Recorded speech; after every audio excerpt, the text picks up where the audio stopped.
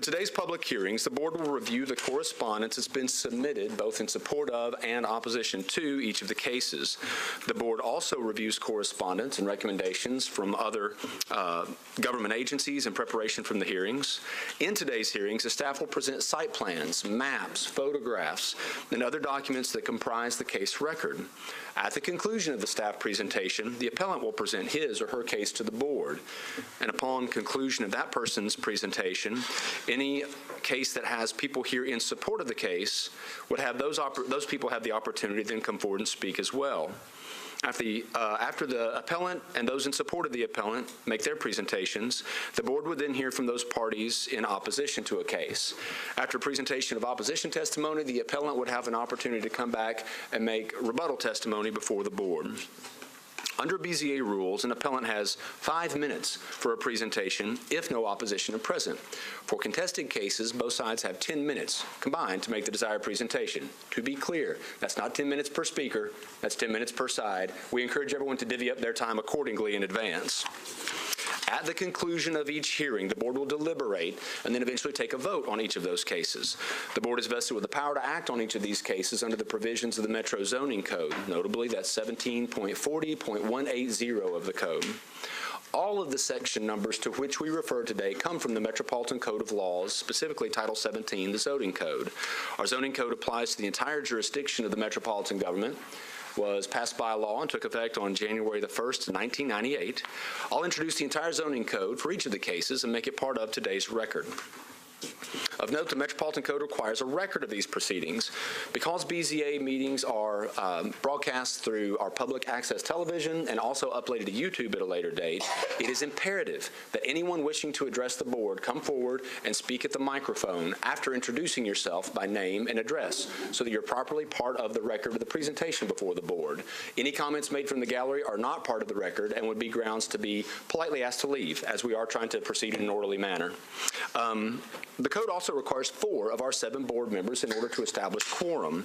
As some of the folks who attended our last board meeting know, we sometimes lose quorum as meetings run long. Because we have 4 members present, at least, we are able to proceed at this time. The code also requires at least 4 votes in order to grant an appeal. Any case that fails to obtain 4 votes will be a case that remains open on the board's agenda for the next 30 days. Applications that fail to receive 4 affirmative votes within 30 days of the public hearing shall be deemed denied by operation of law.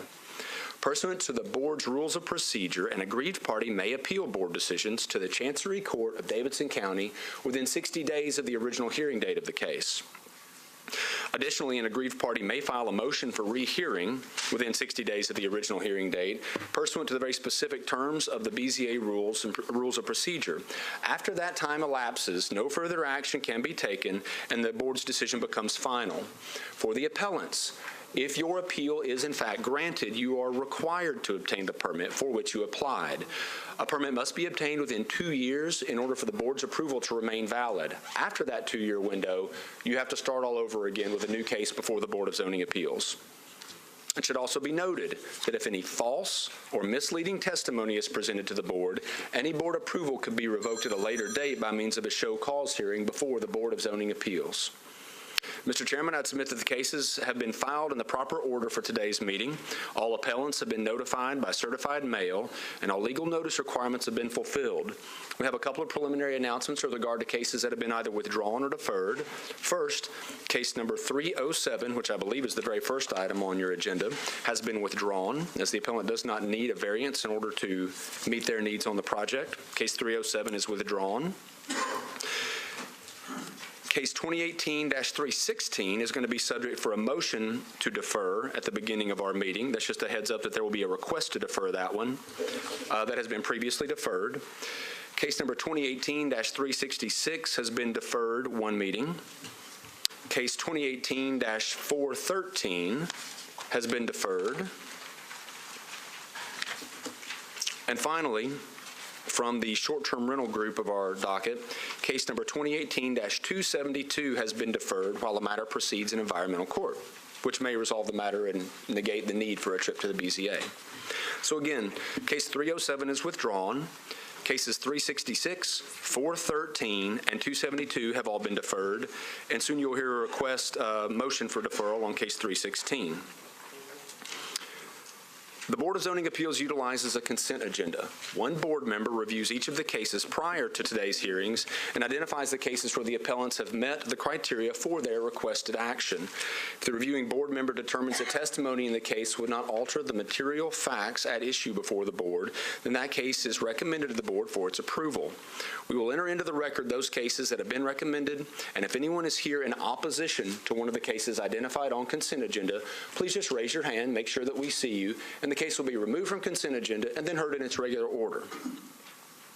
Mr. Chairman, as identified previously, we have a number of cases on today's consent agenda with a couple of later additions that our board members have been advised of, but we'll go through those patiently.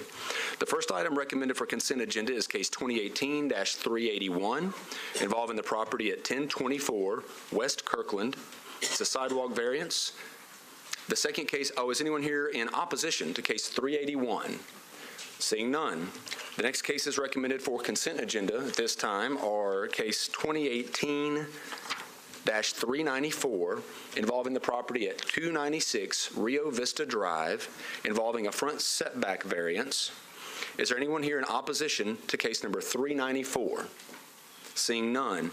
Mr. Chairman, the next group on consent are virtually identical cases on adjoining lots that have not yet been assigned addresses from Public Works, but have individual parcel numbers. Each of them are identified as 0 Rio Vista Drive. They are cases 395, 396, 397, 398, 399, 400, and 401. Each of those cases is a front setback variance request, identical in measure to the one just placed on consent agenda. So again, that's cases 395 through 401 sequentially. Is anyone here in opposition to any of those cases? Seeing none. The next case recommended for consent agenda is 2018-417 involving the property at 4313 Albion Street, a request for a sidewalk variance where the appellant has agreed to meet the planning department's recommendations on that case. Albion Street. You didn't grow up on Albine Street like I did. Spend more time on Buchanan, Mr. Chairman. The next case recommended for consent agenda is a more recent addition to our consent agenda, and that's case 2018-424 involving the property at 1825A 4th Avenue North, a sidewalk variance wherein the appellant has agreed to meet planning's recommendations on the case. Is there anyone here in opposition to either case 417 or case 424? Seeing none, those cases remain on consent agenda. 424 4th Avenue North? Okay, that case will be removed from consent agenda and heard in its regular order.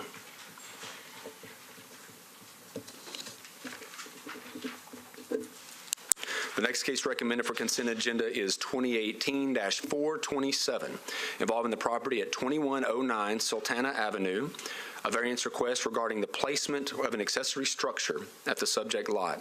Is there anyone here in opposition to case number 427? Seeing none, the next case recommended for consent agenda is 2018-439 involving the property at 742 West Mead Drive, a variance request for reduction in front setback requirements. Is there anyone here in opposition to case 439? There he is. As a result, that case will be removed from consent agenda and heard in its regular order.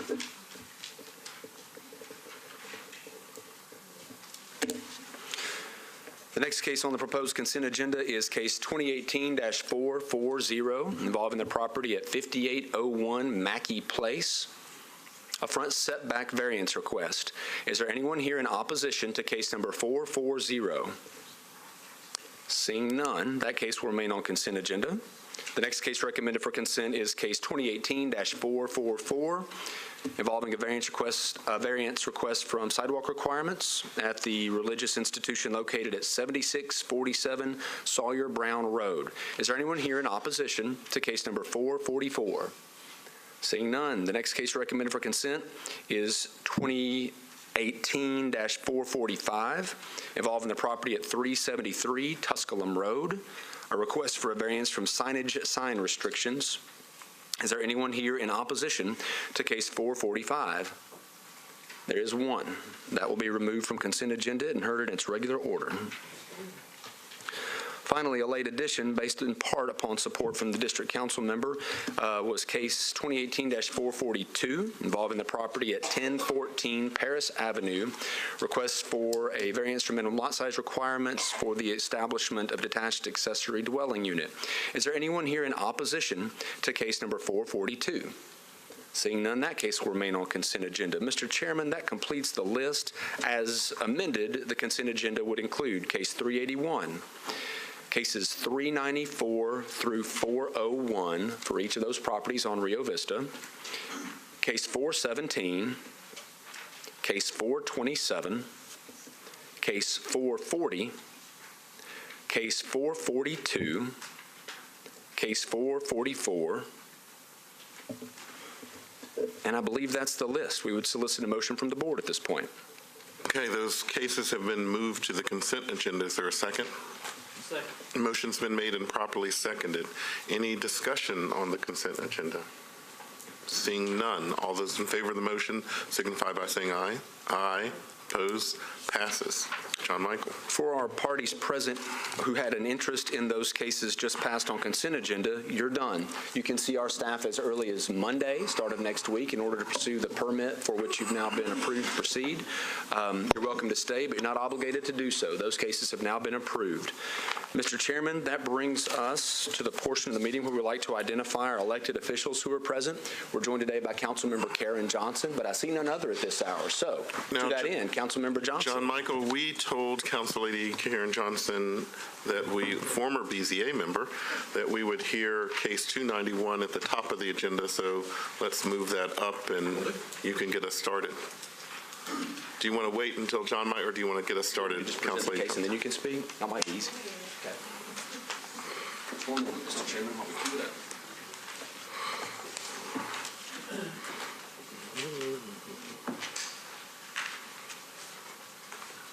It's 291. I won't be able to help you right now, sir.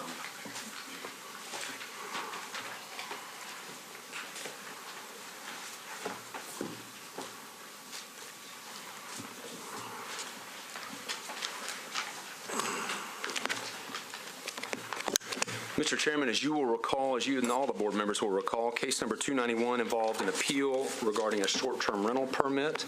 The appellant had requested a deferral to September 6th. The board granted a deferral to today's date, August the 16th.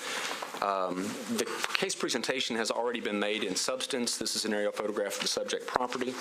The request is to reduce the amount of time associated with the wait after having operated without the legally required permit. As you know, by law, anyone who operates without a permit is subject to a one-year wait before they're allowed to apply for the new permit.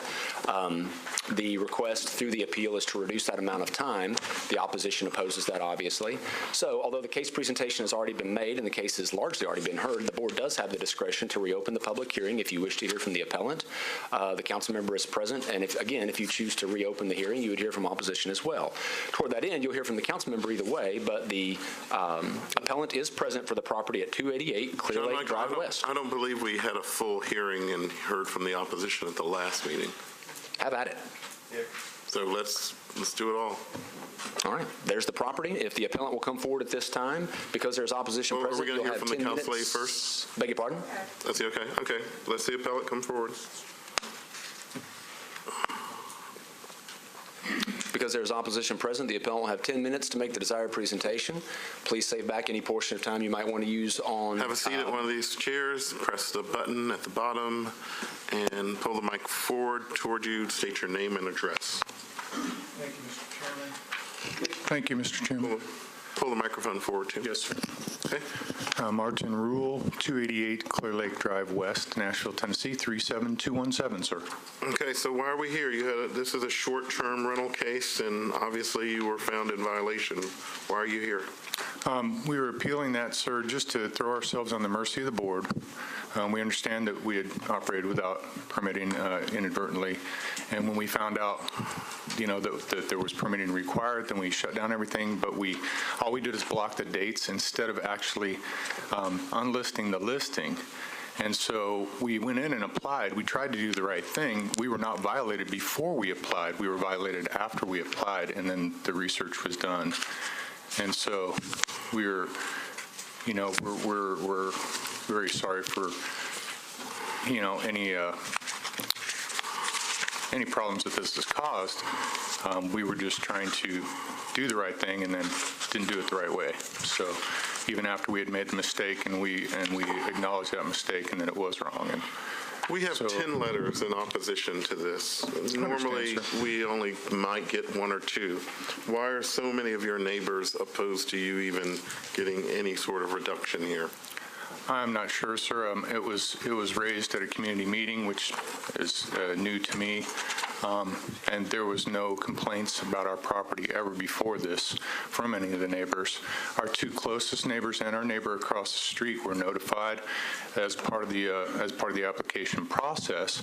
They actually had letters signed that they were okay with it. And then we've actually got letters on record. I don't know if they're on record, but I've got them with me that shows that they are, they're fully in support of us because they haven't had any problems with us. And we've been there 16 years and haven't had any neighbors come to us with any problems until this point when this very divisive point was raised about short-term rentals. And we're sorry that that is such a divisive point among peoples, but, we retain the right to life, liberty, and happiness, hopefully, and that we can, pursue our dreams of continuing our home ownership. Right now, we're in another business. We run 2 other businesses, actually, that we've been running businesses for 16 years, providing a tax base, providing employment. What are those businesses? We have a company called Wide Open Foods. Everything is under Rural Promotions, Inc., and our base is in Fayetteville, Tennessee, is where our bottling facility is. Okay. Is that here in Nashville?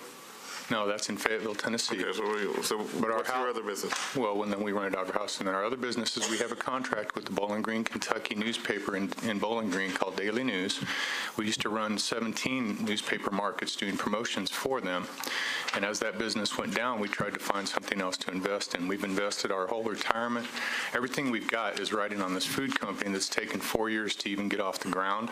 We're in about 50 different Krogers and 20 other local stores.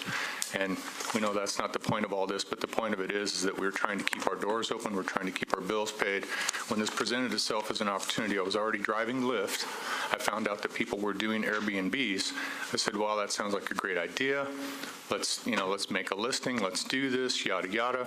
Then we found out, oh, you can't do it without a permit. Well, let me ask you this. So. You just can't drive Lyft without going through a process. Why did you think you could do that for short-term rentals?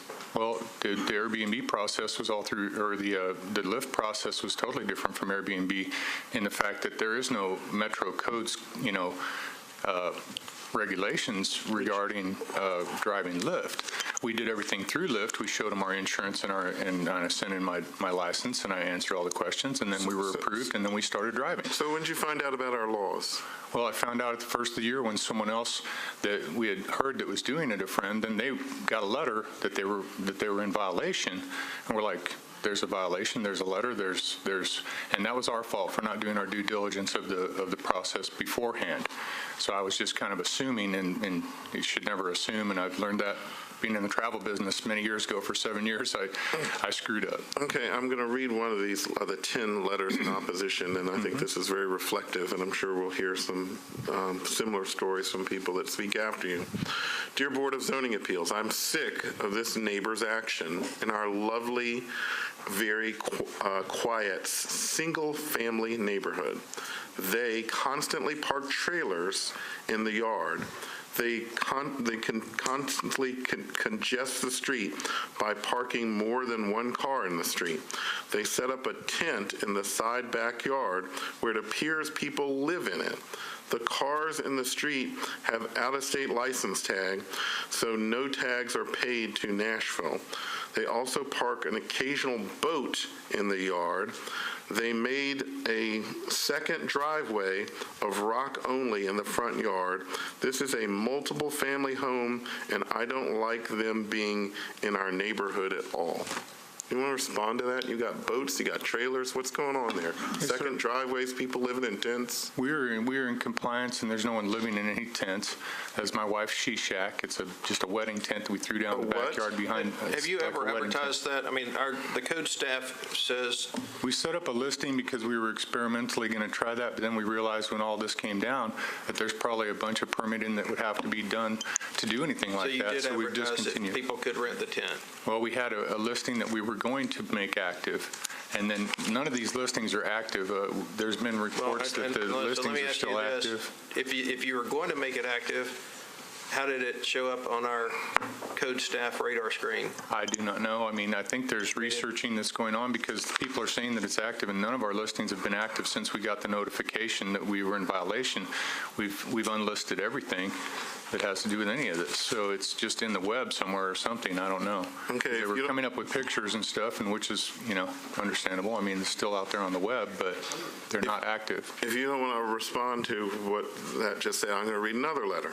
Okay, well, can I No, respond this- to the other points of that letter, please? Okay, the boats, the RVs. The boat is in the proper place in our driveway unless I'm cleaning it or something else. Do you have a second driveway that you've made out of rock and you We just? have a place that's at the end of our property that we were informed by codes that if we had a gravel drive, we could park the trailer there. And then, so that's what I've done. I've complied with the code's requirements that if I put, limestone gravel down, that I can actually, and there's other properties in the area that have done the same thing. And what do you I park don't do there? it to, Do you anger the RVs, neighbors. I do trailers? it to. Come again? RVs, trailers, No boats? RVs, it's just a box trailer that I use to, haul trash away, haul whatever I need to haul. I mean, haul sauce to different stores, whatever I've got to use. It's only a, 8-foot by 14-foot long box trailer that's, What about boats? the boat is always in the back. And I've got a picture of our drive if you'd like to see that. So can you understand why your neighbors, you've got a boat, you've got a trailer, they claim you have an RV parked I there. can understand. Yes, A sir. tent? I Understand. mean, this is supposed to be a residential neighborhood. And that is not even visible from the street, sir, so. You don't think some of your neighbors can't see that? That was never brought to our attention before this whole thing came up, and then someone pointed it out, and then it's become a point of contention at this point, but we have never had any notification from anyone that there was any problem with our property up to this point until this community meeting, and all this was brought to light, and then, the fire was fueled, to raise opposition to us and contention against it. Well, the reason do you know why you're here today? Yes, sir. Why are you here? Are you here because of your opposition, or are you here because No. of you? No, I'm here because of me. And I'm what here do you to throw want? Why myself- are you here? I'm here to throw myself on the mercy of the board and see if we can get any time Because taken you were off for given time a served. year punishment because you understand. violated our short-term rental laws. Understand, And sir. you are asking us to reduce that. That's Yes. why you're here. I understand, sir, and that's exactly true. And I'm throwing So myself don't throw on the that on mercy your of- neighbors like they're being mean to you or bad to you. You chose to come here today. That's correct, sir, and I accept all responsibility for that, sir, and I'm very sorry. And like I said, I'm throwing myself on the mercy of the board. I just want to try and feed my family, keep my bills paid, and keep my lights turned on, and that's all I'm trying to do right now. I'm driving Lyft. I figured, hey, if I can get the right permits and stuff, then I can do this right, and I can still provide for my family, and I can still, share my home because I'm willing to. And I share my home with ministry partners. I have a lot of people that are not paid. The first 2 months of this last year of 2018, I had a ministry family staying with me as they explored options to try and minister here in Nashville and become a part of another group in Columbia, Tennessee, and then they moved there. And so at that time is when we blocked all the listings, and we were trying to get this permitting approved so that we can actually, provide that and funding to, keep operating that too, to try and provide a place for our friends and family from all over the country. That's why there's tags that are from out of state, because we have ministry partners, we have friends, we have family, we have people who, have just moved here who stay with us. So we're open to having people come stay with us as a way to, share ourselves, share our home, share our blessings. Is We're one not of trying your- to do this to hurt anyone in our neighborhood. Is one of your businesses a car rental place called Resort on the Lake? That's totally incorrect. Resort on the Lake was the name of the listing that is now unlisted. but you posted something offering to rent cars? No, we don't, sir. We posted that you may get a ride share through Lyft or Uber.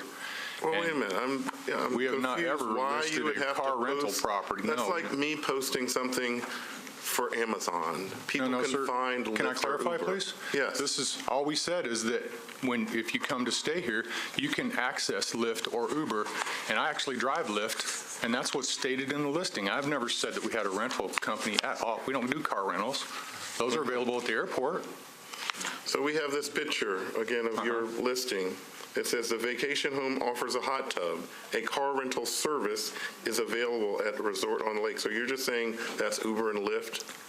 Right, and that shouldn't say That car wasn't- rental service. That may be from their listing questions that we answered or something, so we would fix that. I mean, You wrote this. that's not what we meant to, that's Your not what we neighbors meant to didn't write say. this, you wrote this. I understand, it should No, say there's car. no there. It should say car sharing, sir. I'm sorry. And it didn't. I apologize. We will fix that. I'm glad that you brought it to my Questions for the attention, sir. applicant? Thank you, sir. I don't necessarily have questions now, but we'd like to hear more from our Metro staff Yes. on some of the facts. Okay. And Mr. McDonald has that case. Tell us about this, how you heard about it, any sort of non-permitting violations that there might be on this property, and anything else that we need to know. Yes, it originated through Host. They identified and sent a letter which went out on April the 3rd of this year. There were 3 advertisements at that time, 2 of which were Airbnb, 1 Booking.com. The estimated letter delivery would have been April the 9th, and on April the 12th, the 2 Airbnb advertisements were removed. There are no short-term rental complaints associated with the property. The Booking.com, which I checked this morning, remains up to date. However, the calendar is blocked on that advertisement, and there definitely was an advertisement for a tent. For a tent? Yes, sir. On Booking.com? Actually, it was Airbnb. So what was the average, is it a place you could stay? Yes, sir. Okay. And there were also reviews, just off the top of my head, I remember them saying it's a long, cold walk to the bathroom. But in any event, tents are not allowed at a short-term rental property. Okay. Neither are recreational vehicles. Yep. So recreational, so if you do short-term rentals, you're not allowed to have recreational vehicles At on least that not site. during the time that is being rented. Okay. Questions? Any other complaints? Ma'am, we received no documented complaints on the property. Any other questions? And there were 3 advertisements before the listings were removed on April 12th, That is correct. and none thereafter? None since April 12th, no The listing? Booking.com advertisement remains up to date. However, the Booking. calendar is blocked where you cannot rent it.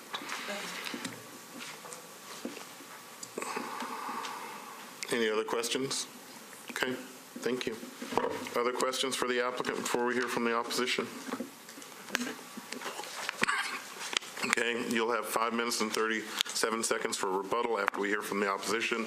So please go back in the audience, and anyone here in opposition, please come forward, state your name, address, why you are here in opposition. And the council lady can get us started too.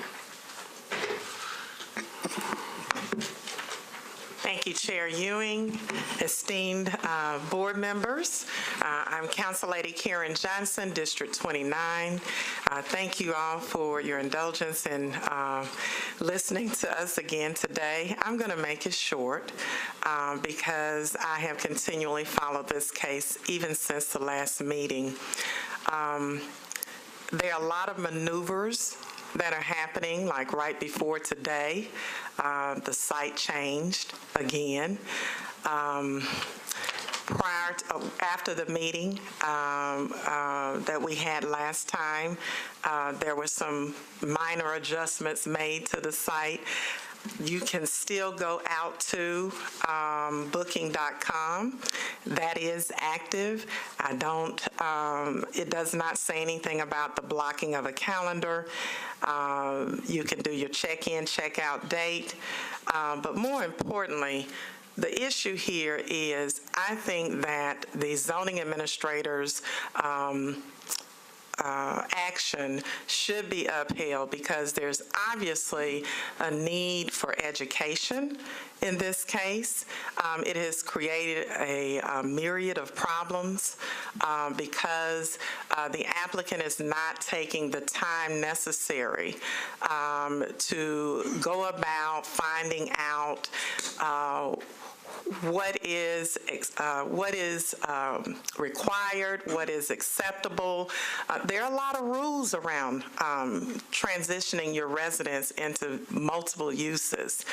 When you're talking about having ministries out of the house, a ministry, you've got several businesses running out of the house, you've got a wedding business and an Airbnb all together. That is what is creating the problem. I think this applicant needs to sit down with someone here in planning and in zoning and understand the variables around what is accepted in a single-family residence, making sure that the activities that are proposed to occur on the property do not exhibit any safety issues with the blind curve, visibility issues, which can cause other major problems. It's not about not allowing someone to make the money that they need to make to survive, but it's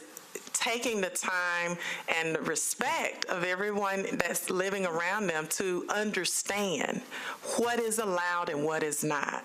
So I honestly feel, as the council person, I'm not trying to hinder anybody from being able to do something that they have the right to do, because we all have the right to do that. But I think that it's fair to say that this year would give him an opportunity to work through understanding the do's and don'ts and what is required and what is acceptable on this type property.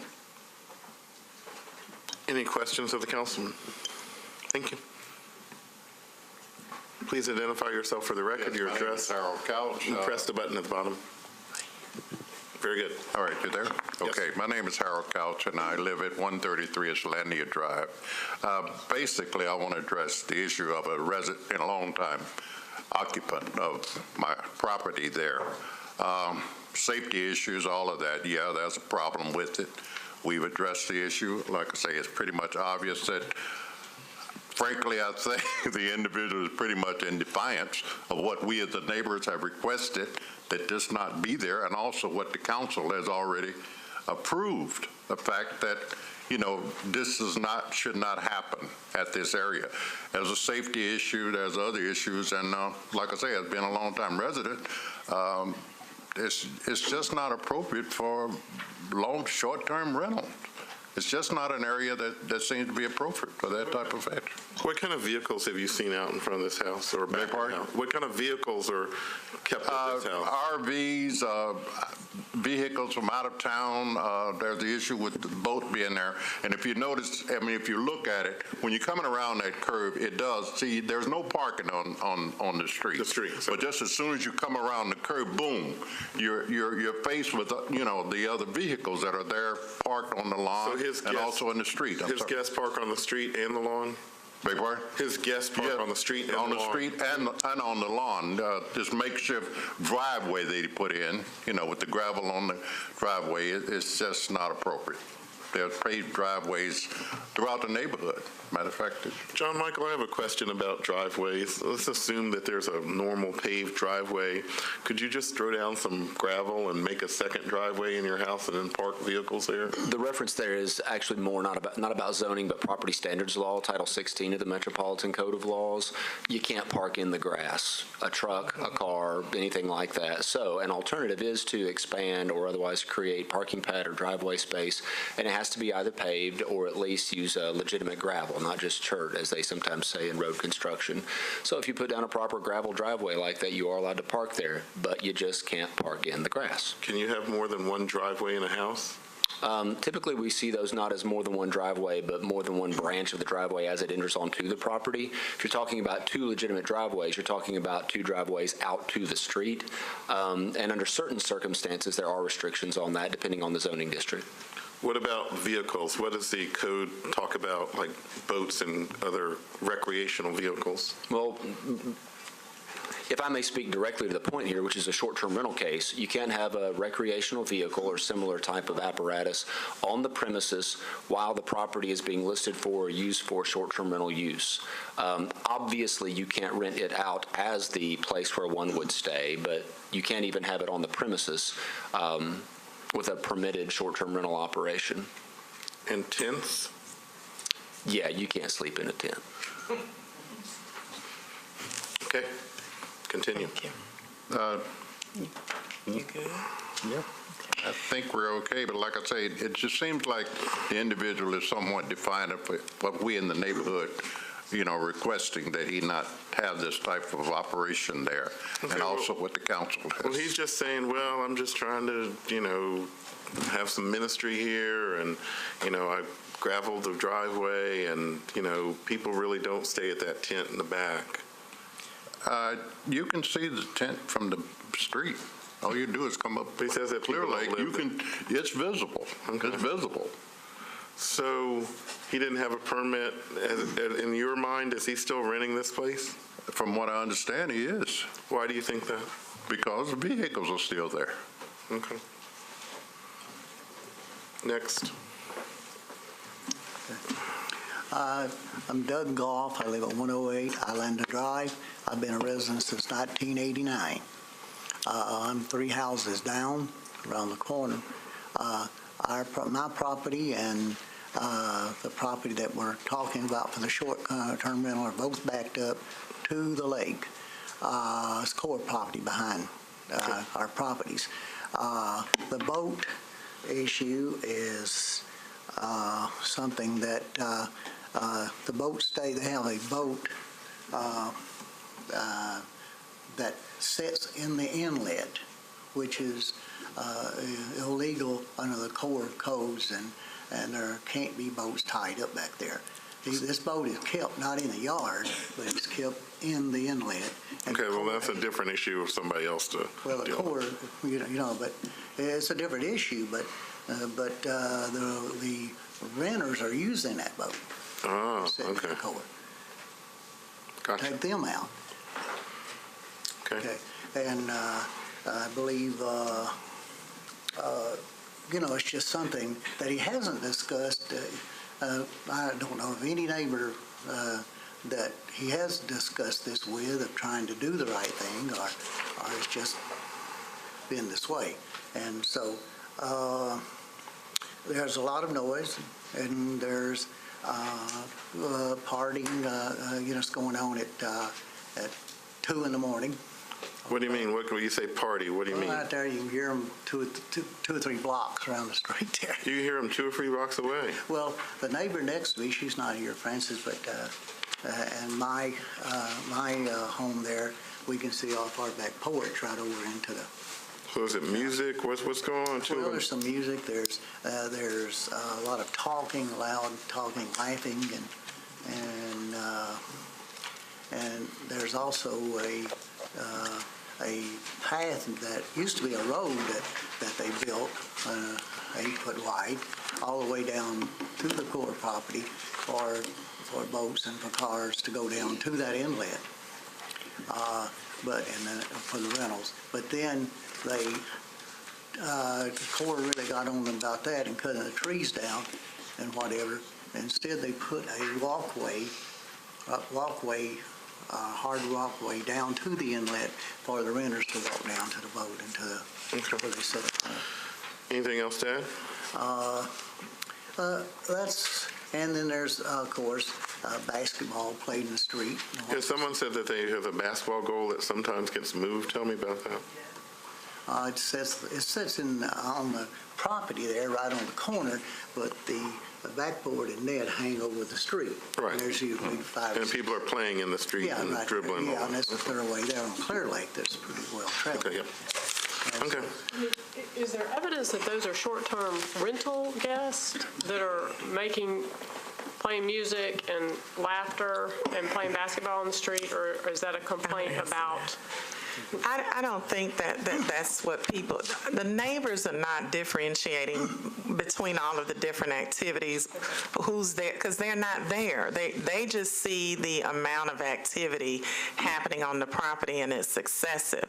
And that's why I'm saying I think that the zoning administrator's ruling should be upheld, because clearly this owner needs to know the guidelines and the rules around having the various activities on the property.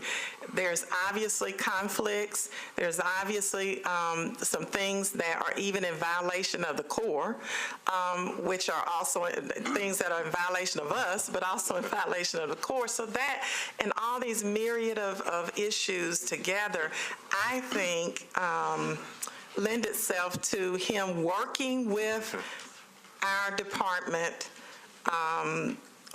staff or administrators and understanding what he can and cannot do. So that's your I don't think he knows that right now. Otherwise, you would not have as many complaints in opposition. You would not have me here. You wouldn't have had Council Lady Tanaka Virtue here.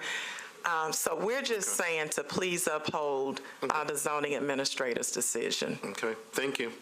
One other thing I'd like Yes. to add, as we had the council, the meeting, the community meeting with the individual, he made the comment, it is my property and I should do what I want to. And when he said that, I just totally, I'm sorry, I became blank to anything that he had to say. Okay. He made the comment that it's his property and he feels like he should do what he wants to do. Yep. So that means he's in defiance of what you say or we at the community says. Okay, very good. Thank you. Yes? I had one more thing. On the road that went back to to take the boats down to the water, the Corps came up and notified them to shut that road down. And also, they've had other notifications by the Corps of Engineers to remove that boat and not use it for running, and to whatever you're going to use as far as the boat cannot stay in that cove and tied up.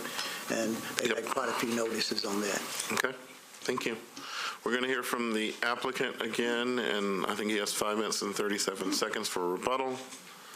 So time for rebuttal. Please respond to what you just heard.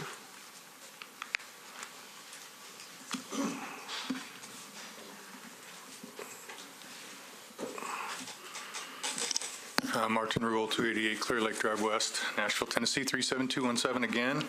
In response, I'd like to present these photographs. Sure.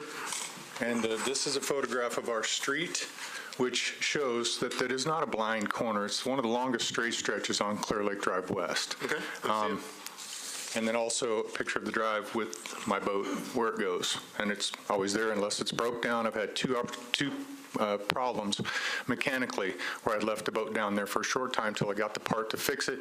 Then I could get it back over to the boat launch and pull it out. That's the only time I've left them there. I've never had Army Corps of Engineers come to my house and tell me to move my boat or anything yet. So, thank you, ma'am.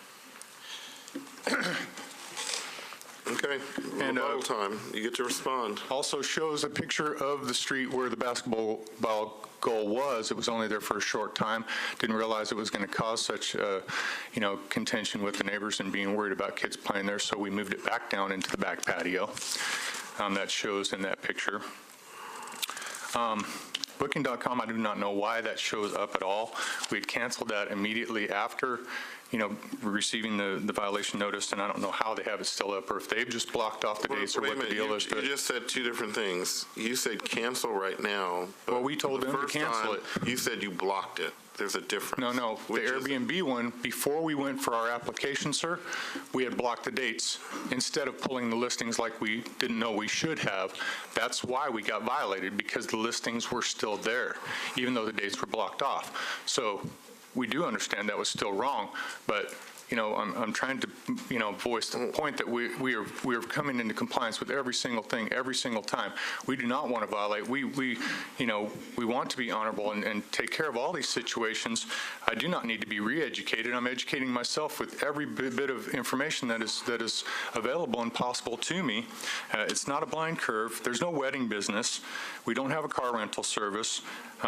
She says we're not taking the time. We've taken the time. I'm taking a lot of time to try and comply and follow the rules for owner-occupied short-term rental permit, which is why we came in to apply. We bought the extra insurance. We've done all the fire extinguishers, and I even just got a lighted exit sign, which isn't required, but I want it for the safety of people if we do get this, process and we get this application approved, that they will have a way that will light the way for them if there is a fire or anything. We have a fire ladder that comes out of the back top window because it's too far to jump out of. We have 3 or 4 fire extinguishers, 3 or 4 smoke alarms. Okay. So, I've read up everything that I can, and I need to point out that the Booking.com, I don't know why it's still up, but I will address that as soon as I walk out this door. I'm going to call them and go, why is this still up? Because we told them to cancel it and remove the listing as soon as we got the violation notification. Street parking is allowed, and we try not to park on the street unless it's absolutely necessary if we have friends over or whatever. There's many other cars on that street. It's allowed parking. I can give you more pictures that are on my phone of cars on blind corners, but ours is not, that you drive around them, and, I'm sorry if people come down the street at 80 miles an hour when the speed limit is 30. Maybe that's another issue we can address with the council person about putting in speed bumps. I don't know. We don't park on the lawn. Once we found out that was a violation, we don't park on the lawn. Unless I'm washing the car and somebody drives by. Well, there I am with the car on the lawn washing it, and then I put it back in the driveway. We check the restrictions. We don't do recreational vehicles in front of the house, except Rochelle's father visited us once, and he had an RV parked out in our front lawn, and I told him, you got to move, and he went down to Murfreesboro to her sister's house, because I told him, you can't park an RV in my lawn. No noise violations. We haven't had any problems. We have deck parties, and we will make sure everything is quiet by 10 p.m., which is the regulation. So we work very, very hard to, do what we can within the scope of the regulations and the laws of our state, our country, and our town and our municipality. We really work hard at it. The boat stays in the driveway. Like I said, I had 2 times that mechanical issues caused it to be stuck there, and I couldn't get it over. My battery was too dead to even trolling motor it. I usually will trolling motor it across to Hamilton Creek Boat Ramp to get it out of there, so it's not sitting there. We moved the basketball goal, and we don't have any Army Corps of Engineers violations, sir. Okay. So I'm open to any questions. Why did you rent that tent out for people to stay in? I put it up as a listing, as an experiment. Then I realized once we got these violations in the application. We don't experiment here. We have laws. Oh, I understand, You don't get sir. to test out whether that works or not, particularly when that's illegal. I understand, and that's why we pulled it down. We enlisted it because we understand that now. I didn't know that was going to be an issue. You thought you could just rent a tent out? And we have all these people that say, I didn't know that you had regulations, all that, but I don't think many people would think that they could rent a tent in their backyard. Well, it's called glamping, sir, and it's a whole craze across Booking.com and Airbnb.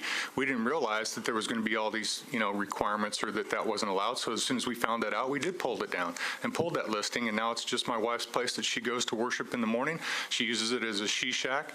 It's super hot in the summer and super cold in the winter, and so it's not really fit for anybody to be wanting to stay in anyway.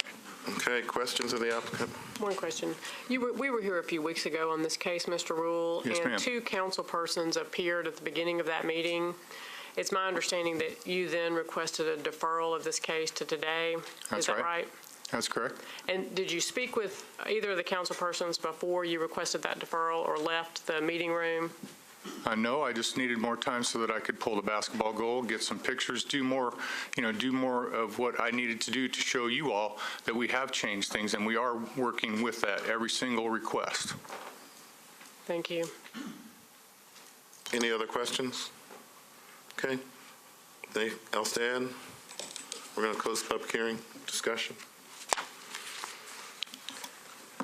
We have a really big docket today, and this is the second time we've heard evidence on this case from the council, 2 council people, last time and today. And while I don't think some of these are the most egregious violations as to short-term rentals, we do have a permitted property owner that failed to do what he needed to do to obtain the permit. So I'm curious to hear what other council members think. I would point out that he applied in April of this year for this permit. So if we decide that we are going to impose the maximum allowed, he would be allowed to apply next April. I agree with that. Yeah, as you said, it's rare that two council people come down here and speak strongly about a short-term rental. I'm still thinking about what one of the opposition said about defiance, and I think that's what this is. And having a tent, all these businesses going out of the house, vehicles, to me, I'll make a motion that we uphold the zoning administrators, that the zoning administrator did not err in this case. And the penalty is what the zoning administrator said, a year. From the application date. That's my motion. Is there a second? I'll second. Motion's been made and properly seconded. Any more discussion? Seeing none. All those in favor of the motion signify by saying aye. Aye. Oppose? Passes. John Michael. Mr. Chairman, the next case for the board's consideration is not on the traditional docket, but instead a case that failed to get 4 votes at our prior board meeting. That was the case that involved the subject property 4019 Valewood Drive. That was case 2018-379, a request for a variance from the sidewalk requirements from Metro Ordinance 2016-493. We're joined today by Councilmember Angie Henderson, the district council member for this property on Valewood, and I know that she has more than one case on today's docket, but we'll acknowledge her at this point and invite her forward to address the board.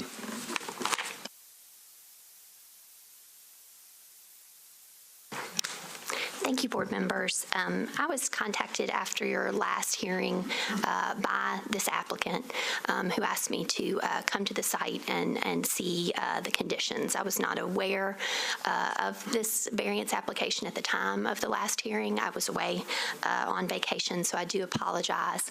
I did send this morning to Mr. Michael an email, and I don't want to be redundant and reiterate that, but generally what I stated there was that there is an existing sidewalk on Valewood that does provide a buffer, albeit 2 foot rather than our new 4 foot major and collector street plan standard. And so with an existing sidewalk that I think provides the safety needed by a buffer built, I believe, 5 or 6 years ago by Metro through right-of-way acquisition, so a fairly new project. With that network in place, this was triggered because it was in the quarter-mile buffer of the Green Hills Center, and sidewalks indeed on this street are important and useful, and they are highly utilized. So, it is a current network that gets a lot of use, that is sufficient, and I think if they were to build to the new standard, there's a very significant, very mature, tall sycamore tree that's immediately adjacent to the sidewalk. It provides shade. It's beloved by the neighborhood, and the applicant has indicated to me that they will make their best effort to protect that tree, and for that reason, I had wanted to support them in their variance, as well as their request to have a variance from their contribution in lieu of construction, again because of the existing network in place. So in general, am I hearing that in general you would support variances and the remedy of not paying to the in lieu fee of a 2-foot buffer strip with a 5-foot sidewalk that is in excellent shape and may or may not perhaps have a traditional hardship such as a tree or a retaining wall or that type of thing? Because we're getting a little different from planning, and we're trying as a board to evolve toward a reasonably consistent application of this still very new law, which, as you watch our hearings, has a great variety of cases that come before us, many of which show how one size doesn't fit all in this town with this rule and this law. So the 2-foot, 5-foot is a reasonable margin of error, in your opinion, to warrant a no-pay variance depending upon the specific condition and circumstances of that. Indeed. So I think, as you all well know, it's difficult, albeit we did provide a very intentional framework, but, for 532 square miles and the variety of context, and it's hard to legislate for everything. So appreciate your work very much. And planning staff and myself, we have been watching this year very closely to kind of see what the patterns are and see what some, particular challenges are that do reoccur. And as we re-engage with the legislation to fine-tune it, we are in the midst of that process. Just met yesterday with Mr. Herbert and Mr. Michael. So I think for me, the line is it's not just that there is a sidewalk there, but that this is providing a buffer. So it provides safety. It provides a more comfortable and enjoyable walk.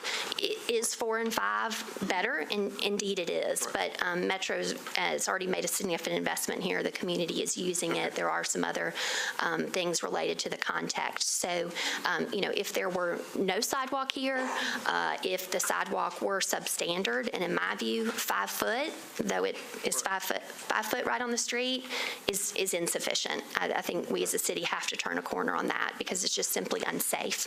And you have nearby to here Hobbs Road, 5-foot sidewalk. It is a harrowing experience for parents to walk down that street with toddlers in tow trying to take kids to school. So, it's not just that there's an existing sidewalk, it's that it's an existing sidewalk that does have a buffer. And so I think, we are certainly looking at, when we do have an existing sidewalk, how might we respond to that? That's very helpful. Thank you. I appreciate that. Any other questions for Councilor Henderson? Well, we'd love to be given the opportunity to speak with you at some point. Indeed, absolutely. I have said that to Mr. Herbert and Mr. Michael. Absolutely look forward to that. Thank you. When we don't have a 15-page. Yes, indeed. Understood. Thank you for being here. Okay, thank you. Okay. John Michael. So, Mr. Chairman, the case at last board meeting did fail to receive 4 votes out of the way. The board can today, in the event that anybody wishes to change their vote from the prior meeting, take a new motion and make a vote on case number, forgive me for already forgetting the case number, 2018-379, involving that property at 4019 Valewood Drive. Okay. I think I may have been the sole person to vote in support of the full variance. I don't remember, but I think I was. And so given the testimony of the council lady, I'll be willing to make a motion that we grant the variance for the sidewalk on this case with no payment into the fund because of the existing 5-foot sidewalk with a 2-foot grass strip being within an acceptable range of error from the code requirement. And they were recently built, too, in good shape. Okay. I'll second that motion. Motion's been made and properly seconded. Any discussion? Seeing none, all those in favor signify by saying aye. Aye. Opposed? Ooh. Motion fails, Mr. Chairman. As the cases typically, by law, stay on our dockets for 30 days, our next board meeting will actually take place after the closure of that 30 days. Therefore, this case is denied on its variance request by operation of law, and that'll bring us to our next item on the regular agenda. Mr. Chairman, case 2018-316 will only be presented if the need arises. Representative for that case is here today. Council will make a motion to defer the case to a later date.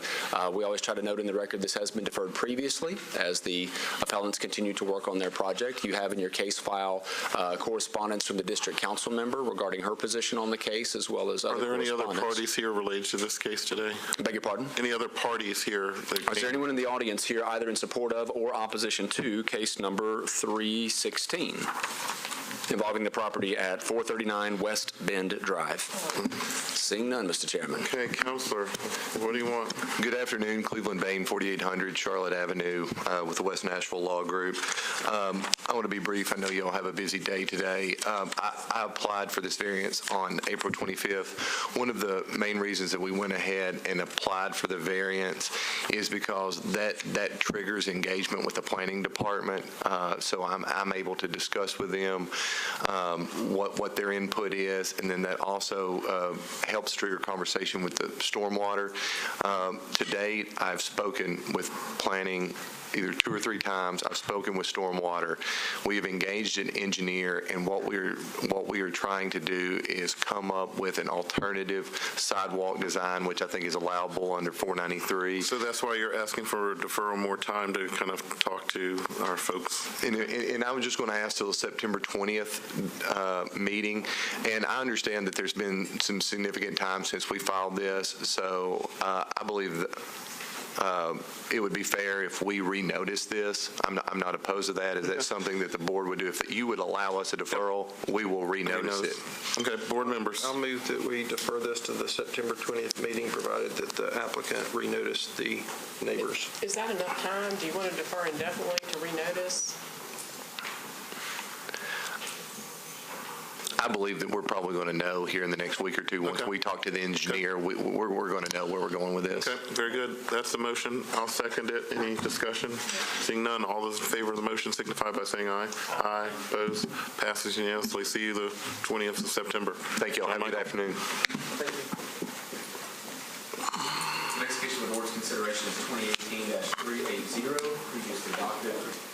Next case for the board's consideration is 2018-380, involving the property at 851 Clayton Avenue, an R10 zoned property, shown here on the zoning map and here on the aerial, subject site for a somewhat recent horizontal property regime development. The request is for a variance from side setback requirements under the zoning code. Believe I am showing you the most up-to-date version of the survey that was submitted and is the appropriate one for the board's consideration. There had been some conversation between the appellant, their representatives, and neighboring property owners with regard to which survey was in play in the analysis of this variance request, and I believe this is the most up-to-date one. The recent site visit shows the subject property from the street, up and down the street, along Clayton in this slide as well. The property owners and the formal appellant is represented by Dwayne Cuthbertson. Mr. Cuthbertson is present. Are there any here to speak in opposition today on case number 380? There are. As a result, the appellant will have 10 minutes to make the desired presentation, holding any time back you might desire for rebuttal. Then we'll hear from the appellants after the, or rather from the opponents after the appellant's presentation. Please introduce yourself by name and address. Mr. Chairman, members of the board, Dwayne Cuthbertson, 2814 12th Avenue South. We are requesting a variance of the setback requirement in this case. The survey that's before you should show a 4.6 setback for the that would be the northwest corner, and then a 4.4 setback on the southwest corner of the principal dwelling. On that survey, I circled the setbacks for the detached garage, but the detached garages, if they meet certain requirements, can actually be 3 feet from the setback. So the variance request is just for the principal dwelling. So 4.6 feet on that northwest corner essentially comes to 4.8 inches. In the southwest corner, the 4.4 variance request comes to 7.2 inches. Effectively, this variance request is to clear a title. This principal dwelling is already constructed. It's received its final UNOs from Metro. In fact, it's already sold.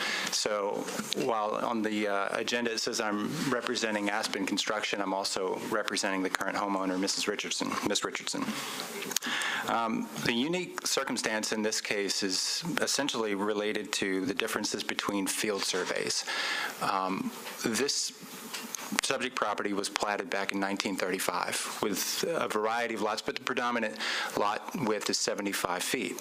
And so when it's platted, it's staked with monuments, and these go back to 1935. So if you're developing current day, if you're the surveyor and you go out to stake these lots, you have to find the nearest monument.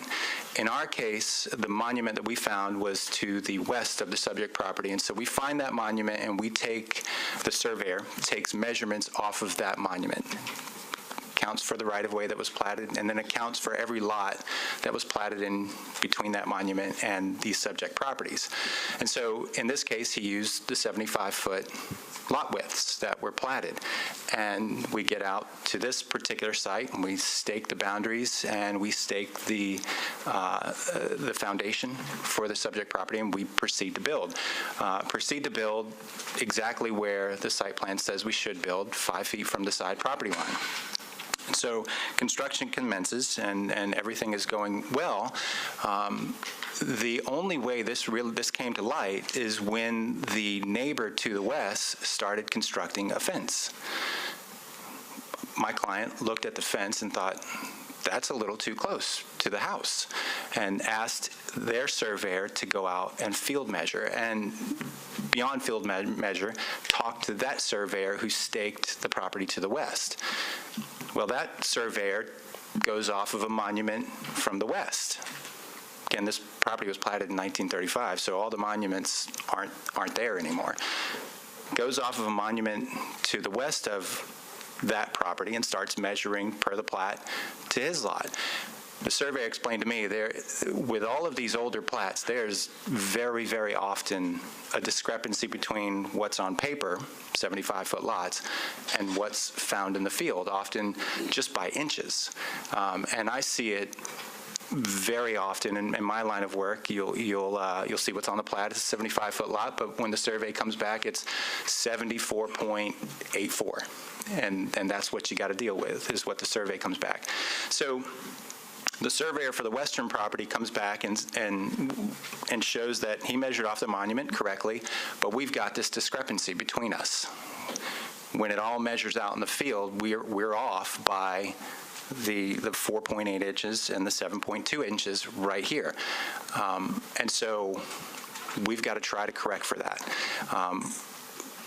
Under normal circumstances, we'd split the difference. They would take half of that discrepancy, we'd take half of that discrepancy. After talking to that property owner, we're asking to take all of that discrepancy. And so that's the net result. What do you mean? So there's a discrepancy between the platted measurements and the field measurements. And when you measure it from the western monument and the eastern monument, you come to the middle and it's off by, in our case with our house, 4.8 inches and 7.2 inches. And When you say that, what do you mean? It's 4.8 on one side and 7.2 from the other? From the house. That's the benchmark we've got, is the house, where the house is located. So there's a discrepancy in where that lot line lays. So basically you have two competing surveys, and you want us just to go with your survey so that you don't have to worry about the house, is that? So they don't have to worry about their fence in their house, the western property. The western property, if we split the difference, they would need a variance as well. They'd be off by inches. And so Did they build a new house, or? No. Their house, I think their house has been there for a while. It comes down to their fence. They put their fence on what they believe is the property line. The competing surveys shows that it's off by. It's not. I just want to clarify. It's not a case that the two surveys conflict. The two surveys are based from two different points, right, and are within a reasonable order of magnitude of incorrectness, let's say, because of the age. And if they started from the same place and they came up with two different measurements, then they would be competing. They're not really competing. They're both really pointing out the same error in the layout, not in the. There doesn't appear to be an error in the surveys. There's an error in the original plat. If that's what I'm hearing. That's correct. It's hard to explain. But there's a difference between what was platted and what you actually find in the field. It sounds to me like that everyone, all parties, not only acted in good faith, but based on professional information, certified information, that they were correct. It just turns out that the base information is wrong, but everyone was working from. Okay, so you need a variance because the fence, what you're willing to say is, I'll give them the fence, but if the fence stays, I need a variance of this much on the side setback. Right. Okay. Right, and we're talking about inches. Okay, thank you. Yeah. Well, and one of the reasons that, I know that at one point they considered it to be part of the consent agenda, and I personally wanted to hear more information on it, and in part because, this isn't the first time you've been here this year asking for a side setback for, not this exact same issue, but, I think it was bump outs on a project that you had. And we also have, a stack full of letters you may or may not have seen about your company saying, you're pushing it, you're pushing it. This happens over and over and over. And since we've seen you twice, I wanted to make sure I really understood what was going on. Just to clarify, the bump out issue months ago was a different builder, was not this builder. It was a different builder that I was representing in that case. Okay. So your company is not Aspen Construction, right? I'm just You're representing a consultant. Aspen in this case. Okay. Yes. Any other questions for the applicant? Okay. Do we have opposition? Yep, let's hear from the opposition.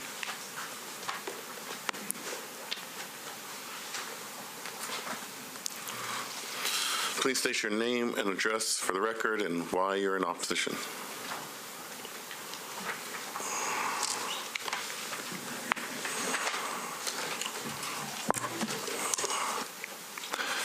Hi, my name is Mark Dunkerley. I'm at 842 Clayton Avenue, directly across the street from 851 Clayton. This UDO was put together with a very thoughtful, inclusive process with all of the neighbors that ended up being a good compromise between people that wanted to sell their houses, developers, and existing neighbors. The 5-foot setback was there for a reason, and it's because we didn't want people moving 4 foot 6 inches. When you choose, as Aspen has done time and time again on Clayton Avenue, I believe they have either 10 or 12 houses now under construction, they go up to the line every single time.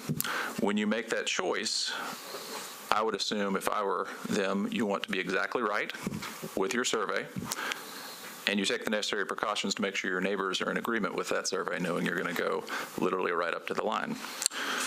Aspen has a history of being either careless or incompetent with their surveys on Clayton Avenue. This is the second variance request on Clayton Avenue by an Aspen property for the same 5-foot setback within the same year. In best I can tell, I'm not a scholar, neither carelessness nor incompetence is a valid reason for granting a variance. The only reason listed by the appellant is financial gain for the developer so that they can close on the property, which they did. Simply put, we put them in place for a reason. This developer has showed blatant disregard for the neighborhood. They go right up to the line, and their surveyor has been wrong. Right now, of the 10 or 12 houses, 2 have had a further survey, and they are 0 for 2 in getting their surveys right. Allowing this variance just continues to show this developer they don't really have to follow the rules, and the neighbors are fed up with it. So it's previously the testimony has been that and this is the way I read it, and perhaps I'm wrong, but has someone alleged that the survey is incorrect? As I understand it, the surveyors were in agreement that there was a conflict, but that's my understanding, not having been in those discussions, they were in agreement that the initial Aspen survey was wrong, which is why Aspen agreed to give all of the variance to the opposite neighbor. I don't think it was in the spirit of goodwill. They haven't shown a lot of that in this process. So basically, is my understanding, the initial survey Aspen did was incorrect. The survey the neighbors did was closer to correct. And the third survey showed that, or a third judgment on it showed that Aspen was 100% in the wrong.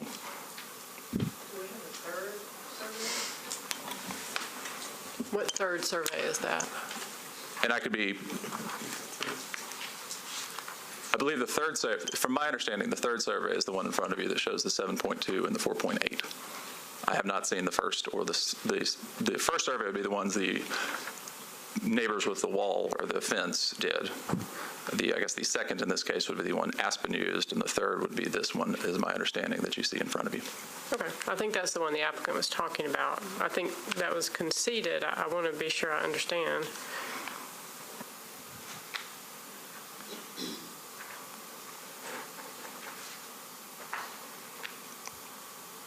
We do have a letter that the neighbor with the fence is in support of the variance request. Are you aware of that? I am, yeah. There's circumstances that led to that. Yeah, that in order to get that full variance or full justification, I understand that. Well, they were going to have to take that fence down. I mean, I guess they wanted to keep it. Or go to court to see whose survey was more accurate. Again, I'm not an expert in real estate or any of this type of thing. The other point I will make is the person that closed on the house did so knowing that this was happening. So any thought behind an argument that may be preceding here or proceeding, they're a real estate broker, and they knew that a variance was there. So, they made a conscious choice to go ahead and close on the house a couple weeks ago. And they did so, this is secondhand knowledge, but Aspen had informed them that this was a simple formality to move forward and that the variance would be granted. So I guess what is the remedy that you see? I don't know. Again, I've zero experience in this type of a thing. I know there are past case histories where a developer has had to tear down and get into compliance. I don't know if that's realistic or not, but there's been zero dialogue between Aspen and the community since this variance has been there, other than with the adjacent neighbor. Yeah, I mean, on one hand, it's really disturbing to see the volume of letters that have come in on this case complaining about this company and how they develop your street. On the other hand, we have a situation where the two people who are most impacted appear to have worked it out.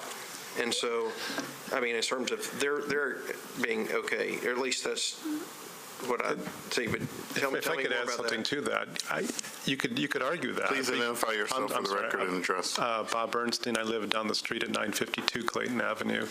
I see your point. In one way of looking at it is saying if those two neighbors agree, what's the difference? Well, the difference is this contractor's coming into the neighborhood and pushing the limits everywhere he possibly can, and then getting one neighbor out of the whole couple blocks to say, well, it's okay, doesn't really get rid of the issue. This is a contractor who came in, ripped down 3 houses, and initially wanted to build 12. They did their homework on these properties. This was not an oversight. If it was an oversight, there's incompetence, as Mark said, and this is not an excuse to get a variance. And if it costs them money, I don't think that's it's up to you to decide how much money it should cost them. The question is, did they violate it? Are they in violation? And do they deserve a variance? And they don't. I came here a few weeks ago to get my own variance, and I pulled my project for now because I was out of compliance. I could have built it and then come ask for forgiveness. And that's what they're doing right now. They built what they want to do, and they ask for forgiveness. And it's not fair. And they're doing it up and down our street and other neighborhoods. And it's time to stop it. Okay. Any other questions for the opposition? Okay. Let's hear from the applicant again. Thank you. Can I just add one thing? Sure. They didn't dispute the survey. They admitted that they're in violation. So I think that's clear. Thank you. Okay, thank you. Let's hear from the applicant again. Rebuttal. How do you respond to that and these many letters of opposition that say you're just going around this neighborhood doing whatever and then begging us later? Or rather Aspen Construction, and you said you represented another company, so what was your role with Aspen Construction on this project? Just as a consultant to the BZA. When they found this situation out, they called me and asked, are there any pathways to remedy this? And if so, can you help us down those pathways? Okay. Have you worked your project? And have you worked with Aspen before? Yes. And what have you done with Aspen before? I've worked with Aspen essentially through this body, through codes. So when Aspen comes in and it gets in trouble, you're the person that gets to come here? That's your role? To be fair, when a lot of builders get in trouble, they call me, just like they call land use attorneys. Sure. When they find that they're in violation or they've made mistakes. So you're on the back end of their That's probably a fair way to say it. I am. So when they're planning to build all these, you're not involved in that No, process? not at all. Okay. No. And so with that said, I can't speak for the other houses. I lived very recently in that neighborhood, so I knew they were being constructed. But when something's going up, you assume that they get their surveys, they submit their permits, and they're doing things accordingly. So with regard to the UDO, we did consult with planning staff, and unless things have changed, they did submit a letter of support for a modification to the UDO to allow these minor adjustments. The current survey before you is essentially a result of a collaboration between two surveyors coming from different points, and to the best of my knowledge, it represents an agreement between those two surveyors. So were you involved with talking to the person that had the fence and getting them on board? No, that was between the two surveyors. So, no, I've had no discussion with the property owner to the west at all. The parties that were involved in that discussion, they had their competing surveys, that were measured from different monuments in that neighborhood. And I'm sorry. I'm sorry. Do you happen to know how far apart these two monuments are? No. The two base monuments? I don't. I wish I did. I mean, they could be 100 yards apart. They could be 500 yards apart. We don't know. Yeah, I don't know. And so, to the best of my knowledge, Aspen did things according to the code. They surveyed it out. They staked their foundations, and these were inspected along the way. And nobody picked up, nobody thought that these were off until we did a survey as a result of seeing that fence being constructed and just by hunch thinking it was too close to the property. And so maybe we should get a survey. So the opposition says that this happens frequently. So why does this happen so frequently with Aspen and not other people? Well, I can't speak just specifically for Aspen, but in my experience, particularly in the core of Nashville, builders get their building envelopes and they push their buildings to those setbacks. They put them right on those setback lines, and they rely on the trades to pour the foundations and put the frame where the permit says it needs to be. And quite frankly, the end result is very often off by an inch here, by a couple of inches there. And I think you could go through every core neighborhood in Nashville, and this is not an excuse at all, but I think you'd find variations left and right. So are you really blaming the trades for this? No, not at all. Well, what did you just say? Well, as an architect, I know, you're dealing with concrete, wood, steel. Some things are very precise. This is why I was asking about the monuments. If the monuments are 100 yards apart, they're probably more than that, but if they are and it's off by 4 inches, that's one thing. If they're 200 yards off and it's off by 4 inches, it's less of a thing. So, it's garbage in, garbage out as far as data goes. And when they laid these out, they're laid out with chains that sway, and, this is nuts. And there's no one alleging, the opposition was, but even between the surveyors, no one is alleging that someone was wrong in their survey. And I don't think it's a matter of, I'll get into this in discussion, but. And I would add that these monuments were placed in 1935. So to the best of the surveyor's ability, they find that monument and measure from there. And unfortunately, in this case, they were measuring from two different monuments that were probably several hundred yards apart. These are 75-foot lots, and distance gets eaten up pretty quickly. Okay. Any other questions for the applicant? No. Going to close the public hearing. Discussion. Architects, help us out. Well, I don't know, jump in here, but You're doing good. Nothing as precise as we like to think it is. We talk about drawing with a computer, measuring with a tape, and then cutting it with an axe. That's kind of how, something's going to be off. And I got to tell you, over this kind of distance, I find that pretty tolerable considering it was laid out in 1935. I don't think there's any particular evidence of incompetence. Let me ask you this. How come it keeps on happening with this one developer I don't in think this it same keeps happening. neighborhood? I'm not saying it doesn't happen, but with this one developer, I suspect it happens with all developers. Well, how come and they all keep on coming here? We don't Well, hear. because somebody built a fence and it became obvious. I mean, we see cases all the time where the property line goes through people's houses or through a garage, the corner of a garage. It's just, things happen over time. I'm not telling anyone how to vote here. I don't think anyone's made a professional mistake, in my opinion. I don't see any error. By nature, if it's built wrong, somebody had to make a professional mistake, right? Well, it's very likely that someone in 1935 made a I was going to say, you mistake. could blame the people from the Depression. They're probably dead, so it's okay. Sure. What is the material on the side of the house? I think it's a hardy board siding. Look like brick in the front and hardy down the side? Is that? I think that's the case. I'm going off of memory, so I can't tell you for certain. Okay. Discussion. I understand the mistake. I also understand the neighbor's frustration on it.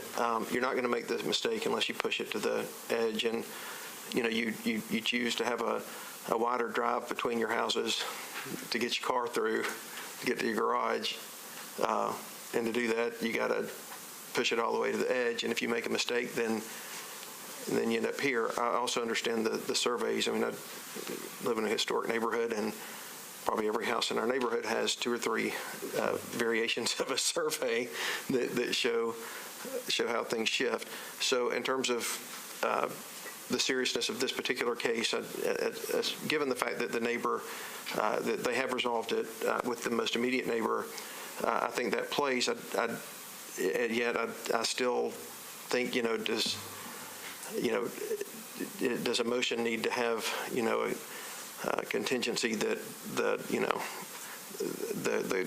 codes administrator and the fire marshal are okay with any potential safety issue of that type of distance. I know that they, in the previous cases, the offending part of the property had to have a fire rating acceptable to the fire marshal. Does it warrant that? Is this a case that warrants it, or is it not great enough to? And I don't know, but I think it comes down to an issue of how far apart the structures themselves are, not necessarily how close each of them are to the property line. It's the net distance between them. Well, and I think would that was become a fire 3 code foot. issue. Well, and I think what we were talking about maybe was a 3 or 5 foot setback, or 3 foot setback maybe that pushed them even closer. Well, that's. I'm looking at the survey. The garage appears to be 4 feet off the property line, and he was saying that it could be 3 feet. Well, and that's what, and it has met any fire safety concerns, I think, because having gotten its use in occupancy, I was just told that it had met any fire concerns that the building inspector team has. So, anyone have a motion?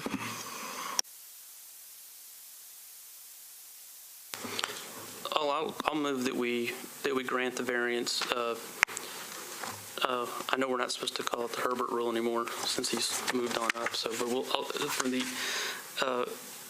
extraordinary conditions of the existing plat information appears to be in conflict with site conditions.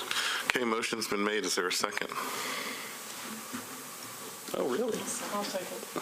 Motion's been made and properly seconded. Any more discussion? I'll just add, it's really painful to see the opposition here and, having to hear that, and that they're very upset with what has happened. well, and that's my thinking on it too, is that, the planning department's recommendation, I'm not sure exactly, maybe because it's a UDO is why they weighed in on it. The planning department has recommended that we approve it. The neighbors appreciate it. I don't know that I will view another Aspen project this way, especially if it's the same thing. But it's not it feels like it's the right thing to do, but it doesn't feel good voting for this. I'm uncomfortable how many times this has happened. It really it's unacceptable. It really is. So, more discussion? Seeing none, all those in favor signify by saying aye. Aye. Opposed? 4-1. It passes. Okay, recess, John Michael. Board will reconvene after a brief break with case 2018-409.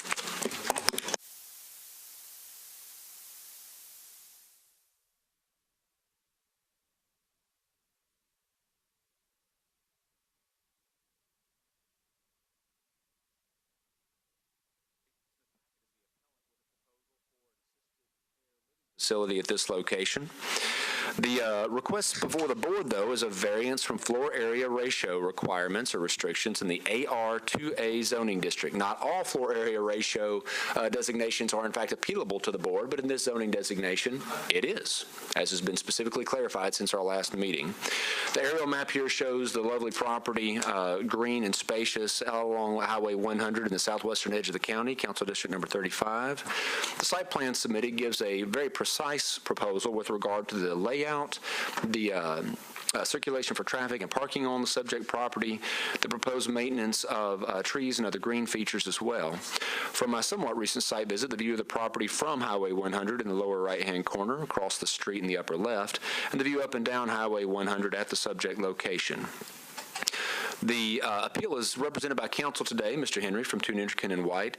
To double check, is there anyone here in opposition to case number 409? There is. As a result, the appellants will have 10 minutes to make the desired presentation. We'll, of course, remind them that they should save any portion of time they wish for a rebuttal out of this originally allocated 10 minutes. Then we'll hear from the appellants. If we'll just invite the appellants to introduce themselves by name and address, and then make the desired presentation. Thank you, Mr. Michael. This is Sean Henry. I'm with the law firm Toon Intrican & White. My address is 315 Dedrick Street. I'm here on behalf of Smith Packet, the applicant in this appeal case. To my right is Ms. Michelle Sons with Smith Packet. Then Galen Long is the project architect, and then Justin Newman is also with Smith Packet. To give you a little bit of background as to what we've been through regarding this property, my client put this property under contract back in January, and through their due diligence efforts, they pretty quickly went to the zoning administrator to obtain a zoning letter to confirm that an assisted care living facility is a permitted use, permitted by right in the AR2A district. This is an agricultural zone property. It's almost 9 acres, rather large piece of property. They then applied for a building permit and submitted a site plan for approval, which was approved for a 4-story building. And then thereafter, in the spring of this year, the Metro Council was considering an urban design overlay for this whole corridor of Highway 100. That got adopted. And as part of that adoption, it caps the height at 3 stories. So even though my client had an approved site plan and was actually legally vested to build what they had approved at 4 stories, they nonetheless began to further analyze the situation and through additional market analysis found that there's more demand out here for residents of this type of facility than they originally appreciated. And so what we have then filed after some community outreach, and I want to touch on it quickly, but what they've asked for your consideration here today is a modest increase in the floor area ratio of 0.08 to increase the floor area ratio in this district from 4.0 to 4.8. So what that equates to is an additional 10,000 square feet on the ground times 3 at 3 stories. So they're lopping off the 4th story of the building that they presently have approval for, taking it down to 3 stories, but expanding that footprint by 10,000 square feet at 3 floors, so it's about 30,000 square feet. So we then reached out to the community, and that began with contacting Councilman Dave Rosenberg, who was very gracious in putting me in contact with the president of the Stonemead Board of Directors. As you can see in this aerial, the Stonemead subdivision borders this property on 2 sides, and then at the top of the photo, that is the More Garden Center, and next next to that is the Chafin's Barn Dinner Theater. Across the street, just off the slide, is a new Taco Bell and a new Dairy Queen. So this property is on the edge of the Harpeth Village commercial area, and we assert, and the Planning Commission agrees, provides an effective transition in land use between that commercial node and this residential subdivision next door. So I met with 4 of the 5 board of directors at Stonemead. We met off property and talked about the site plan that had been submitted. And based on that input, my client made some adjustments to that site plan based on that input, and then filed this application with that site plan. Thereafter, we had a community meeting at the YMCA, and there was additional input garnered from that meeting, and my client again adjusted the site plan. Michelle can talk about that in further detail, but what you should appreciate is that this client is proposing not only to build a sidewalk, we're not asking for any kind of waiver of sidewalk, not asking to pay in lieu of. In fact, this client is proposing to build a 12-foot multi-use path, which is shown on this drawing. It is in fact a greenway that would be just off the pavement there and really set the stage for further greenway installations along this corridor of Highway 100. Finally, I mentioned the community context here. We've submitted an analysis by my partner, George Dean, regarding the hardship criteria. The Planning Commission has reviewed this and recommended approval. I mentioned the proximity of this property to its commercial context, and we submit that the criteria by which this board can grant this modest increase in floor area ratio has been satisfied, and I won't go into that detail unless asked for it. So I'll turn it over to Michelle. Yes, hello. I'm Michelle Sons with Smith Packet. We're at 4423 Pheasant Ridge Road, Roanoke, Virginia. I wanted to thank you. Smith Packet would like to highlight our intention to build positive relationships with all members of the Bellevue community. With that in mind, we've made a significant effort to solicit neighbor input and then implement design strategies that contemplate and address the concerns and requests offered by those neighbors. So we began with an approved 4-story site plan to which we made preliminary modifications to arrive at an initial 3-story plan, which we shared with the neighbors. Numerous requests for design modifications were made, and Smith Packet implemented all changes necessary to address those initial concerns. We then held a neighborhood meeting with Councilman Rosenberg in July, and in that meeting, we openly discussed the proposed 3-story plan, including the changes made to that point. We received additional feedback from attendees at that meeting, which we have since incorporated into our proposed plan. So the proposed 3-story plan before you today, up on the board there, reflects all neighbor-requested modifications, and those are listed, they're detailed out on the right side of your plan. We do believe that this plan will be the most beneficial for the community, both in terms of minimized impact to the neighbors and also in terms of preserving the character of the Highway 100 corridor. Planning staff states the applicant has chosen to revise the design in order to comply with the height standard of the UDO. The proposed FAR increase is minor in nature, and the 3-story revised design creates a better transition to the single-family residential to the west and the south of the site. And as a final note, we would like to highlight that planning staff recommends approval. Thank you. Good afternoon. My name is Galen Lang, and it's my pleasure to be the designer of this project, the architect for Smith Packet, as well as my pleasure of designing many buildings for them over the years. I'd like to speak specifically now about the FAR increase request and the building's design in general. The typical building that I've designed and built with Smith Packet in the past is approximately 190,000 square feet, and this includes buildings that are not just assisted living, they're independent living, assisted living, and memory care, also known as Alzheimer's care. Now, just a few of these, the building size of 190 average square feet that we typically do enables us to do the greatest amount and variety of common area spaces in that. And I'll give you an idea. Just a few of those spaces includes large common living areas, large dining rooms, casual dining bistros, fitness center, a library, art room, a designated theater, craft room, game rooms, and a spa-like Barber Beauty, just among other spaces. The increase in the FAR will allow us to accommodate the best possible amenities for the future residents here in Bellevue. What I've just described and shown here, in fact, that the 30% of our building is common area. So of the square footage of our building that we're presenting today, 30% of that is the common areas that I've just spoken about. So this is an unusual type of living center. It's an active senior living center where not only do you live there, but you have amenity spaces to expand your life and daily activities in. Even with the higher FAR requested in this three-story design, only approximately 46.3% of the site is going to be impervious, and that includes the parking area, the building footprint, and all the sidewalks.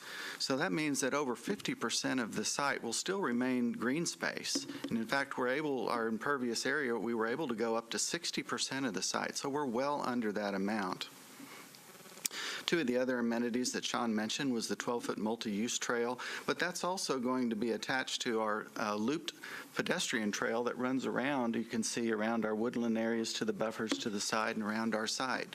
So it would be available for those people to add to their daily exercise routine to circumambulate the building. And I need to finish that. This is going to be a very high-quality building. It'll be a tremendous place to live and a really great asset to the active seniors here in Bellevue and the surrounding areas. Mr. Chairman, that concludes our comments. We'd like to reserve what we have left for rebuttal, if we may. Okay. Before you do, I do want to hear more about the hardship, and I have your brief in front of me, and I will read from it. Under physical characteristics on page 4, it says, in this case, there's unusual topography on this property, including a stream near the southern corner of the property. Unusual topography? This? John Michael, can you show that picture that you showed on your visit? That's unusual topography? It is unusual with respect to surrounding properties. So in context with surrounding properties, what's unusual about this is you're not going to find another piece of property that is similarly constrained. If we can go back to that site plan, I'll show you exactly.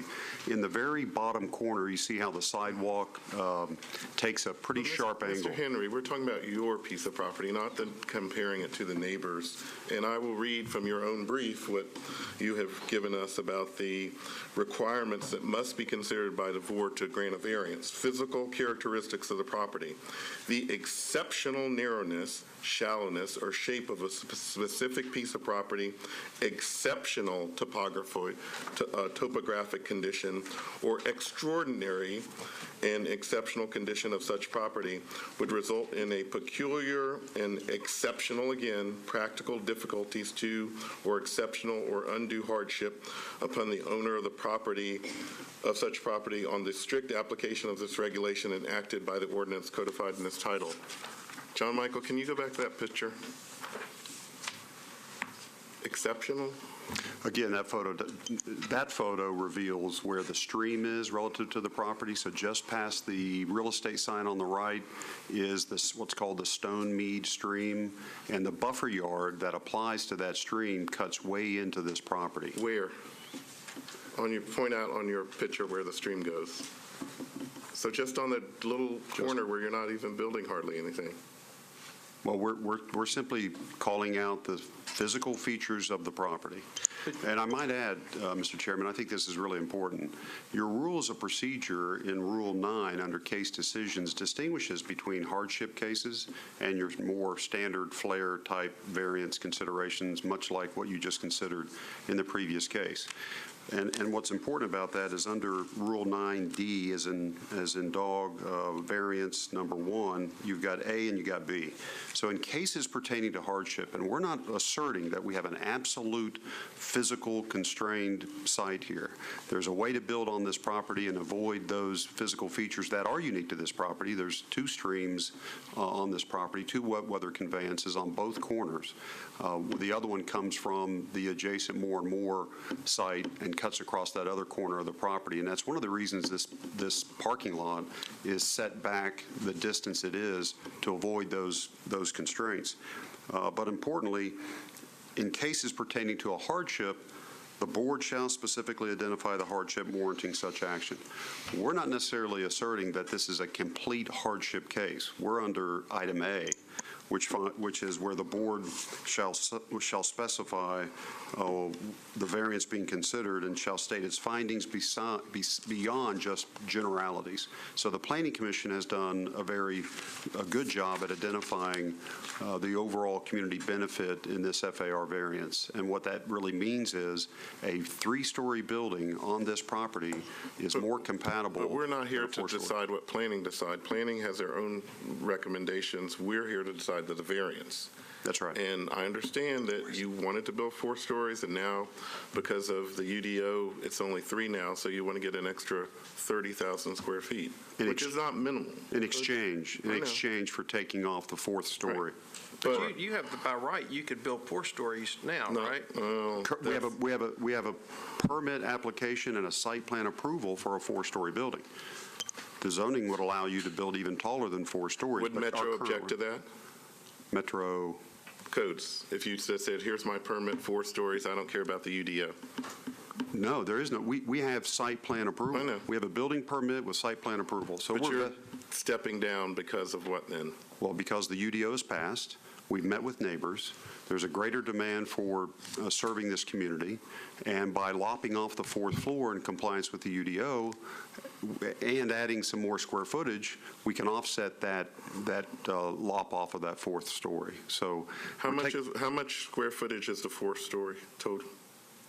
As approved or as proposed? Well, as approved. Approved. Galen? Because you're asking for 30,000 more square feet based on this variance. It would be, it'd be 1/3 of 154,000 square feet, so that would be more than that. Almost 50. Okay. Okay. Any other questions for you here from the opposition? Okay, let's hear from the opposition. Please state your name for the record, address, and why you're here.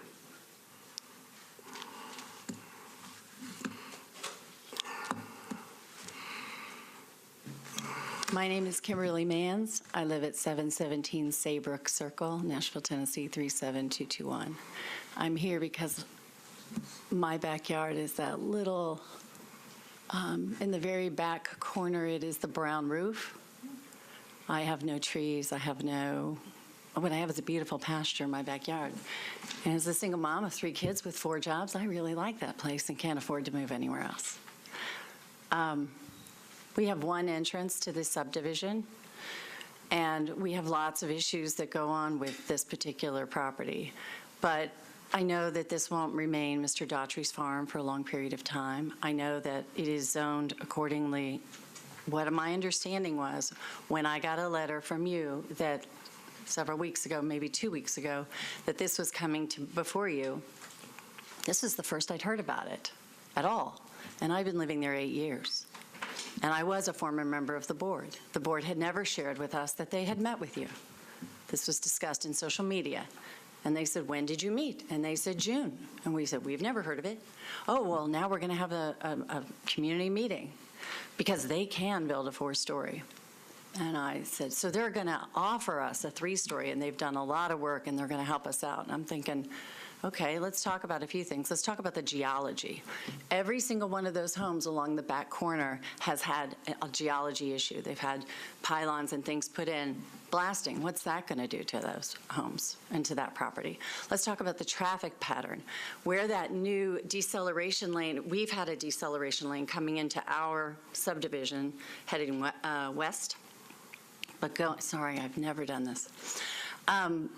But going east, they've now added a third lane for this Taco Bell and Dairy Queen, and we have accidents constantly there. What you also don't see is that right across the street, there is an assisted living facility. It's called The Lodge, and it's not filled to capacity.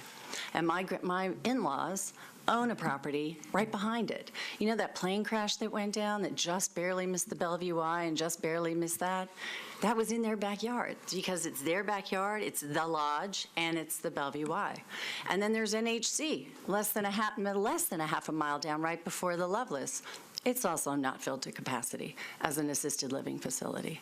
So I don't see the need. And as a matter of fact, the traffic pattern is so bad that my poor father-in-law has rolled his vehicle avoiding traffic, which comes in at 50 miles an hour from rural Fairview and also Williamson County, and it slides into town east, and people don't see that you have to slow down to 40. There are accidents there consistently. As a matter of fact, there was one there on Thursday the 9th that caused NES and Hazmat to shut that highway down, from 11-ish till at least 8 p.m. And that's quite a disruption in traffic zone patterns. They had to go all the way around Pasqua and come out on some other roads.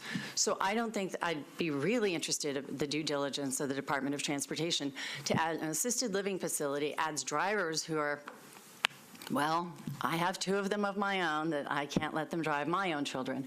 And the reason they're going into town to Park Manor to stay, because they can't find anywhere in Bellevue where they can have public transportation. So I don't see how building another assisted living facility helps that if there are already empty ones, including the Meadows, which is out near where the Bellevue old mall used to be. So if there are empty beds there, what will happen to this? What will this become? Apartment living. This is apartment living, assisted living facility with memory care. I don't want the waste management. I don't want the waste management and or the food service trucks that I'm going to hear. We hear the Taco Bell ones now, and I don't hear them as much because I have a different placement on my bed. However, all the other neighbors that I went door knocking, I met them, and they all said, well, it's a done deal. You can't do anything about it. You can't say anything. So if I had to choose a 4 or 3, I'd go with 4, so they're closer and further away, closer to the highway. But we were told they had to move. They were moving to a 4-story because they were helping us out. They were just helping us. That's the story I was fed. And then I watched the tape that was taken because I was out of the state. I was with my daughter at work, and I had to sit and watch them for about 57 minutes. Talk about how wonderful they are helping us out. But they couldn't speak to the fact of the blasting of the footing. Would the footing blasting be worse or greater or lesser damage to their homes on a 3 or a 4-story? They couldn't speak to that. They could speak to how lovely it would be in the common areas and the memory care. I don't know that I want memory care in my backyard. Do I want a gas station? Do I want any other number of things commercially zoned? No. But I did offer up a property that my friend is dying to get zoned commercial, less than 3/4 of a mile down the way, similar size, similar price point, and her neighbors are trying to get it done. It's zoned residential. She wants it zoned commercial so she can get it sold. I'll wrap it up with the fact that there's also flooding that goes on through that little corner that we talked about. And some of those homes have even recently, this summer, had some flooding issues and things got washed away down that storm drain. So that has to be discussed. So the geology issues, the occupancy, really the UDO is preventing them from building that 4-story. And that's really, I think, the only thing. I don't think it's gracious nature. I think they want to add, I was told and he stated that they do almost 200,000 square feet as a norm, that they were settling at 150. They really want 180 because they can also add more units. More units are more bodies. More bodies. The fact that this is not an apartment because they don't need schools and they don't need buses, they have traffic. They're going to have traffic. And that traffic isn't going to be safe, and I can't wait to figure out how they're going to get that done. So I would vote to oppose the 3-story. If I had to vote for anything, I'd vote them not there, but no, I oppose the 3-story variance all the way around. I think that larger footprint just encroaches further into our world. And I think that's all I got to say because I seem to have a colleague. Okay. Please state your name and address. Thank you. My name is Michael McGahey, and my address is 108 Rushing Brook Circle. I'm a resident of Stoney Subdivision. As a resident, 5-year resident of the subdivision, we, the members of my cul-de-sac, which live in the front portion of the subdivision and butt up to the eastern portion of the Daughtry Farm, have been a little alarmed. Obviously, no one locks a 4 or 3-story building in their backyard by any stretch of the imagination. I have personally been torn in going back and forth on whether or not to approve or basically support or not support this variance request. It's been a tough decision for me and my family just because we expect to live in the Bellevue area for a long, long time. It's really tough to say whether or not this assisted living facility is going to be a benefit to our community. We'd rather it stay a residential one. We already have 2 assisted living facilities within a half a mile of our subdivision, and the ramp up in medical service traffic due to these assisted living facilities is ramped up quite a bit. A lot more traffic, a lot more sirens. You can imagine what we can potentially expect with this additional subdivision. Ideally, we would like to oppose this completely. However, they do have zoning and approval for their current 4-story layout. Just a concerned citizen. I'd really not rather see this in our area at all, and I'm not sure really what to tell you as far as your decision in supporting or denying their request for variance. But that was basically what I wanted to say today. I appreciate the council's time. I had one more. Again, I'm Kimberly Mans, resident, Saybrook Circle. There isn't a 4-story building when you head from, many of you, if you've been out to Loveless or out the Williamson County line and you head into town, there is not a 4-story building until you get into the Bellmead area where the Equitable Trust building is. It's just astonishing. And there is nothing 4 miles going out toward Fairview that's that tall. How that got approved, I have no clue. And I'm just astonished again with the occupancy ratio already being so low that my own family is going into White Bridge Road because there's no busing. There's no transport for them to get anywhere. And there's no public transportation and no means other than driving. That was my other point. So you'd rather 4 stories than 3? I'd rather nothing. I'd rather that be sent out to a subdivision. So tell me this. If I have to fight and say, I oppose it entirely. Sorry, Mr. Chairman. If they go 4 stories, it's going to be pushed back further from you? Why do you think that? The original proposal I saw was a 4-story that was almost flush to the front of the street. And some of the neighbors that I've gone door knocking and asked, I've never expressed my opinion to them. I wanted to hear their thoughts. And they're almost apathetic in their responses of, well, if we put the 4-story up front, they could put another one in the back. It'll just allow them more room. So at least this way they spread out and they can't build more. And I just think it's a sad state of affairs that we've been put into this position. And I want to thank you, Chairman, and Chair People Questions for the opposition? Okay.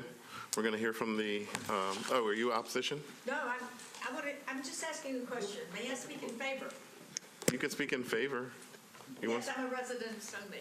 Oh, well, come forward during the rebuttal period. They don't let me. Come forward quickly. Thank you. Quickly, your name, address, Yes. and why you're supporting this. My name is Becky Ray. I live at 609 Saybrook Circle, Stonemead Subdivision, zip code 37221. I'm at the opposite end of the street from my neighbor who's in opposition. I think that this is a very good neighbor to have. You know, they're not going to be having wild parties, and they're not going to be barking dogs. And the Smith Pickett did a lot. Sorry if I got that wrong. They did a lot to accommodate our concerns. A concern for a 4-story building. It's kind of like the tall skinnies in Nashville. You know, they're looking into someone's backyard, and there are backyards that are there. Hopefully, we can keep the trees. But the residents that we're going to be overlooking were also going to have balconies. And so the concern was, can you reduce it? Yes, they agreed to reduce it. It was going to benefit them. I hope so. It helps their for-profit company. But they also flipped the independent living over to the more and more side, which moved their cars over on the other side so you don't have traffic coming in at night, going into people's bedrooms. It does kind of build out their property so that once it's built, we know that's all it's going to be. And I think they'll make good neighbors. Well, we appreciate you being here. Thank you. Any questions? Okay, let's hear from the applicant. It's rebuttal time. I'll be real quick, Mr. Chairman. Thank you. I need to clarify, there's absolutely no impact that the UDO has on this property. We have an application with an approved site plan to build 4 stories. If this variance is not granted, my client's going to build, according to the approved site plan, it'll be a 4-story building. The first opponent was really arguing against the use. The use is permitted by right.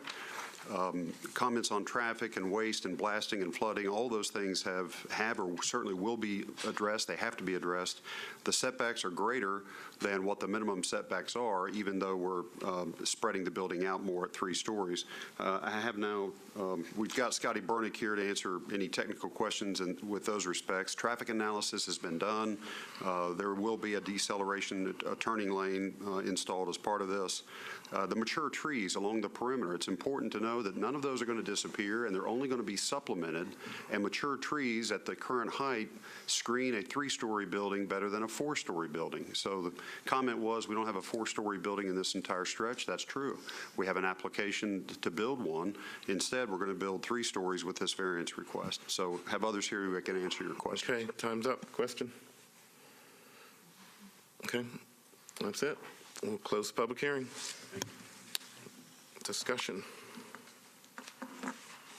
Do you want to lead off? I'll lead off by just saying, I know we have what was referred to as the Herbert Rule, but I just don't see the hardship here as far as the land itself. And I know they're saying they want to build 3 stories instead of 4, but we are giving them what we are asked to do today, this case 409, they're requesting a variance from the floor area ratio in the AR2A district to construct this. So,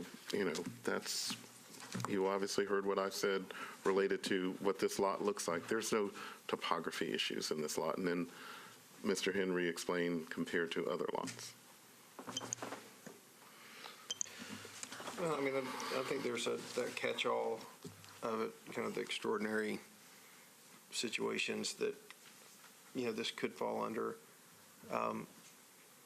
And it does seem like that they have done their due diligence with neighborhoods. I know we have a neighbor here, and I appreciate her concern, and, particularly the changing environment of the neighborhood, and certainly respect her opinion, but I also think that they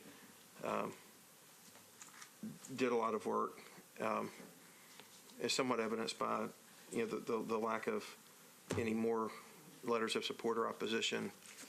And I do agree with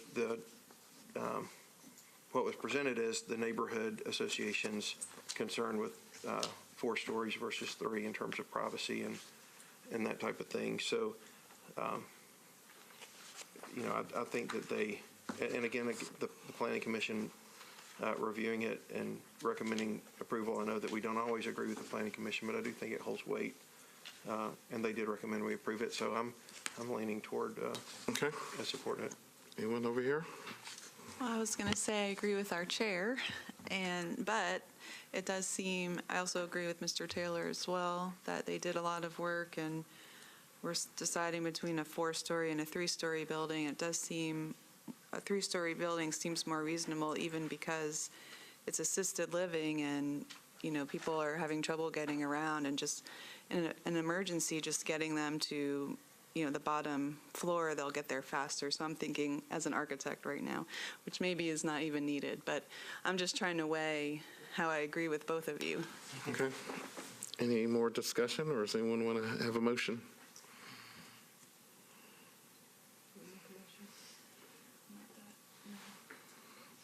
Mr. Taylor, do you want a motion?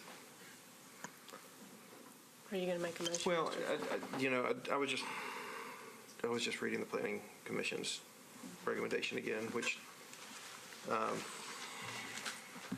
this is a different standard. I think what River Trace, that was a subdivision that the neighbors are in, and they don't have a floor area ratio in their UDO. So this is applying rules to this property that don't apply to the neighbors who are having an issue. So there is a little bit of a double standard there. I mean, not double standard, but I mean, it's, the adjacent neighbor doesn't have the same requirements.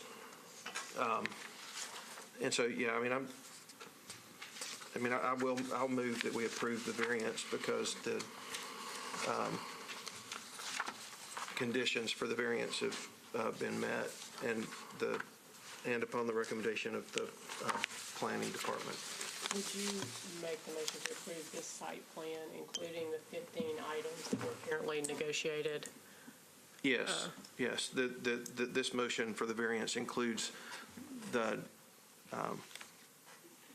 summary of changes approved and from the approved site plan that we see on this screen. However, that gets transcribed, Debbie, I'm sorry. Okay. Motion's been made and properly seconded. Any discussion?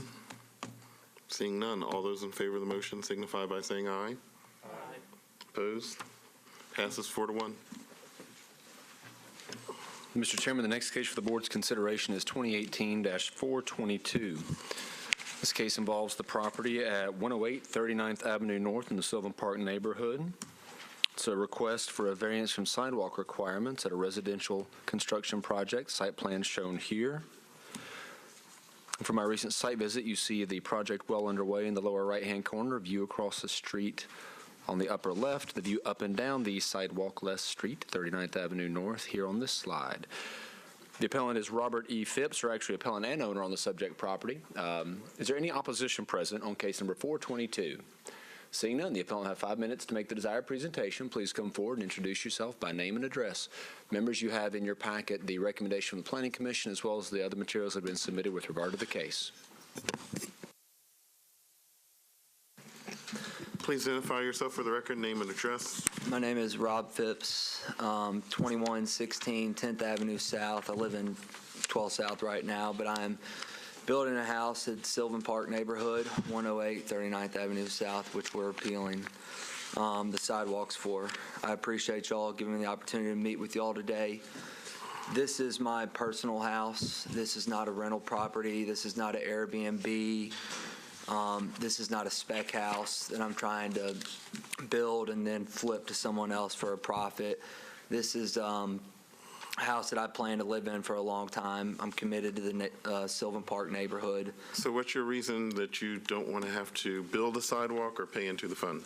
Well, I understand the impact fee on essentially developers and all, but I just don't think that necessarily individual homeowners should have to pay this. I'm not trying to turn a profit on this property. There are no sidewalks. But that's what the law says that was duly passed by the Metro Council. Yes, sir. I'm going to. And John Michael, how many people voted for that? It's my recollection that was a unanimous vote, Mr. Chairman. Unanimous. Okay. On the other side of this, I don't, and I'm trying to see your site plan, and is the driveway in the front? It is a shared driveway with my neighbor. Okay. Well, and I guess by the time you have the shared driveway and, you already have a curb, and it just seems like, every developer that comes before us says it's a lot cheaper to build than to pay if you have a flat site like yours, and it seems like, it wouldn't be a financial, hardship in terms of building versus paying on this one. I could do the sidewalks. So there just are no sidewalks from 45th to 37th at all right now. So I figured, $8,600 that they're asking me to pay is a lot. That could be my appliances. That could be tile for, my house. This is my first house that I'm building. I thought it'd at least be worth. Or it could be some sidewalks for someone in your neighborhood. How about that? Yes. We need sidewalks in this city. All right. So, that's when we didn't write the laws. The Metro Council did. I agree. We're just here to hear these appeals. I just thought worth coming. Okay. Questions of the applicant? Okay. We're going to close the public hearing. Discussion. I guess I had one question. Oh, one more? Yep. Because I am adding on to the driveway, if I do not win the appeal, could we at least, it's going to be 34 feet, 9 inches of actual sidewalk that would be poured. If I did pay into the fund, could we base the linear footage off that instead of the 50 feet? Why did we get 50 feet versus? Because that's what the lot is 50 feet. Oh, I see.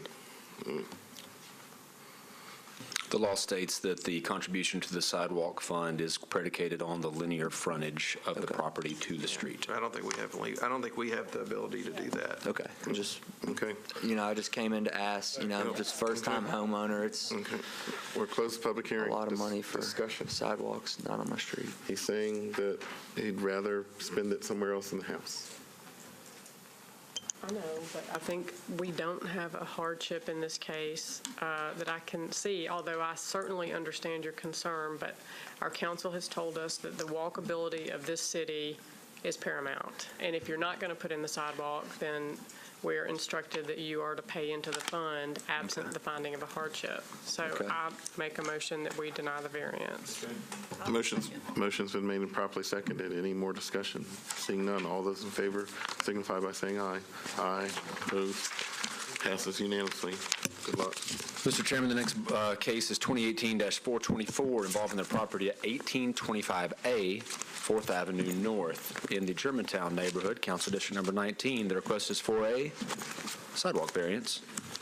The aerial photograph of the property shows in a pre-construction mode. The site plan submitted demonstrates the proposed layout of the 2 units for this R6A zone of property.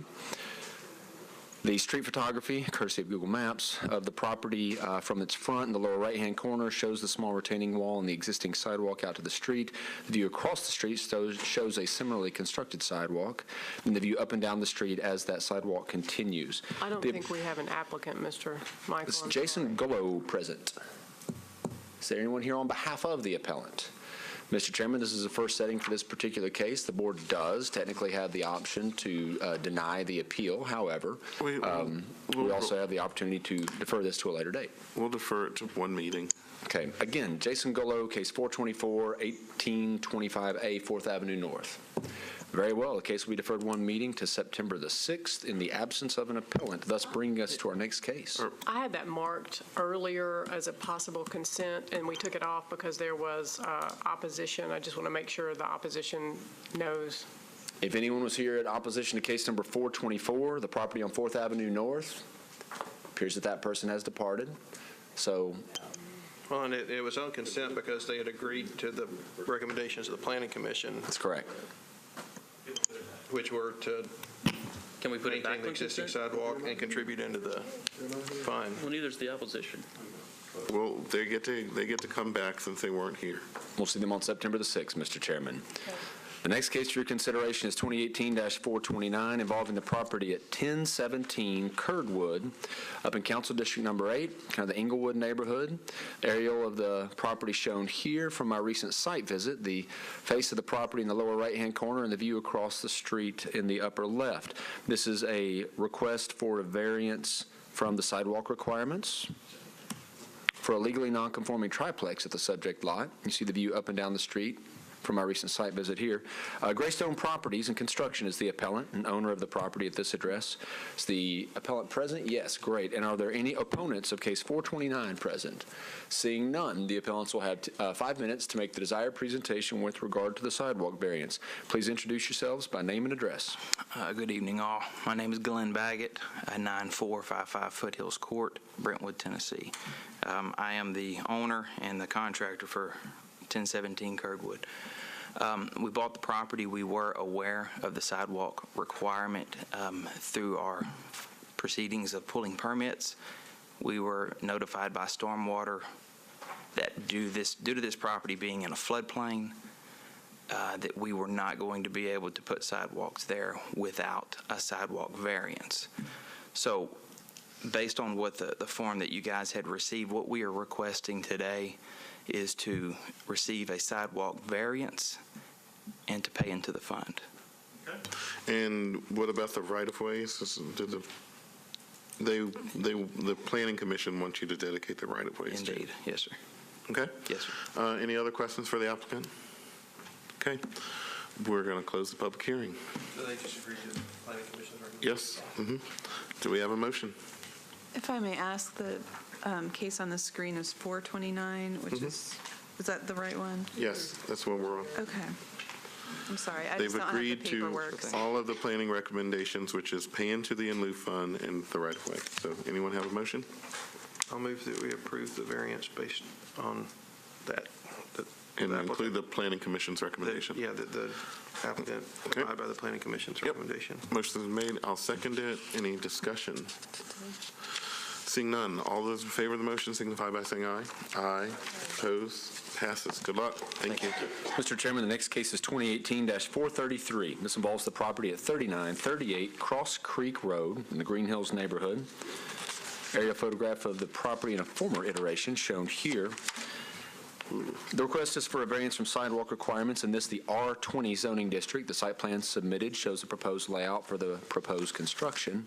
My recent site visit shows the property in its current condition, the lower right-hand corner, view sort of catty corner across the intersection in the upper left, and then the view down the two streets where this corner lot sits, Cross Creek going back toward Abbott Martin in the upper left and toward the dead end there around the bend on the lower right.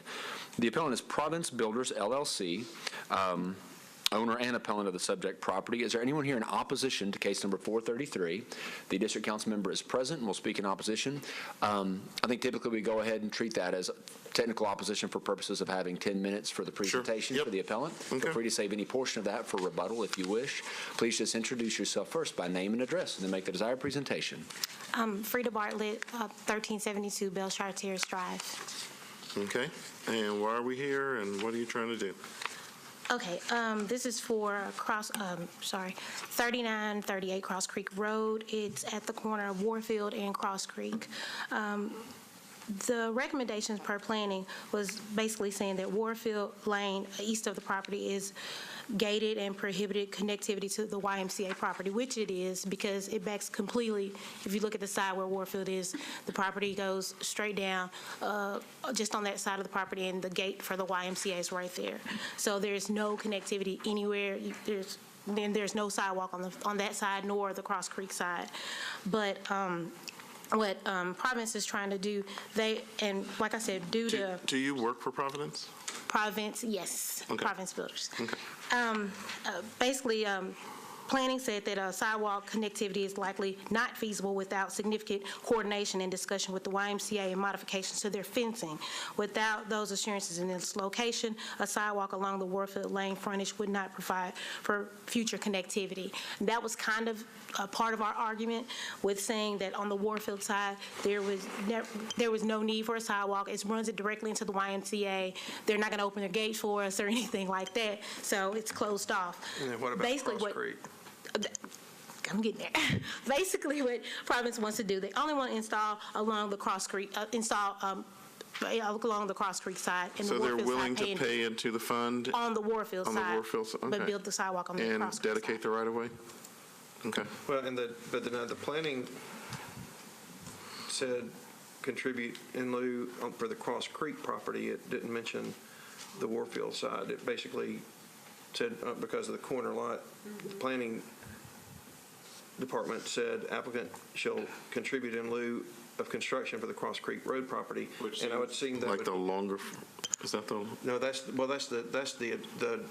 side where the address is. I mean, the shorter, that's the shorter frontage. Well, it's the frontage, yeah, and it's the frontage where the house is where the house fronts. Yeah. Okay. But it sounds like that, to me, the variance would be, based on the planning recommendation, would be no sidewalk, no pay on Warfield, and then the applicant, it sounds like, was talking about building an actual sidewalk on Cross Creek, and then, to me, they would have the choice of either paying for Cross Creek or building the sidewalk across Creek. And you said that you'd agree to that, right? On Cross Creek? Yes, we agree to go ahead and building on Cross Creek. Okay, but not Warfield. Okay. Correct. And they do right away. Correct. And that seems to be consistent with what planning is recommending. Questions for the applicant before we hear from the councilperson?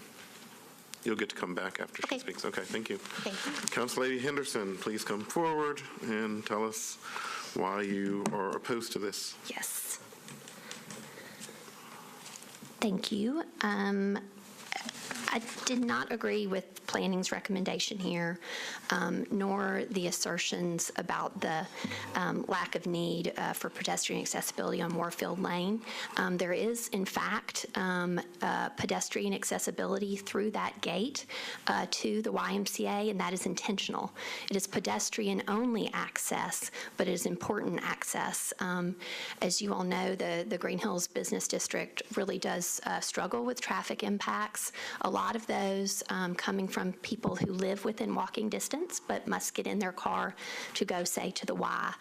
So the Y is very mindful of making itself more walkable to adjacent community members. Absolutely, I do not dispute that there will not be car access there. That's a firm closure there, but there is pedestrian access at that gate. This was the first I had heard that they were willing to build on Cross Creek, and I appreciate that because given the existing conditions on the east side of Cross Creek, we do anticipate significant redevelopment there, and this is well within the Green Hills Center, and so all that subsequent development, which I think is frankly impending, I think it is coming very soon, will trigger the sidewalk requirements, and so these Cross Creek sidewalks would then link to those with, I think, one exception perhaps, all the way down to Abbott Martin with its existing sidewalk network. There are sidewalks on Abbott Martin on the other side of Cross Creek, so for community members attempting to access the Y, the Hill Center beyond, the Green Hills Commercial District, coming up Cross Creek on a neighborhood street, connecting to Warfield and going on, I think is a very important pedestrian connection. And for that reason, I would appreciate them building on both corners of the property. I think it is fairly flat. It's a sizable property. I think you saw, in fact, a rendering where they had already drawn in. Indeed, I think we're looking at there, already put the sidewalks in, so it does not, and there's no existing hardship that I can see. Okay, any questions for Councillady Henderson? Okay, thank you for being here. Rebuttal time. Please come back and respond to what the council lady said. I still stick with the fact that we just wanted to go ahead and do this. We agree with her about the sidewalks on the Cross Creek side, totally. Walkability is great. We believe in it. You should have sidewalks. I'm not sure when the other sidewalks will come into play, but we're more than willing to play ball and go ahead and be the first to install sidewalks right there. No problem at all. It's the Warfield Lane. That's the side that we just have some issue with.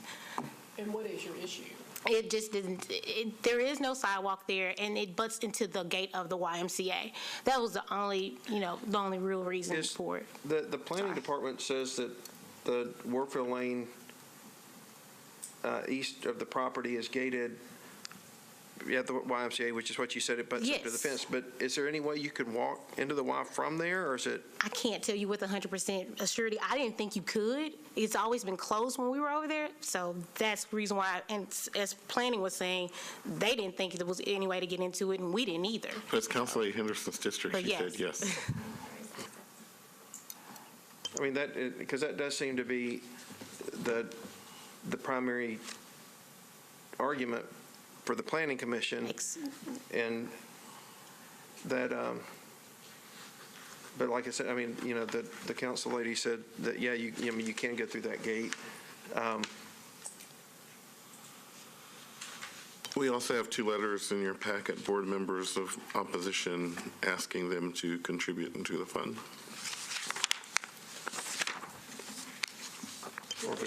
If we say they don't. Or build, yeah, obviously build or pay into the fund.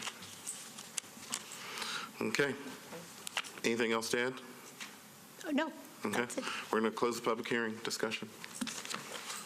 So this is a case, had it not been for the open gate, and the council person being here, we'd probably just say Cross Creek, fine. But there's Well, I think I do appreciate the applicant's willingness to build sidewalks. There seems to be on the applicant's part, very much willingness to make the neighborhood pedestrian friendly. I do think that the applicant either believed or continues to believe that Warfield side isn't a pedestrian lane because of the gate, but we did hear testimony that it was in fact. So, I don't think that, I don't get a sense from the applicant that there's any effort to try to get out of making this a nice place and a nice residence. I do appreciate that, but to me, based on the testimony, it does appear that it is a reasonably active way, and might even continue to be more active if the sidewalk is there to the gate.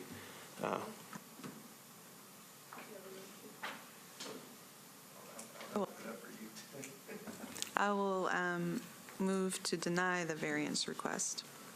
Okay, motion's been made. Is there a second? I'll second. Motion's been made and properly seconded. Any more discussion? Seeing none, all those in favor of the motion signify by saying aye. Aye. Opposed? The motion to deny passes. John Michael. That's okay, thank you.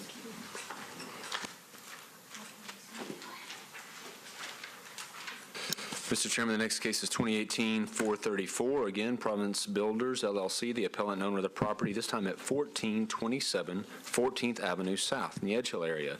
The request is for a variance from sidewalk requirements in another R6A zoning district in conjunction with construction, the residential development shown here in the aerial photograph. The site plan submitted shows a proposed layout of the HPR, and the street shot shows the sidewalk in its current condition along with the planter strip. Up and down the street shows how far along that goes with 14th South. Now, is there anyone here in opposition to case number 434? Seeing none, the appellant will have 5 minutes to make the desired presentation to the board. Just for the benefit of our record, please introduce yourself again by name and address, then make the desired presentation. Frida Bartlett, 1372 Belshire Terrace Drive. I'm back. Okay, for 1429 14th Avenue South, we're just requesting that we maintain the current sidewalk. It's perfectly great sidewalk already. There's new construction on either side of the subject property, which they've already repaired and brought, to whatever code standard it was at the time, and they will not, destroy those sidewalks and rebuild or do anything like that. When I talked to Public Works about this particular one, they were saying the same thing, that the sidewalk is already currently a very usable sidewalk. There's nothing, no obstructions or anything within the sidewalk area or the grass strip that would make you have to change it at all, and making it up to the 4 or 5 sidewalk code or whatever, it would basically make a hazard out of the whole thing, because we would, as the builder there, we would go ahead and try to rebuild a sidewalk instead of paying into the fund anyway. So we were just trying to maintain the current sidewalk that is and not pay into the fund, because we're still keeping a sidewalk and maintaining a sidewalk. Okay, questions for the applicant? Okay. Well, there is a letter of opposition noting damage to the sidewalk. Is there a lot of damage? No. Doesn't look like in the picture, but. The sidewalk, there's some aerial pictures or whatever that I think were done of it, and there's repairs to both sides of the sidewalk, and the sidewalk in front of the subject property is the same. I mean, it's just the same regular sidewalk. There's nothing wrong with it. There's no cracks or anything like that. Okay. Any other questions for the applicant? Okay, we're going to close the public hearing. Well, Is there opposition here? No? Okay. Close the public hearing. Well, this is one that I think we discussed this similar situation, other than this doesn't have the mature tree, but in my opinion, the 2-foot grass strip and the 5-foot sidewalk, which this site has. Is that a 2-foot grass strip? Looks like a 1. No, it says, no, the planning staff says a 2-foot grass strip and 5-foot sidewalk exists along 14th Avenue. Okay. And so, to me, that falls within that realm that we talked about earlier, that I think that Council Lady Henderson had written a letter for. Again, in that specific case, it had a mature tree, but in my opinion, this is close enough. It's in that. Okay, do you have a? error. So I will move. I have that- a, Yep, I here just we want go. to say something. I will note the planning department has recommended paying into the in lieu construction. Yeah, well, and I understand that, and that's the one area where I differ with planning. You know, they wrote a note on the side setback variance earlier saying, hey, there's a 20% give or take. This is slightly more than 20%. You're talking about, 2 feet out of 7. But to me, because it is within it says to me that there exists a margin of error that the planning staff will support in a variance case. This is clearly outside their realm. I'm saying it's inside my realm, and that in certain situations, we heard testimony from a council person today that said in this type of situation, it might be acceptable. Now, again, it was a different case because it did have a mature tree involved. But, I will move that we approve the variance with no payment into the fund because of the existing sidewalk being very close to the standard required. Motion's been made. Is there a second?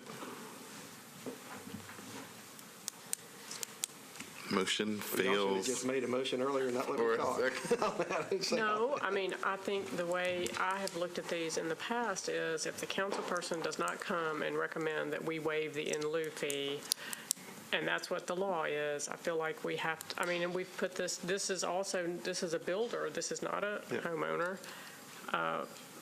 So I feel like the in lieu fee contribution can be made, or they can replace the sidewalk. I don't like either one of those choices, but I think that's what the law tells us we have to do in a case like this. Does anyone have a motion? Well, I have a question we hadn't heard from Councilman Sledge. I believe this is his district. Did I just miss that? Because he usually John does. Michael, have we heard anything from Councilman Sledge in this meeting? In the waning minutes before the BZA meeting began, we did receive an email from Councilmember Sledge, and I think that is maybe buried somewhere at the very bottom of your massive packet somewhere, not for this case, so sorry for that. His exact statement with regard to this case, the one located on 14th, was a request not to pay to the in lieu of sidewalk fund at 1427 14th Avenue South. I am opposed. End of sentence. I'm sorry, opposed to the variance? A request to not pay into the in lieu of sidewalk fund at 1427 14th Avenue South, period. I am opposed, period. Okay. So, anyone have a motion? So I'd like to point out that if we make it one motion and it fails, then they either have to pay an in lieu fee or rip up the sidewalk and build a new one. But we could do it as two motions and give them a variance on the existing sidewalk and another motion about paying. So in essence, the vote could come out to be is they could keep the sidewalk as it is, but still have to pay the in lieu fee. But if we deny the motion to give them the variance and to pay the in lieu fee, then they have to tear up the sidewalk or pay the in lieu fee. Right? You lost me. All right, so his motion was, not that we're considering his motion at the moment, his motion was to give a variance and not have to pay an in lieu fee. If that motion had failed and no other motion was introduced, they would either have to build the new sidewalk or pay the in lieu fee. But it could be made as a motion to give them a variance on what's there and another motion to say you have to pay the in lieu fee. You see the difference? Does it matter? Maybe. Maybe. Okay, so go ahead. Well, I'll make a motion that we grant the variance on the existing sidewalk. Okay, motion's been made. Is there a second? Well, what does that mean? Well, there'll have to be a second motion on the paying the in lieu fee. See if. Okay, well, so I'll withdraw that motion. Okay. How about I make a motion that they have to pay the in lieu fee if they don't replace the sidewalk? Okay. That's fine. No. You don't like that? You don't like that? Is that a motion? Yeah, I'll make that a motion. Okay. I think there's an easier way. I'll second it. Okay, well, motion's been made and properly seconded. Can we, Discussion. okay, so the easier way, I think, is just to allow them to be eligible to contribute to in lieu construction. But we need the because- motion to do that, right, John Michael? Well, that's what the motion would be, is to Okay. allow them to contribute, because currently now they're not allowed to contribute. Right, and that's what he said. But it just was very confusing. Someone I'm else. sorry. Hey, less confused. Do you withdraw your confusing motion? I'll withdraw the motion. Okay. It might be me that doesn't understand. Mr. Chairman, staff understood the intended motion to be a grant of a variance to allow payment to the fund, period. That would thus create the opportunity for the builder to determine whether to build a sidewalk under the current requirements or pay, but it does require them to do one of the two. Again, that was how staff understood the motion. That is exactly correct. Okay, so he makes that motion to pay into the, allowed to pay in the fund, and I'll second it again. Any more discussion? Seeing none, all those in favor of the motion signify by saying aye. Aye. Opposed? Passes. John Michael. Next case is 2018-435. Because Ms. Bartlett's not had enough yet, Providence Building, LLC, is the appellant on behalf of the project at 100 Taggart Avenue in Council District Number 34, a request for a sidewalk variance at the subject property shown here in the aerial photograph. The site plan submitted shows the proposed layout for that structure. And from my recent visit, you see the construction well underway at this point, the view across the street in the upper left. Obviously, no sidewalks up and down Taggart at this location. Board members, going back to the aerial, you can see here just beyond what Old Nashville would refer to as the McClure's split at 70 and 100. This comes down the 100 side. Taggart is one of the residential streets just to the, I guess, south and slightly west as you go that direction. So, again, the request is for a variance from sidewalk requirements. Is there anyone here in opposition to case number 435? District council member is in fact present to oppose. There will be 10 minutes made available to the appellant to make the desired presentation. Feel free to save any portion of that for rebuttal if you wish. And again, with apologies for the need in our record, please introduce yourself by name and address first. Frida Bartlett, 1372 Bellshire Terrace Drive. Okay, why are we here? All right, this is for 100 Taggart Avenue. This was different from the other two, in which we do agree with part of planning. The topography along the property's Highway 100 frontage is challenging, and this condition is a significant hardship due to the given scale of the proposed improvements. There's an embankment, there's lots going on Highway 100, plus it is a very busy,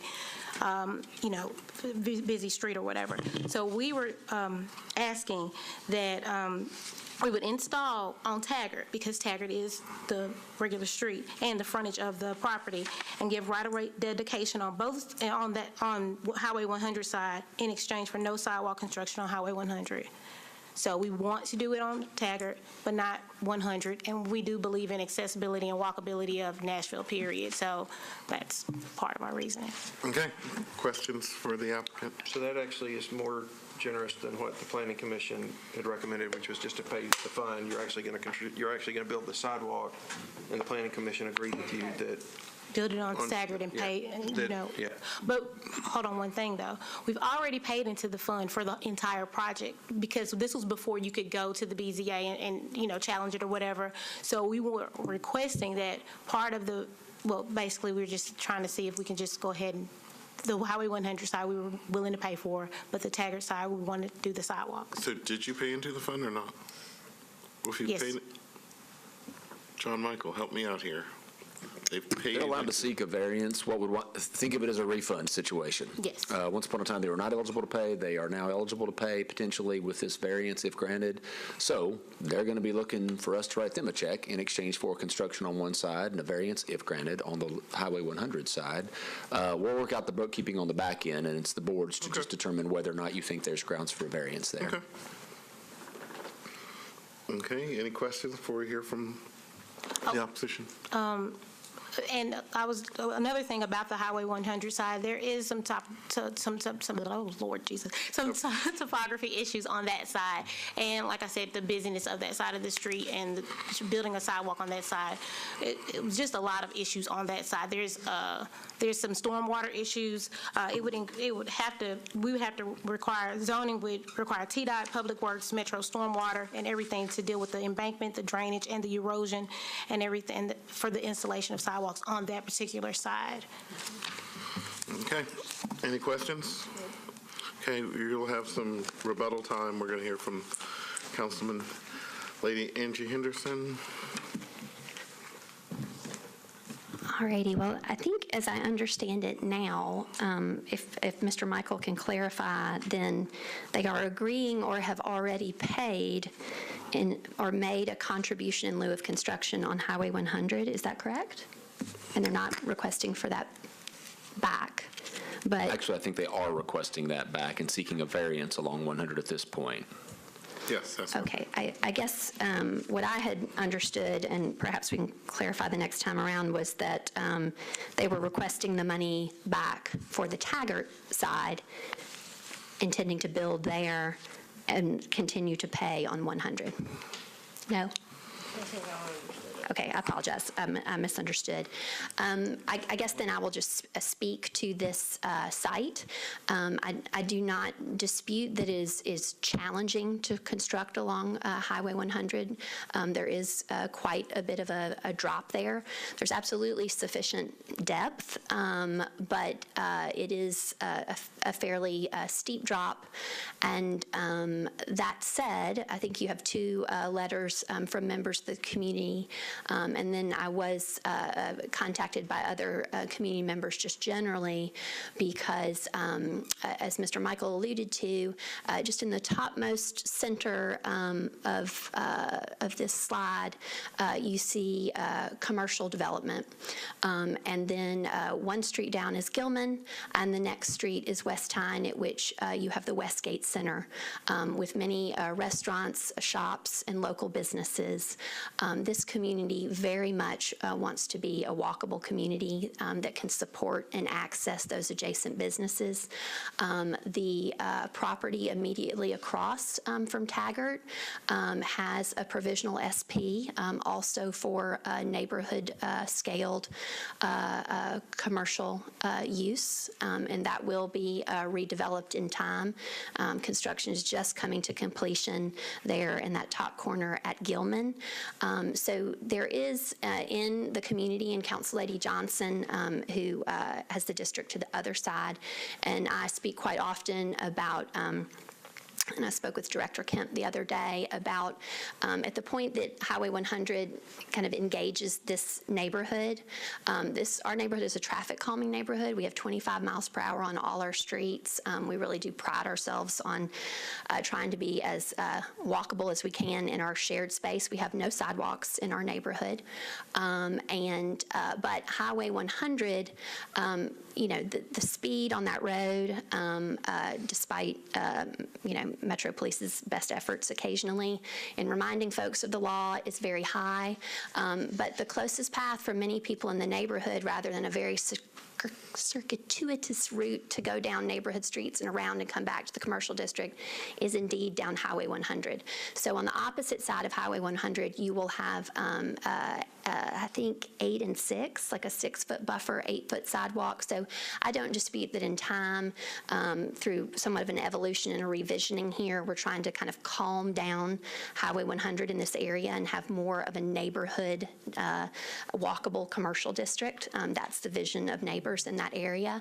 But I understand for an individual home builder at this time, building to that kind of more elevated TDOT standard is challenging, but there is a great need here, and the community does want sidewalks on 100, and so it's as far as due diligence for a builder and making that purchase and being on that prominent corner, I would frankly much rather see them, pay fee in lieu on 100 where the need is.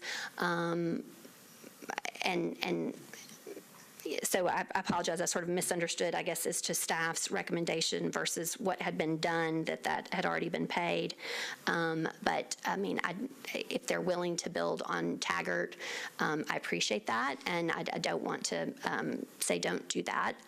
But I think they still need to contribute on 100. I guess to me, this looks like that corner lot situation that we talked about where, this homeowner would be penalized in a way that the next door neighbor wouldn't.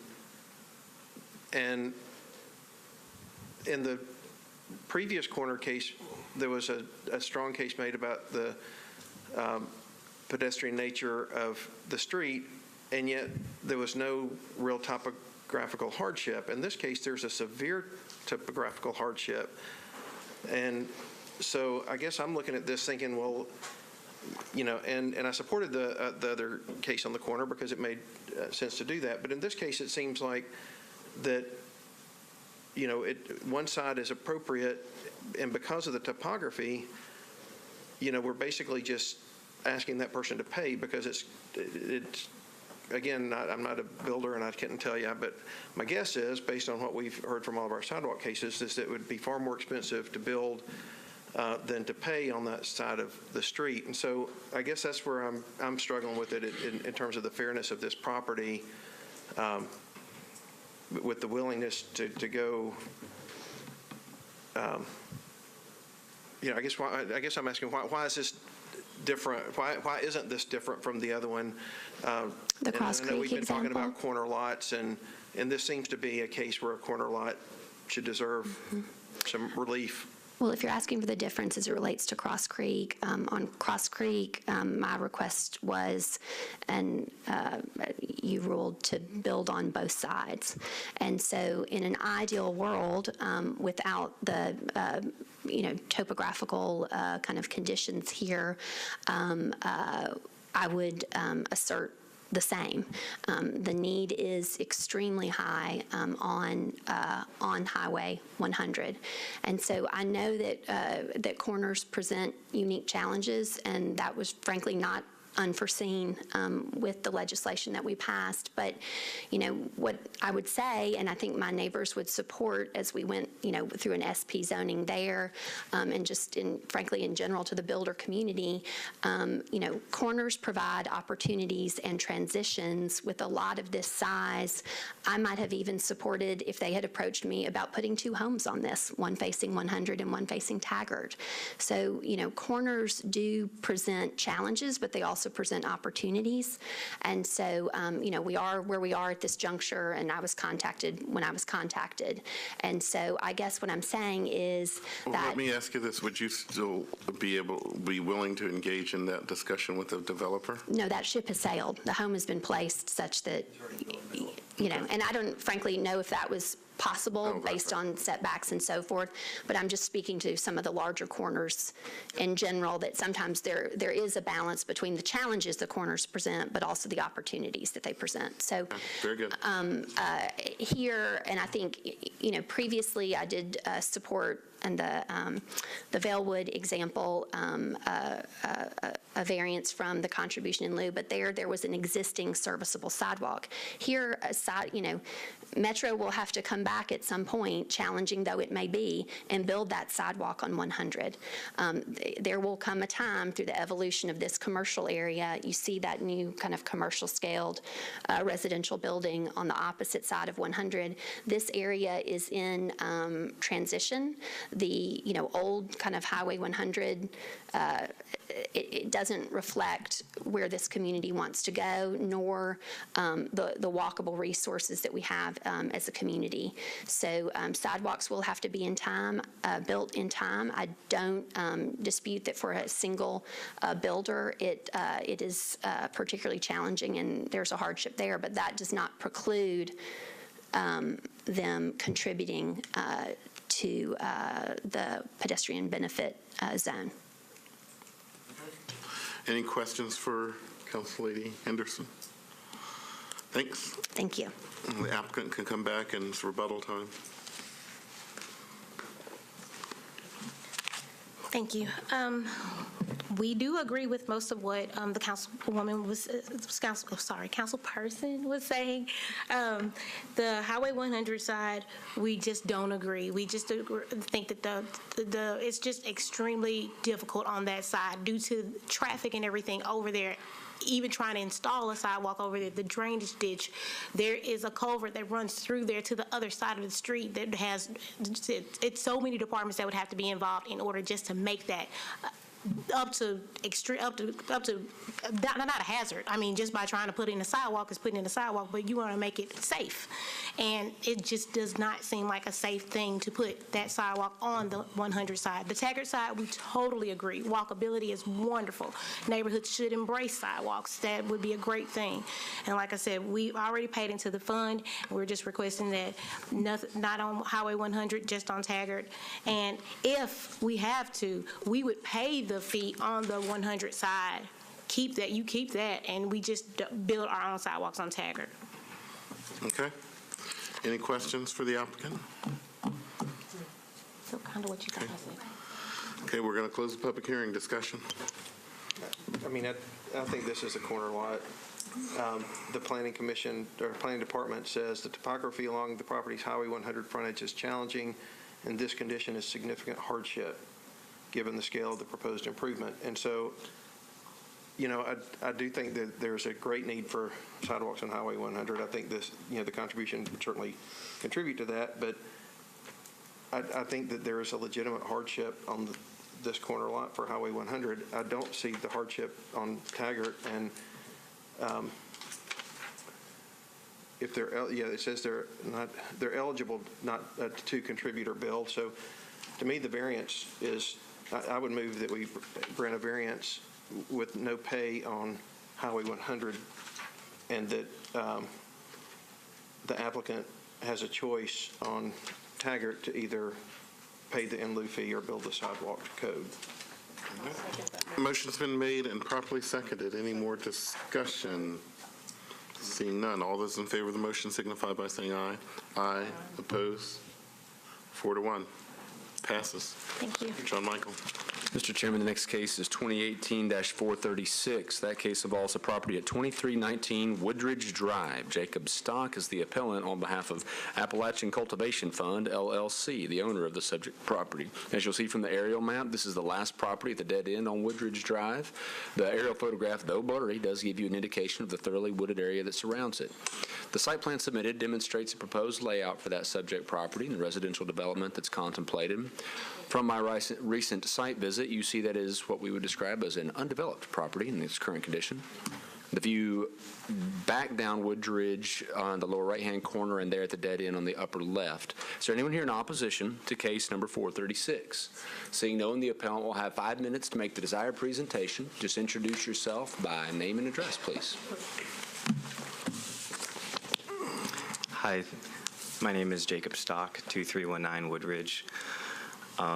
Basically, Mr. Stock, please forgive me for interrupting, and we'll preserve your time. I failed to make it plain to the board. It's 3 requests. It's a reduction in the rear setback from the required 20 down to 10, a reduction of the front setback from 30 down to 20, and a sidewalk variance as well. Presently eligible to pay into the sidewalk fund, but requesting a sidewalk variance. Sorry, I failed to make that clear to the board, so please continue. So yeah, so that's what we're doing. It's a weird shaped lot, but I don't. Did you guys get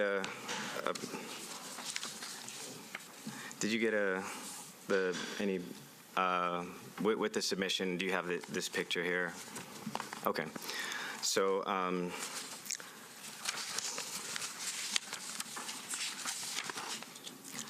So in 2009, variance for the rear was granted, and they were going to build a 1,200 square foot home. We're kind of, as we looked throughout the comparables in the neighborhood, you know, we're not trying to ask for a rezoning. We're not trying to max out and build 2. We're trying to build 1, and the comparables don't really support enough profit to make it feasible to build a 1,200 square foot home. So then we thought, okay, let's get together with, you know, down there with codes, and let's talk about what can we do. And this is the first time I've done this, so excuse me if I'm stuttering, but then we were thinking, okay, well, let's ask about the front one. And it's a small triangle-shaped property, but on the original survey, the first general note is the purpose of this is to create a buildable lot. So that, you know, in this neighborhood, it's a vacant lot. We're basically wanting to build one. And it's a weird little triangle-shaped lot, but per the original creation of this, it was created to be a building lot, not just a random field like you saw with a bunch of trash in it and stuff. So that being said, we're not the biggest fish in the pond. In 2014, we partnered with somebody to build a house in East Nashville, and we see the need for housing here in Nashville, and we just want to build one house. But it's when you take all the setbacks, you have a tiny little triangle, which would without the variance give you about 500 square foot to build in. Just your footprint, and then with the one that was granted in 2009, you bump that out to about 800 or 900 square foot, and they were going to build a two-story 1,200 square foot house. So what we're trying to do is we're just trying to enlarge the footprint and I've just done a simple to scale drawing on CRS, 20 foot from the rear, 20 foot from the back, and that's the footprint, but we wouldn't build it to that. Basically, this is what we're asking for, this footprint, and then I don't know what you guys are requiring from us, but we want to be able to pull a permit to build a house down here. So by bringing stretching the front and rear setback to 20 instead of the 30 and the 10, we're basically stretching the footprint in order to make this triangle bigger so that we can push the footprint of the new house down, away from that neighbor. So we feel like that neighbor's probably gonna be happy. We're gonna be pushing it that way. And yes, we are pushing it. We're asking that y'all would consider that we can push it 10 feet from what all the other houses are, but I think it would be a nice addition to the neighborhood. And then I'm also, the final thing I'm asking is that you would consider, back in the early 60s when this building lot was created, the families at that time were looking at 2-1s, two bedroom, 1 baths, and consider the market now with people, there's people aging in place in their homes and things like that. 3-2 is the standard. We want to build about a 1,600 square foot home. So if there's any way you guys could look favorably on this, I'm willing to do, what it takes. If you guys want to put in something where it says that we can have a limit of what we can build. We're not looking to max out this house and to do a giant monstrosity here. We're just trying to just build a nice 1,600 square foot house. So if that verbiage needs to be in there, I don't know, but yeah, that's pretty much all I have to say. Okay, questions for the applicant? May I see your exhibit, the one that's colored? I don't see that in my pocket. Sorry.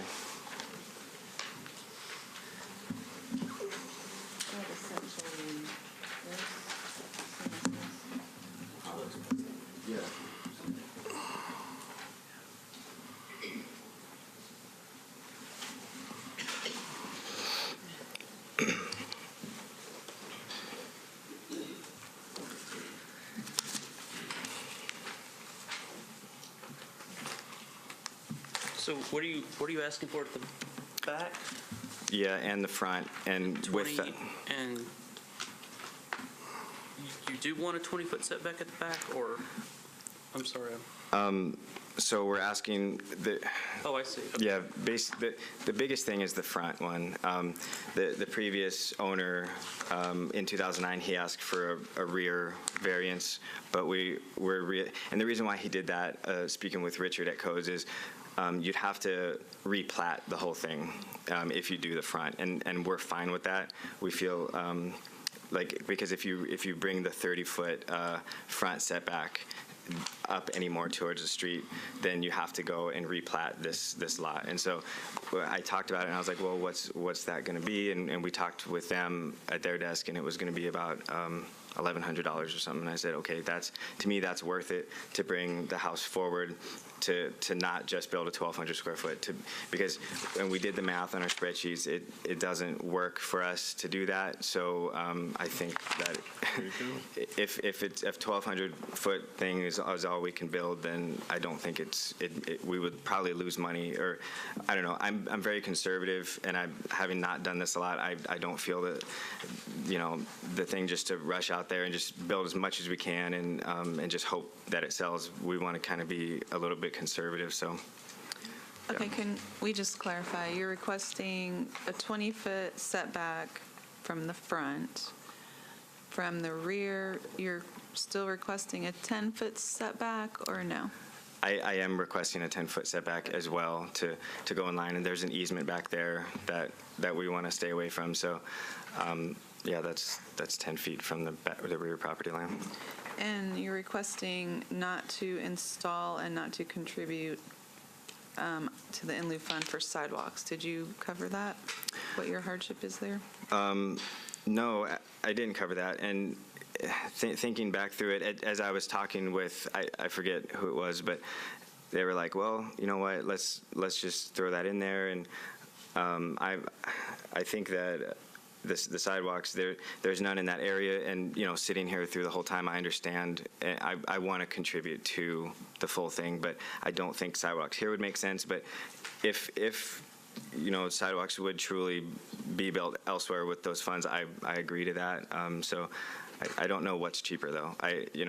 I'm not a builder, but I think that it might even be cheaper to build it myself, but that's from what you guys are saying. So if You're eligible, according to planning department, you're eligible to construct or contribute, so we wouldn't have to give you a variance on that. Okay.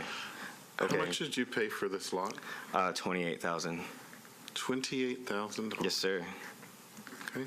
And so the previous guy, he was in it for like $9,000 or something like that. So I think that's why he was like, yeah, I don't need to max it out. I'll just, do a 1,200 square foot. But because we paid more, this area, that Monticello subdivision is, bigger sales, but I don't feel, I think it's, on my conservative nature to not use those sales as comps. I think the neighborhood back here is a little bit different in nature. Any other questions of the applicant? Okay, we're going to close the public hearing. Discussion. I think there's clearly a odd-shaped lot, and I agree with the applicant. I don't see the hardship on the sidewalks, and so I think we don't have to address that one necessarily, but I'll defer to the architects on the setbacks and what you think is appropriate. Architects here. Well, I agree, the lot is oddly shaped, and so the two requests are warranted. It's oddly shaped and narrow. Odd and narrow. But we might have to address the sidewalk only because it's written up in the docket. We might have to address that. Okay, do you want to make a motion? I will move to approve the variance request to 20 feet, to allow a 20-foot front setback and a 10-foot rear setback, and, acknowledge that the applicant no longer needs the sidewalk variance. Motion's been made. Is there a second? Motion's been made and properly seconded. Any more discussion? Seeing none, all those in favor of the motion signify by saying aye. Aye. Opposed? Passes. Good luck. Thank you, guys. John Michael, 5-minute break. Take a 5-minute break, reconvene with case number 2018-439. As we're breaking, was there anyone here in opposition on case number 439? Lady right here, the gentleman in the back. Thank you.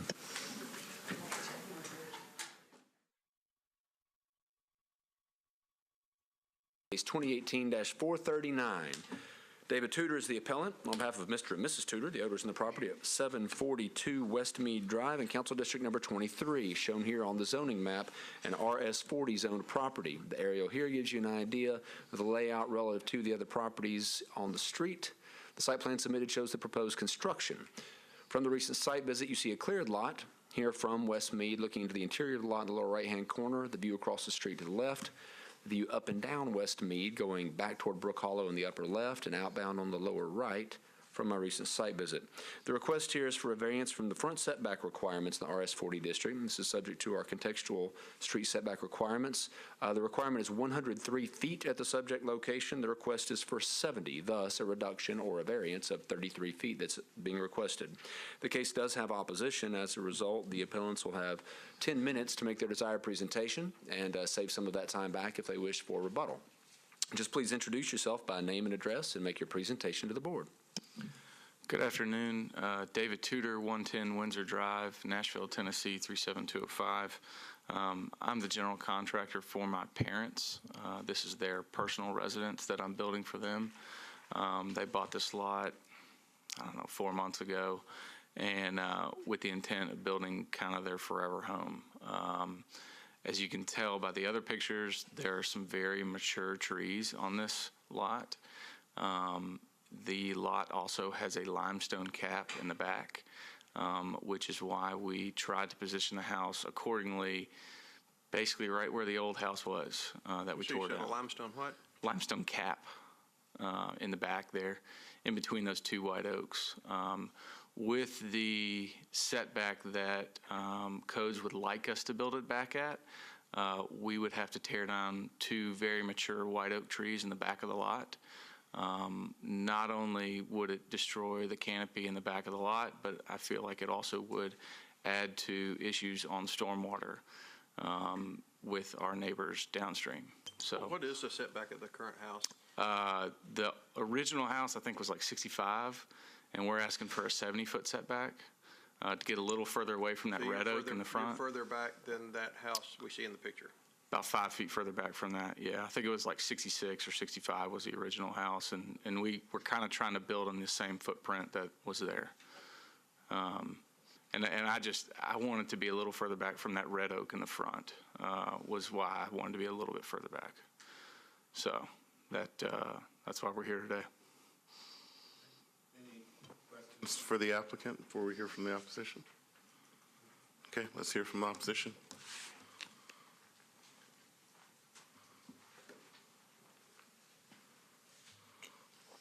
Please state your name, address, and why you are here in opposition. Yes, Karen Bridget Tidwell. Oh, please press the button at the bottom, This one? the very bottom. Yep.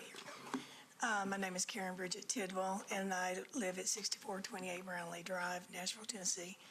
The reason I'm here is I know that there's been a lot of houses being raised in our neighborhood, and that concerns me because when the neighbors are building back, I don't want this to be a precedent for the people that have lived in the neighborhood. My husband and I moved in 20 years ago, and I've had neighbors that had actually built here in the early 60s. And, I can imagine if we have a 100-foot setback, if I moved my house 30-something feet forward, I would be blocking their views that they've seen for years. But in this specific case, though, again, every case we hear is very specific. Right. And I get the general concern, and I would share that concern if I were with a neighbor too. But in this specific case, it sounds like, and you may not have known this today, because a lot of times people come in, this is when they learn about it, but it sounds like that they are building 5 foot further back than the existing house, but that's all. And so does that? Well, I want to make sure this doesn't set a precedent for all the other neighborhoods. If they allow this, will they allow the next one, to build further for similar Well, the law is still the law. This board basically allows you, upon making a good argument and convincing 4 people, to do something different. So precedent, the law is still there. You'd still have to come in front of this board and get 4 votes. Yeah, any future case would have to have a unique hardship, and this one, for someone to come in and say, I want to save mature trees, and I'm basically building where the house is, that's not giving any ammunition, in my mind, in my particular point of view, that's giving nothing to anybody in the future, because anybody in the future, well, you gave this, it's like they built pretty much exactly on the same footprint, and they had mature trees to save. So, and in neighborhoods like these, pretty much the only way to save the mature trees is to build back kind of where you were, because that's where Well, I agree. there aren't trees. I agree in having the mature trees and saving the setback. I just want to make sure that, when the people that have raised the homes and left them empty in the neighborhood, that they don't find some reason to keep moving them forward every time, and that's a concern, because people in our neighborhood have been there since the 60s. Any questions for the opposition? Okay. Thanks for being here. Okay, thank you. We're going to hear from the applicant again. Please come forward. Are there more opposition? Okay. More opposition, please come forward. State your name, address, why you're opposed.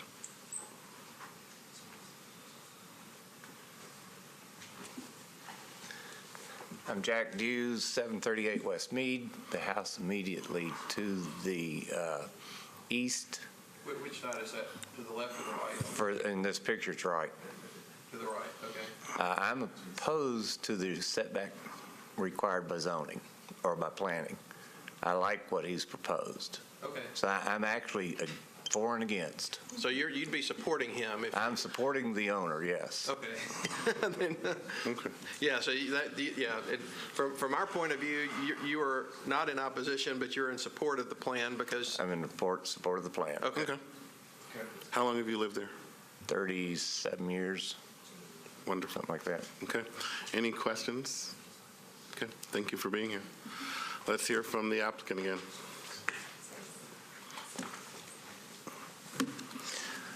I don't really have anything else to add. I mean, I think there's stormwater issues, and we really would like to save the mature trees. So that's mainly why we're here. Thank you. Closed public hearing, discussion. Well, I mean, this was going to be on the consent agenda, and there were some concerns, and I think that hopefully the concerns have been alleviated. And so, because every case is different and no case in itself sets a precedent, I'll move that we approve the variance, the front setback variance to 70 feet because of the placement of the existing home, historic home, and the mature trees on the lot. Okay. Motion's been made. Is there a second? Motion's been made and properly seconded. Any more discussion?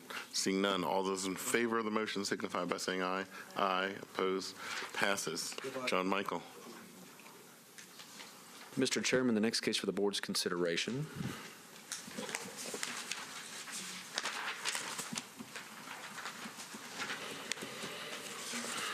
it's quite a ways down the docket.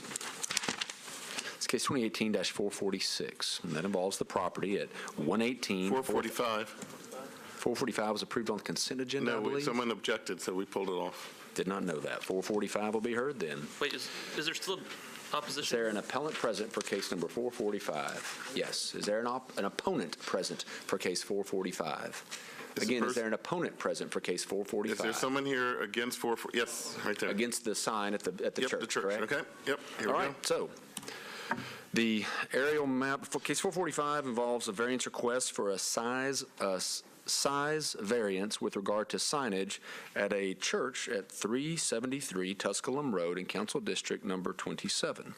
The aerial zoning map shown here demonstrates the RS10 district, corner lot where Tusculum feeds into Hillcrest, I believe it is. The aerial shows you the church in its current configuration. If you can find my cursor on this spot, the present sign is just about here on the subject property. The proposed sign as submitted by the contractor here demonstrates how it would lay out. This is Excuse me, could you go back to that? No, sir, not yet. I'm going to make my staff presentation, then you'll be able to drive through every one of these afterwards. Give us 1 minute to finish up, please. I think you pointed the wrong spot on the sign. The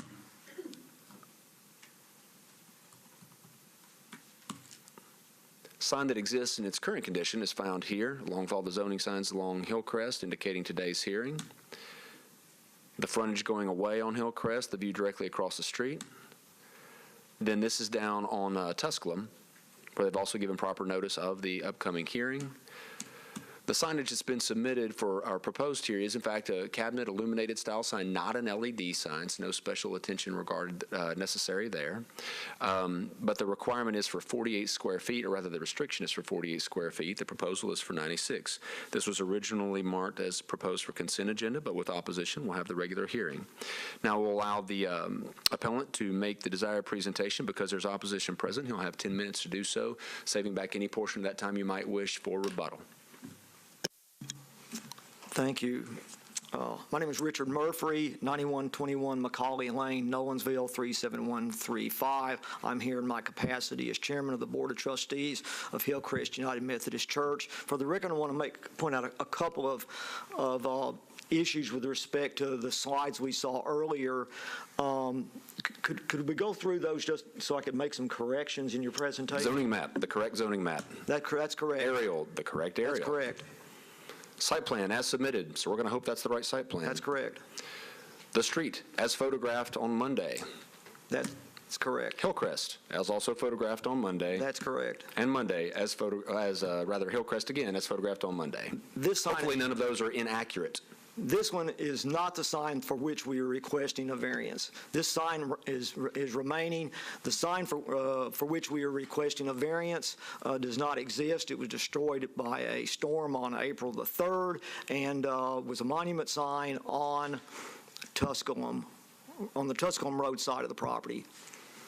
Approximately, you can't quite see where it is, on the photograph on the lower right, on the kind of the upper corner of that, that's where the sign, the monument sign that for which we were requesting the variance, it was there and had been there since the 1980s. Was it lit also?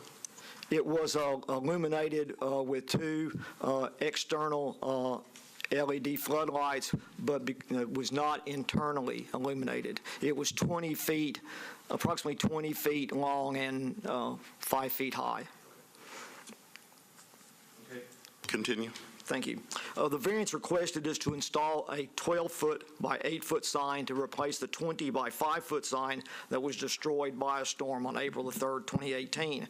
While the overall dimensions of the requested sign are slightly larger than that permitted in the RS10 zoning, the total area of the sign, excluding the base, is approximately 152 square feet.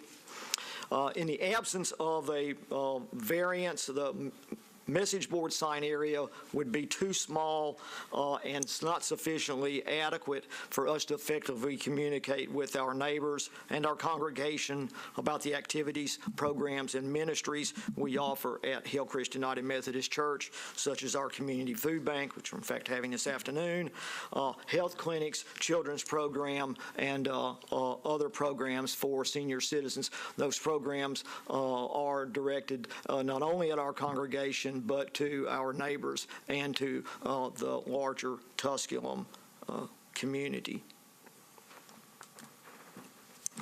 Okay, any questions for the applicant? Okay, let's hear from the opposition. Please come forward, state your name, address, why you're in opposition to this request.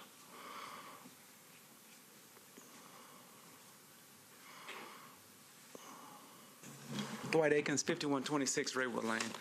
I'm in opposition because that sign is going to be real big. It's really not they don't need a sign. It's how they grow at the bottom of that picture where you come down on Tusculum Road where you grow all those weeds at. Mm-hmm. They actually changed the landscape, which overtook the sign. Because right now, you go down right there now, and that sign wouldn't fit in there. Unless you just had the biggest, every 5 years you had to have a bigger sign. Because the sign is just going to be so. They came around, the landscape would overtook the sign. The storm knocked the sign down, but the old sign would have fit, because I could get off of Packard Road and I could see that sign for a good distance, good 600 feet. As soon as I turn off Packard. So you think the same size sign of the old sign was sufficient? Sufficient, yes. I thought that they testified that the old sign that was there was 20 feet wide by 5 feet tall, and the sign that they want to build is not that big. It's I think, 8 feet tall and 12 feet wide. So it's 8 feet, it's a little taller and a little narrower. Does that make sense? So, I mean, So it's about the size of the thing on the wall right there? well, you know, I mean, again, I haven't driven by the area, I don't know the area, but the sign that, where he says in that lower right-hand corner, that there used to be a sign there. Yeah. He said that sign used to be 5 foot by 20 foot. It was 20 feet wide and 5 feet tall, and now they want to build 8 foot by 12 foot. So it sounds like it's not. It's in the same existing place? It's going to be the same place? I think it's in the, yeah, he said it was in the same place as the old sign, but it's coming in a little bit and going just a little bit taller, is what they're proposing. Sounds good to me then. All right, That's not too much bigger. I thought it was going to be like a much bigger.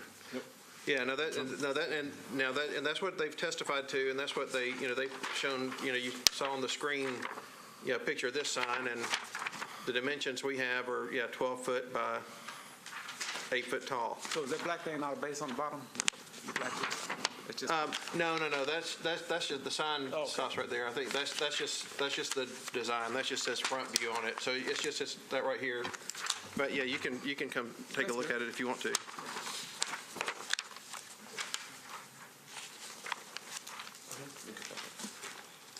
Yeah, see, if you look on the left there, it says, where it says 8 foot, it just goes right there to that bottom where it says, Sunday worship 10:15. That's the bottom of the sign, and then it's 8 foot, and then across it says 12 foot. okay, that's not going to be too bad. I thought it was bigger than that. Very good. Thank you for being here. Let's hear from the applicant again.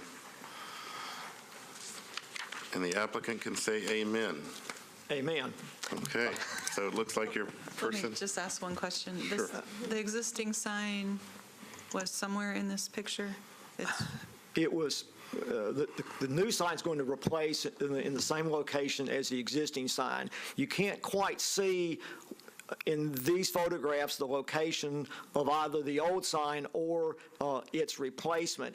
It's, if you look in the bottom right-hand photograph, in the upper left-hand corner of that, the property rises slightly up toward the church, and the sign was in there perpendicular to Tusculum. I would address one thing that the gentleman did say concerning some vegetation. In 2015, we planted approximately 200 trees along this creek you see here, which is Sorghum Branch of Mill Creek. We have been fortunate that they've grown very, very well, but we're going to have to remove some of those. I think he's when we just do talking this about sign. what you see in the picture. It looks like kind of weeds or overgrowth. Well, my only point to you was just, you might not be able to put it back exactly in where it was because you have to abide by the 15-foot setback from the property line. Just be sure you follow that setback rule. Yes. Thank you. Any other questions for the applicant? Thanks. We're going to close the public hearing. Discussion. Okay. Does anyone have a motion? Just out of curiosity, do we have to find a hardship in this kind of variance? Yes. I mean, it's smaller than the original. The sign was destroyed. They're replacing it, Well, And also you have, I think that there was testimony that the sign was critical to the mission of the religious institution. There it is. And I think that may override whatever variance that we So make us a motion. or hardship. I'll move that we approve the variance. Okay, a motion's been made. Is there a second? I'll second. Okay, motion's been made and properly seconded. Any more discussion? Seeing none, all those in favor of the motion signify by saying aye. Aye, opposed, passes. John Michael. 2018-446 involves a property at 118 4th Avenue. That's not 4th Avenue North in Germantown, 4th Avenue South in Sorrow, but 4th Avenue in Madison, Mr. Chairman. Preston Quirk is the appellant on behalf of Brennan Mobley and Lillian Waits, the property owners. The request is for a variance from side setback requirements in an RS5 zoning district for the property shown here, right on the corner on 4th. The site plan submitted shows a proposed layout. And from my recent site visit, the house on 4th Avenue, the view directly across the street in the upper left, and the view back down 4th going toward, kind of generally toward Graycroft or the Old Hickory Gallatin intersection, and then in the upper left, the shorter path back up to Gallatin Pike in that direction. Mr. Quirk is present to make the presentation on behalf of the property owners. Is there anyone here in opposition to case number 446? Mr. Chairman, the request is for a variance on that side setback, and I'll let Mr. Quirk explain the unique details with regard to the division of those lots. Louder. Okay, begin. I'm Preston Quirk, architect, Quirk Designs, 2931 Berry Hill Drive, Nashville. My client, Brendan Mobley, is here as well. This is actually the shortest set of notes I've ever brought to a BZA meeting. I hope this is fairly simple. He bought this. It's a double lot. He would like to put it back into 2 lots. Planning has told him that if we resolve a side setback issue, they didn't see a problem with going back to the 2 lots that it was originally. It's RS5 zoning here. The existing house that's on Lot 24. Do you have this exhibit that we presented? So the existing house on Lot 24 is planned to remain. He would like to build a new house on Lot 23, and the house on Lot 24 is built pretty much right to that north-south property line between the 2 lots. So what we're proposing is that we have at least a 6-foot setback on the Lot 23, which is the minimum Metro codes would accept for separation between houses. So that's what we're asking for. Okay. And I'll take any questions. Our architects over there, what do you think? You're saying you're proposing to impose on yourself a 6-foot setback? Yes.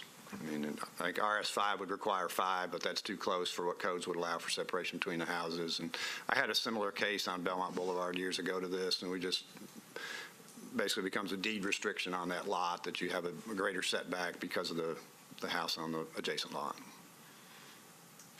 Okay. Any other questions of the applicant? So the existing house faces 4th Avenue, and that's correct. The lot is not split now. It was just when the home was built. It always had 2 lots with the property. I believe it has 2. I think when you look at the property map, I can't tell from that. Staff can actually help a little bit. You can see the slightly hashed line there indicative of the 2 lots that were probably combined by deed at some point. Now, I don't have the documentation in front of me to show whether the house was built before those lots were combined, if they have always been combined and never reverted back after the original platting. Regardless, you do have an originally platted lot line that can be restored and not have it be constituted as a subdivision of land, thus subject to the subdivision regulations of planning. The complicating factor, as indicated by this case today, being the setback for the existing house. So the existing house is staying? Yes, it will remain. Yes. And so the existing, it's the rear setback of the existing house. I guess that's correct, yes. But I mean, because the front door does face 4th Avenue, so I guess essentially it has a 0-foot rear setback right now. So are we approving a side setback or a rear? It's actually rear. I mean, that's probably the only confusing point here is it's, I guess technically it's a 0-foot rear setback on Lot 24, but it affects the side setback on Lot 23. Yeah, so it's a 6-foot setback on Lot 23. But the side lot setback. line is going back where it is, and we're not actually asked to do anything on 24, just on 23. Correct? That's what we've asked. So it is a side setback. Yeah? And I'll just say this because this may be something somebody's wanted, if anything did happen to the house on Lot 24 in the future, I think it would be subject to typical RS5 zoning, 7.5 zoning restrictions. So we're just asking that it be allowed to remain at this time. And okay, very good. On the adjacent lot. Any other questions of the applicant? So, but planning, so the process of dividing the lot goes through planning, and they sent you here? They did. Before they would continue with the subdivision? Yes, because it raises a flag because you have that house that's non-conforming on Lot 24. So I guess, and Mr. Chairman and Mr. Vice Chairman, in case it's helpful, I know you used the word dividing casually. Subdividing is actually a very specific thing, and restoring an originally platted lot line, which appears to be what would be happening here, is not considered a subdivision of land. And it's very important because otherwise it would go through the whole subdivision regulations and a lot of criteria. Here, though, even restoring the originally platted lot line and replatting it as 2 separate lots is a challenge for planning because they're not going to create the plat and subsequently map it if they're platting an illegality. The illegality here would be a structure in violation of the setback requirement. So that's why you have the need for the variance at this point. If the board sees fit to grant that variance, then it would free them up to divide, or I did the same thing, not divide, but restore the previously platted lot lines. Okay, very good. Anything else? Okay, we're gonna close public hearing discussion. Well, I guess if we're stating a hardship, I think the hardship is the existing condition of the neighboring property, which is not self-inflicted. It was assumed but not self-inflicted. So I think that's the hardship. And so I move that we But grant. it is one property now. I'm sorry. I mean, the entire red here is Fourth Avenue. Well, I guess we're granting a variance on the theoretical lot that would be restored. Well, you were going to make a motion. I'll make that motion that we grant the variance and cite the hardship as the existing conditions of the site. I mean, is this a cart and horse? It is. It's very much that. That's what I was thinking. And Mr. Harper, you asked about, are you granting the variance? And I said yes initially, but I think really you're granting the variance for the lot that has the structure on it. Is that not correct? It's the opposite? Well, I think Because that's the one that needs the variance. But we're granting the variance on 23 when it's restored, and it would be planning Iopine that would be creating a non-conforming or an existing non-conforming situation on lot 24 by drawing that line. And all we're saying is when that line is restored, you have a 6-foot setback on 23. We're not really addressing 24. Oh, okay. I see what you're saying. Is how I read it. Yeah. You could do the case either way. You could do it the opposite way. I think if we gave the variance to 24, we would be implying that the lot line would not be restored, but would be drawn differently than it is now. Okay, so we have a motion. Is there a second to the motion? Okay, motion's been made, properly second. Discussion. That we mention that it's a 6-foot side setback on the east side of lot 23. His paperwork noted 5 feet. I just wanted to clarify it's 6 feet. Okay. Any other discussion? Seeing none, all those in favor of the motion signify by saying aye. Aye. Opposed? Passes unanimously. John Michael. Case 2018-454 is from Landmark Homes of Tennessee. The appellant, on behalf of Gregory Scott Payne, the owner of the property at 921 13th Avenue South. This property is zoned R6A. As you know, Mr. Chairman, our A zoned or alternative zone districts carry a unique set of bulk regulations on them, and one of them is at issue here. The request is for a variance from garage orientation requirements and driveway size requirements in this R6A zoned property. Here in the Edgehill neighborhood, you've got a bend where Grand becomes 13th Avenue South, coming back inbound towards downtown a little bit. The proposed construction of the 2 single-family residences on that lot, as indicated here on the plot plan submitted. Recent site visit shows the subject property as cleared. And the view up and down 13th, the subject location as well. Is there anyone here in opposition to case number 454? Seeing no one, the appellant will have 5 minutes to make the desired presentation. Please just introduce yourself first by name and address. My name is Gary Wisniewski, the owner of Landmark Homes, 6064 Central Pike, Mount Juliet, Tennessee. Planning chairman and staff, thank you for hearing me today. We applied for this variance because we believe that under the current A zone that was put on just a little while ago on this R6 property, that we fulfill the requirement with the physical characteristics of the lot itself, the unique characteristics of this lot in comparison to the other lots in the neighborhood. We don't believe that there's an injury to any neighboring property nor harm to any public welfare. What we're simply asking for is to build a home, actually 2 homes on an HPR, similar to the home that was built right next door with front-facing garages and 2 driveways. And was that built before the A went on? Within a matter of months, yes. Wait, so it was built months before the A went on. So is it the reason the A went on? That I don't know. So, John Michael, we're here because this neighborhood does not allow front-facing garages. Tell us about that. The zoning district does not. The A districts, for residentially zoned A districts, here are 6A, do not allow front-loading garages.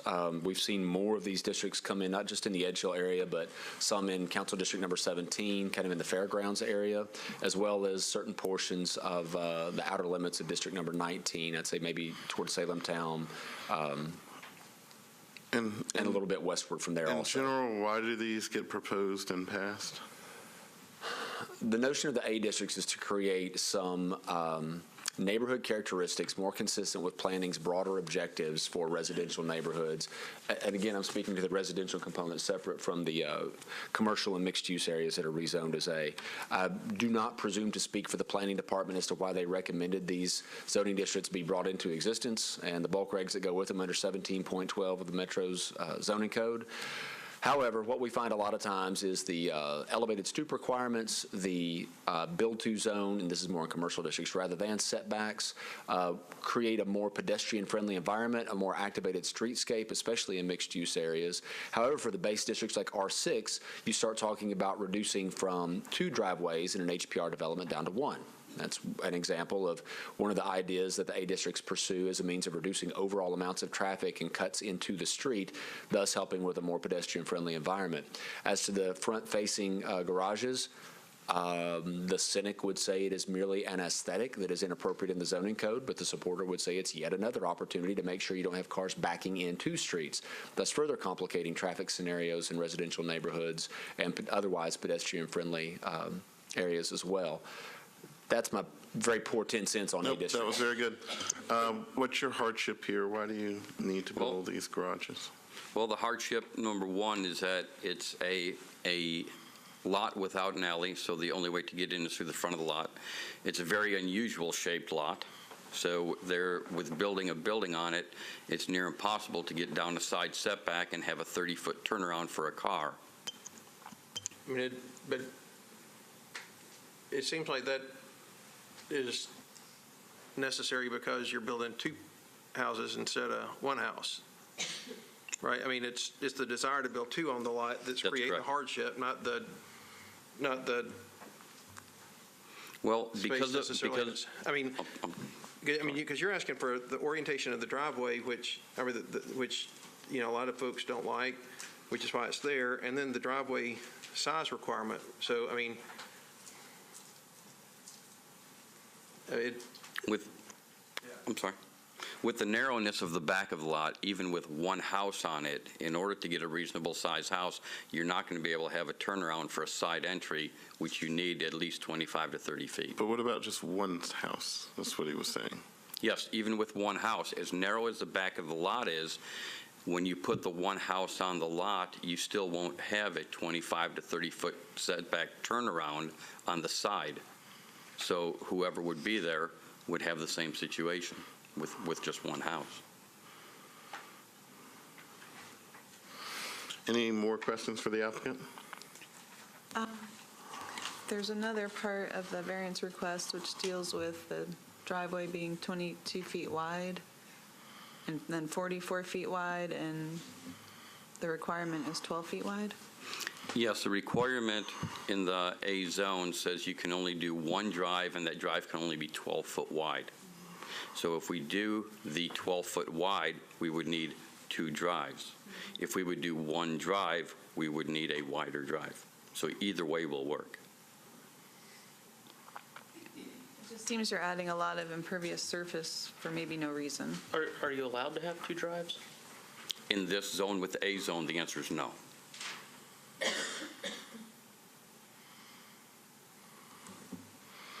So I'll ask the question I asked prior applicant. How much did you pay for this lot? $375,000. You paid fair market. Okay. Yes. Any other questions for the applicant? John Michael, was there an aerial photograph or just, okay.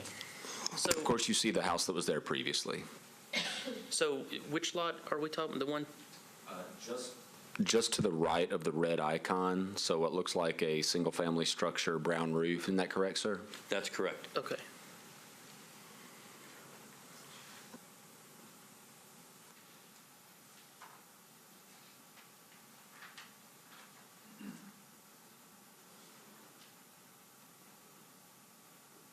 I don't have any further questions. Okay.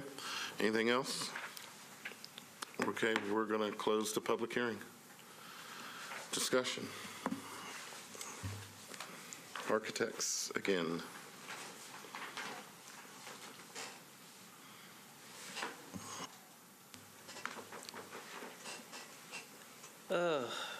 I mean, it's definitely a hardship available for them. I mean, it's an odd-shaped lot for sure. And I'm not convinced that having two houses is what's preventing the driveway from working. Mr. Taylor was alluding to. I still think it would be a problem with just one house. Now, where it gets a little squirrely for me is the one driveway versus two driveways. It's sort of, by putting them together, we're sort of saying you can have two driveways as long as you put them really close together.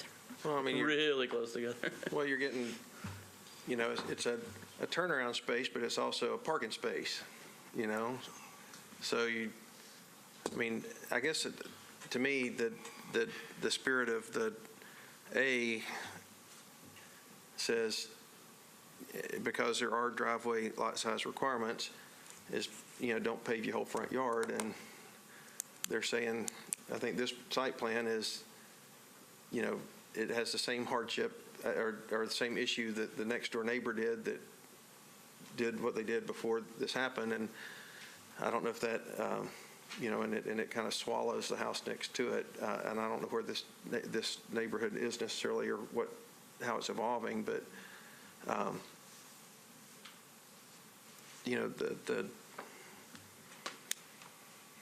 don't, and again, I can see a bit of the orientation, maybe, even though I don't like it, and I'd prefer there be a creative alternative. But the driveway piece. I'm not convinced. I mean, since we don't have a plan other than this sort of site sketch, I'm not convinced that the entire, let's call it a double width driveway, is needed. I mean, I guess I'm referring more to the curb cut. It seems to me that it could be a narrower curb cut and it could still work. But then that would require, I think you could do it with less of a curb cut. And I bet if we gave the variance on the street-facing garage, but not the driveway width, I bet they would figure out a way to make it work. It's just my opinion. Does anyone have a motion?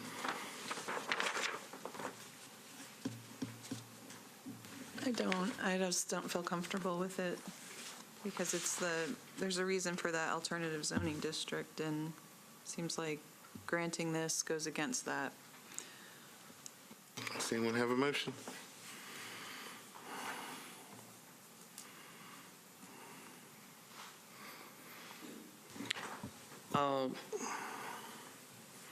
I'll move that we grant the variance for the street-facing garage, citing the odd-shaped lot as it's a hardship. Okay, motion's been made. Is there a second? Does that also deny the driveway size requirement? I'm remaining silent on that point.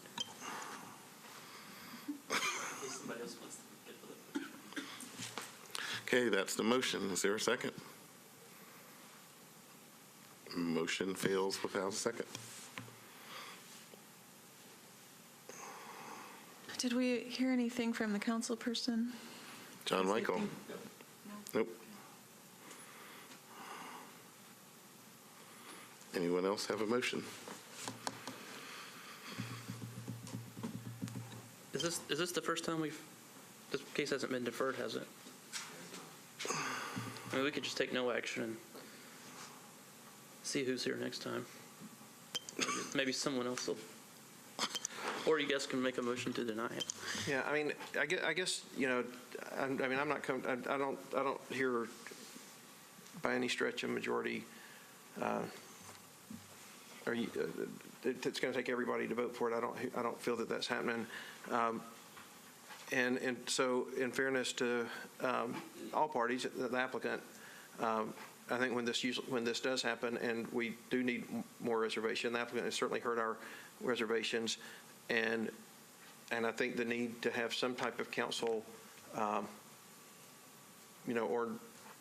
neighbor input is important. I mean, I'm happy to move to defer this one meeting to allow the applicant to maybe get some additional information and have two more people to hear it. when we Okay, come back. motion's been made, properly seconded. For any discussion? Just please reach out to your council person. I don't know how to get in touch with them for this reason. Within the last 2 months, I've made 20 phone calls, 12 emails, and 17 texts, and I can't get a hold of them. If somebody could tell me how, I'd love to reach out to them.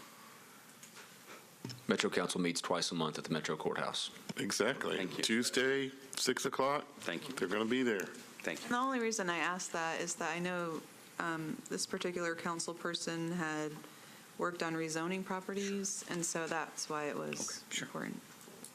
Okay, motion's been made, properly seconded. Any more discussion? Seeing none, all those in favor to defer signify by saying aye. Aye. Opposed? Okay, it's deferred. One meeting? Okay, thanks. Mr. Chairman, the first short-term rental case over here today is 2018-271. That involves a property at 1927 Riverwood Drive. The appellant is Julia Ricardo Cummings. Staff is present to give the report with regard to that. Mr. McBroom is present. Is the appellant present? Very good. If you'll come forward at this time after Mr. staff McBroom. presentation, you'll have a chance to address the board. Matt, talk to us. Tell us about this case, how you heard about it, any non-permit violations, and anything else we need to know. This is a permit that was issued owner-occupied in February the 2nd of 2016. It was renewed once on January the 3rd of 17. It expired on February the 2nd of this year. A host letter was sent on April the 3rd of this year, estimated to have been received on the 7th. There were no other actions taken aside from the host letter. The listing is shown to be removed on the 12th of April, and there were 23 documented stays after the permit expired.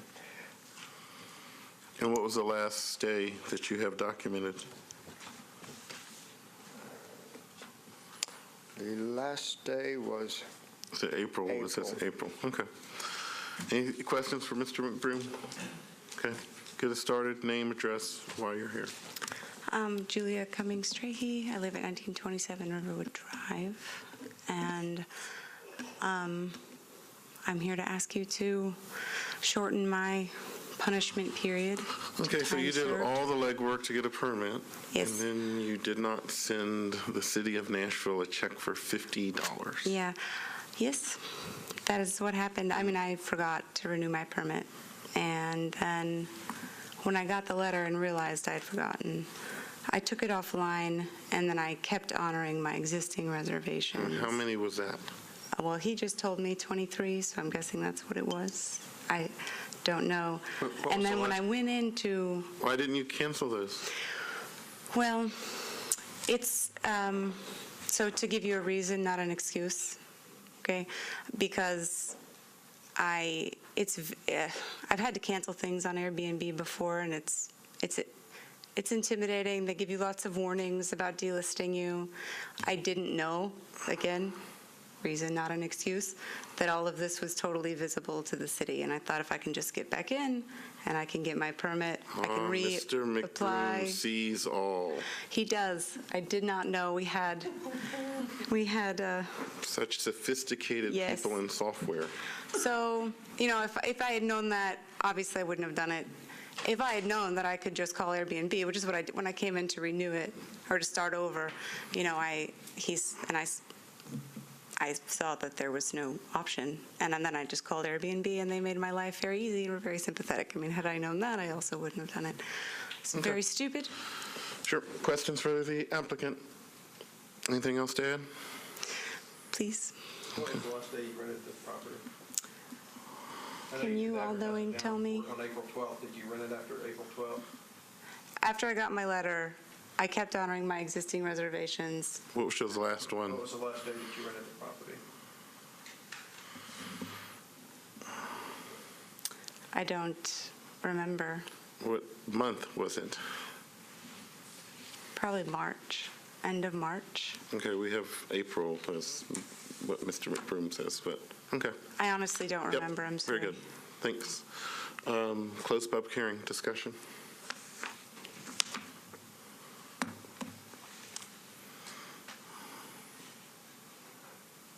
So the date on this form is when they came in and applied for, or filed the appeal?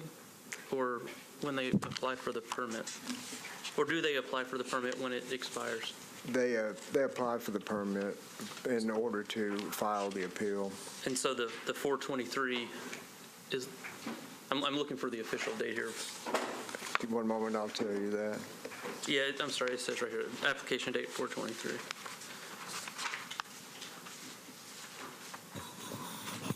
So it's been almost 4 months. Make a motion. So I'll move that we find that the zoning administrator did not err in his finding, and that the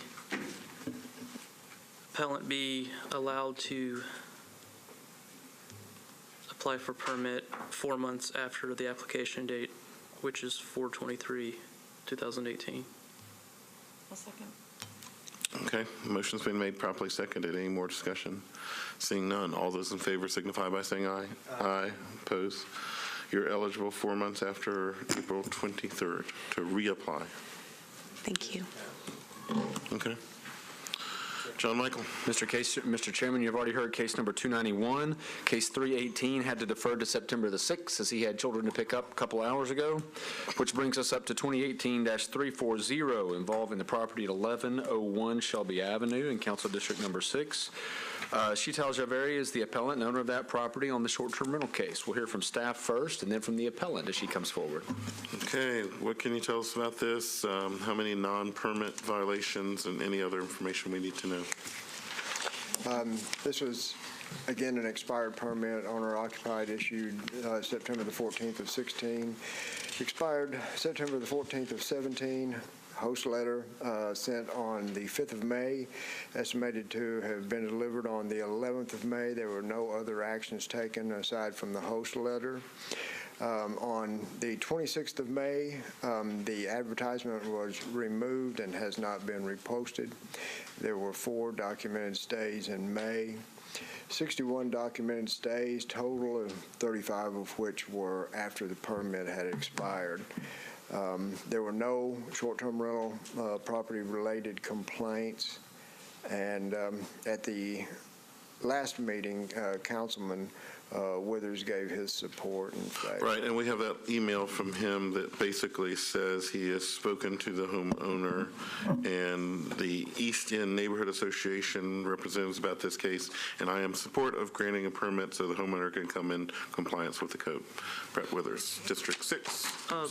Mac, you said there were 35 after the permit expired, right? Yes, sir. 35 stays. So do we know how many were after you sent notice? Yes, I can tell you that. 4 documented stays in May. Okay, thank now, you. Now, the estimated delivery was May the 11th. Okay, thank you. Okay, any questions for Mac? Okay, please get started, name, address, why you're here. My name's Sheetal Javeri. I live at 1101 Shelby Avenue. I have an apartment over my garage that I have been renting out through Airbnb. Whenever we got the permit, I was married at the time, and my ex-husband had gotten the permit. I had no idea of permit expiration or anything like that. We separated January of 2017. Again, no communication. So I really, honestly and truly was not aware when the permit expired, and in lieu of the divorce, just had not communicated about that. So, yeah, that's why the permit lapsed. Okay. Any questions for the applicant? Okay. Thank you. We're going to close public hearing discussion. I'm ready to make a motion. Okay, go ahead. I move that we find that the zoning administrator did not err in his finding and that the appellant be allowed to apply for a permit 4 months after the application date, which is 5/9/18. Okay, motion's been made. Is there a second? Motion's been made and properly seconded. Any more discussion? Seeing none, all those in favor of the motion signify by saying aye. Aye, opposed, passes. Good luck. Thank you.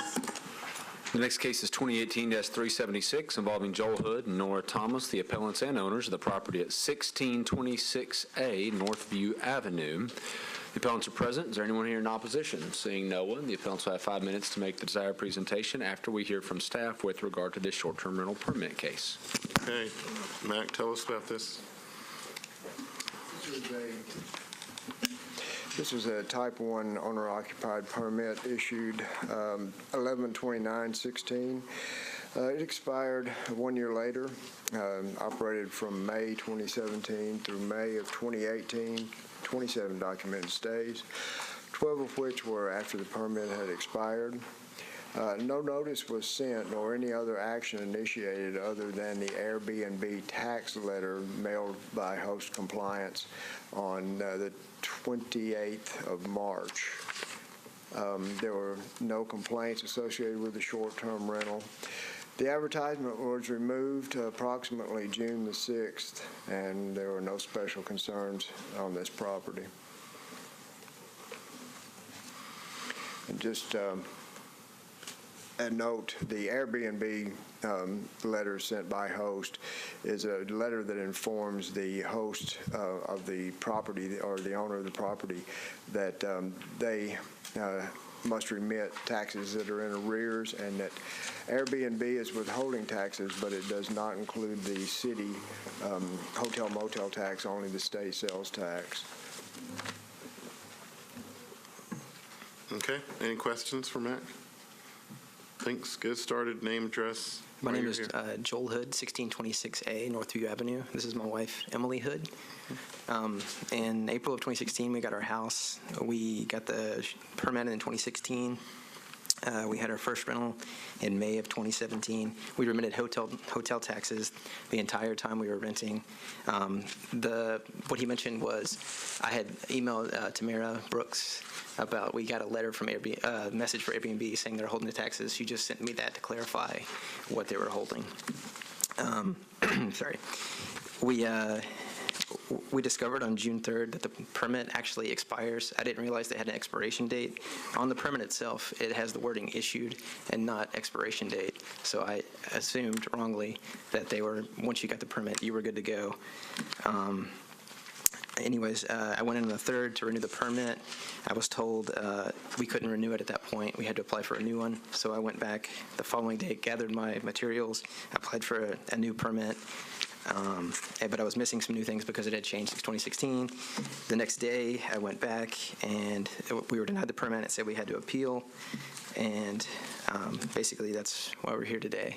Had I known, I would have sent in the $50 check, no problem. And we're coming here on our own today. We weren't sent any notice. We paid our taxes the whole time. Yeah, we weren't received any letter in the mail telling us to renew or anything, so.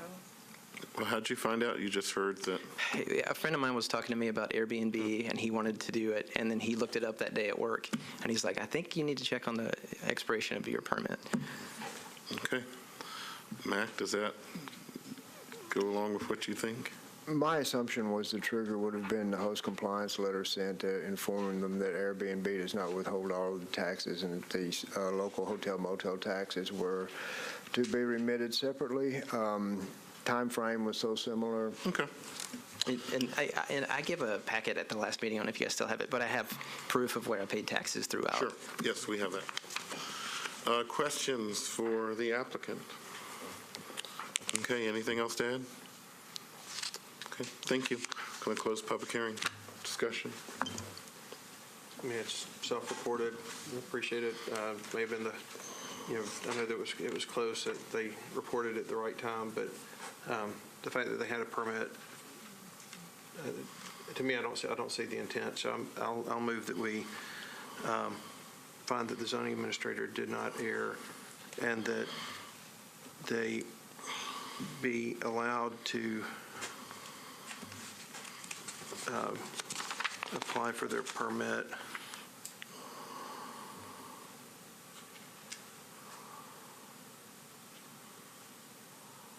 Well, I mean, I think in this case, I'll say on Monday. Okay. Motion's been made. Is there a second? Motion's been made, properly seconded. Any more discussion? Seeing none, all those in favor signify by saying aye. Aye. Opposed? Passes. Good luck. Thank you. Next case is 2018-382, Barrett and Whitney Wilson, the appellants and owners of the property at 3745 Faulkner Drive, a short-term rental case. Mr. McBroom has the case for staff. Afterwards, we'll hear from the appellant. Is there anyone here in opposition to case 382? Seeing none, the appellant will have 5 minutes. Mr. McBroom. This property was not permitted. It operated from March through June of 2018, according to the documented evidence.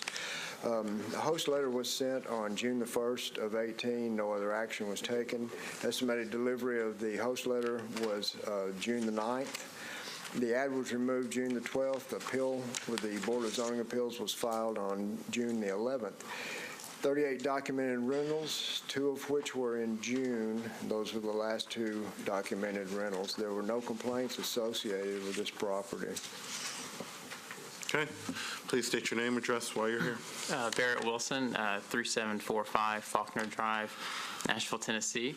And I'm here to request the ability to file for a permit. I wanted to apologize for unintentionally breaking the permit and tax laws regarding the short-term rentals based on our research that we had done prior to opening up the listing. We thought we were in compliance. What kind of research was that? Looking on Airbnb, we'd seen that they said that they would collect all the occupancy taxes. You did not go to Nashville.gov, did you? I did not. I failed to do that, unfortunately, and so I apologize for that. We did have several reservations. Beginning in March, we received the violation on June 10th from Mr. Osborne, and then actually, embarrassingly that night, we were able to complete all the requirements for obtaining the permit, and then... you were able to do that just in the one night? Yeah. We have people coming from here and say, oh, it's so hard, I can't do it, and how do people figure it out? One night, right? Yeah, so embarrassingly, we should have done it from the beginning had we known, but we have letters of support from our neighbors signed. The next day we went thinking we could submit everything, and then that's when we filed the appeal with Mr. David Frabet, and we immediately canceled all of the listings. And how many was that? For the rest of June, we had... we were booked solid. Oh, Fanfare, Bonnaroo. Yeah, June. We were booked through July and August. But we canceled the reservations even for that night. I called Airbnb and we had them canceled. I actually contacted the person that was staying that night, helped them try to figure out their situation, but and then paid everything up and ready to go. But again, I apologize for not doing our due diligence ahead of time. Okay. Questions for the applicant? Do you have anything else to add? I do not. If you guys need a timeline, I have that here. But so when's the last rental that you had? It was June 9th. It was Saturday, June 9th, because we didn't have it on June 10th. And okay. Then that was... Very good. Thanks. We're going to close public hearing discussion. I mean, I'll move the zoning administrator didn't err, and that in light of the applicant canceling all existing reservations, that they be allowed to apply for their permit 3 months after their last rental, which was 6/9. Okay. So that's motion's been made. Is there a second? Second. Motion's been made and properly seconded. Any more discussion? And yes, it is CMA Fest. All those in favor of the motion signify by saying aye. Aye. Opposed? Passes. Good luck. Thank you. John Michael. The next case is 2018-387. Is Mikhail Reed present? The appellant is not present, Mr. Chairman, but very dutifully, an opponent to this case has waited until the current time of 5:25 p.m. to express her opposition to the case, as she did last time at our case that ran out of quorum at about 6:30. I just wanted to make note that while the appellant is not present for this second setting of the case, the opponent has been present dutifully for both, and thus leave the matter to the board's discretion. As the appellant is not absent, the board always has the opportunity to defer, but also has the ability to deny. If we deny, then it's a year and they can't do anything about that? That is correct. Okay. They can appeal to court. Of course, Chancery Court. Everything we do here can be appealed to Chancery Court. Board members, what do you want to do? We've had someone who has stayed here 2 meetings in a row, 4+, 5+ hours. Do we know if the applicant was here last time? No.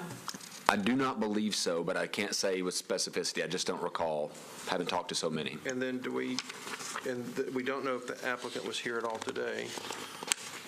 We believe that he was not. And then do we know if there was a sign in the yard? Was it appropriately? We don't do the inspections on the short-term rental properties to confirm the signage. But the opposition figured out where to come twice and be here. 2 different locations. Oh. So I was told when I went off to college that showing up to class was 80% of your grade. And in the spirit of that, I will move that we find that the zoning administrator did not err. Okay, motion's been made and properly seconded. Any more discussion? No. And just so that our audience member knows that if we find that the zoning administrator did not err without any adjustment to the penalty, then the penalty is a year. Yep. Okay. Motion's been made and properly seconded. Any more discussion? Seeing none. All those in favor of the motion signify by saying aye. Aye. Opposed? Passes. Thank you. Next case for the board's consideration is 2018-390. Wayne and Dora Moore are the appellants and owners of 908A Youngs Lane, shown here on the aerial. It's a short-term rental case. Mr. McBroom has the case for staff, and we'll hear from the appellant thereafter. Mr. McBroom.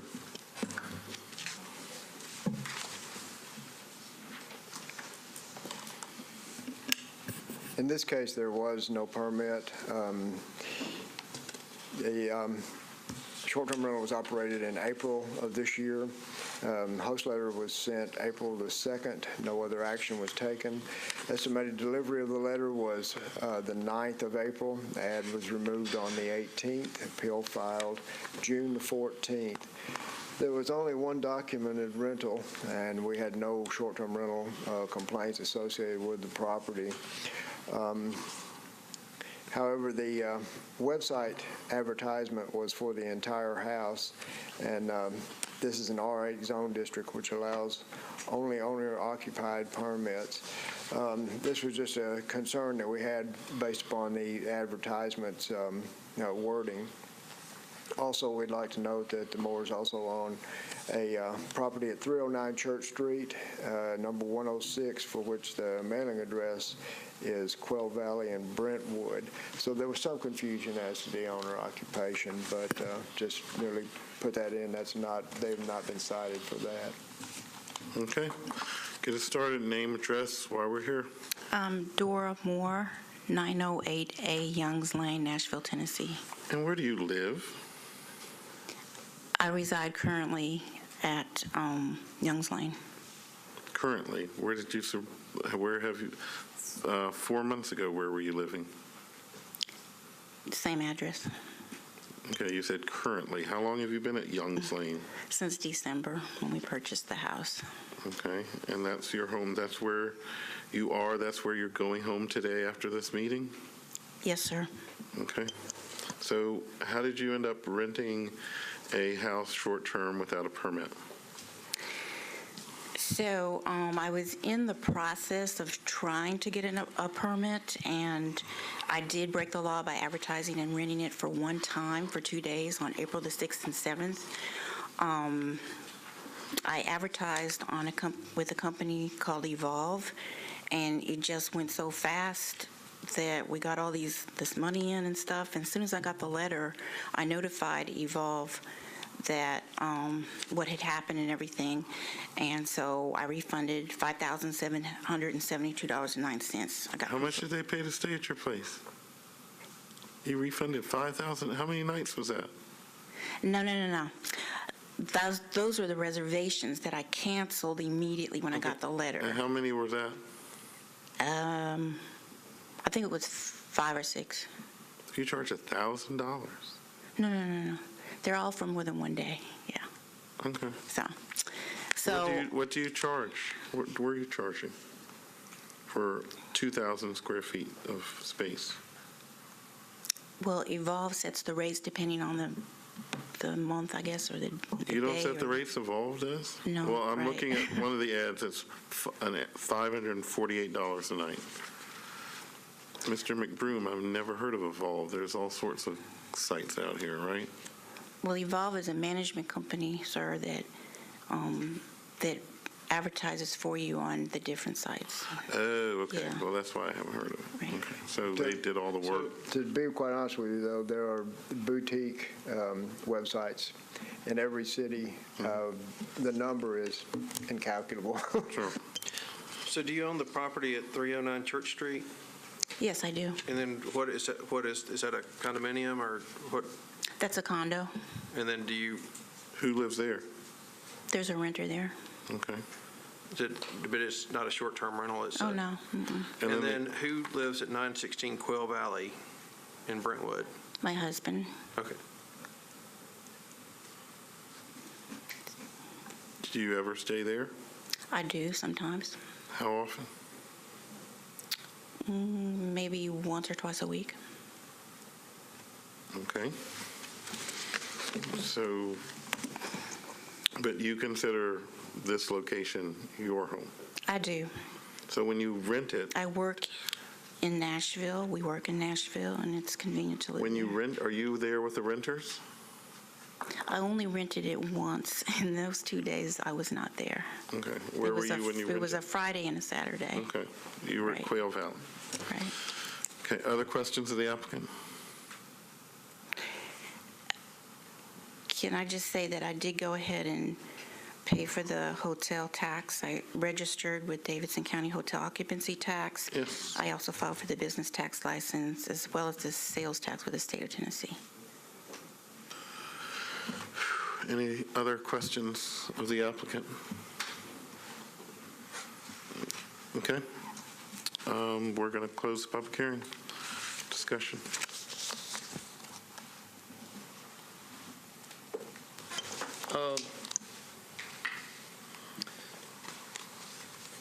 I'll move that we find that the zoning administrator did not err and that the applicant be allowed to apply for a permit 4 months from the permit date, which was 6/14/18. Okay, motion's been made. Is there a second? Nope. Okay. I'll second. Nope. Okay. Motion's been made and properly seconded. Any discussion? I think the penalty is too low compared to some other cases we saw today. I was I going to agree. suggest I'll 6 remove my months. second. I agree. Okay. Okay. Make a motion. Then I will move the zoning administrator did not err and that the applicant be able to apply for the permit 6 months after June 16th, June 14th, which was the day of the application. Okay. Motion's been made. Is there a second? I'll second. Okay. Motion's been made, properly seconded. Any more discussion? Seeing none, all those in favor of the motion signify by saying aye. Aye. Opposed? For nothing. Okay. John Michael. Next case is 2018-391 involving the property 1109 Jackson Street in Council District Number 19. Natalie Ann Free, née Natalie Hannigan, the appellant owner of the property, is the appellant on this particular case. Mr. McBroom has the case for staff. After his presentation, we'll hear from the appellant. Is there anyone here in opposition to case number 391? Seeing none, come on forward at this time. And Mr. McBroom.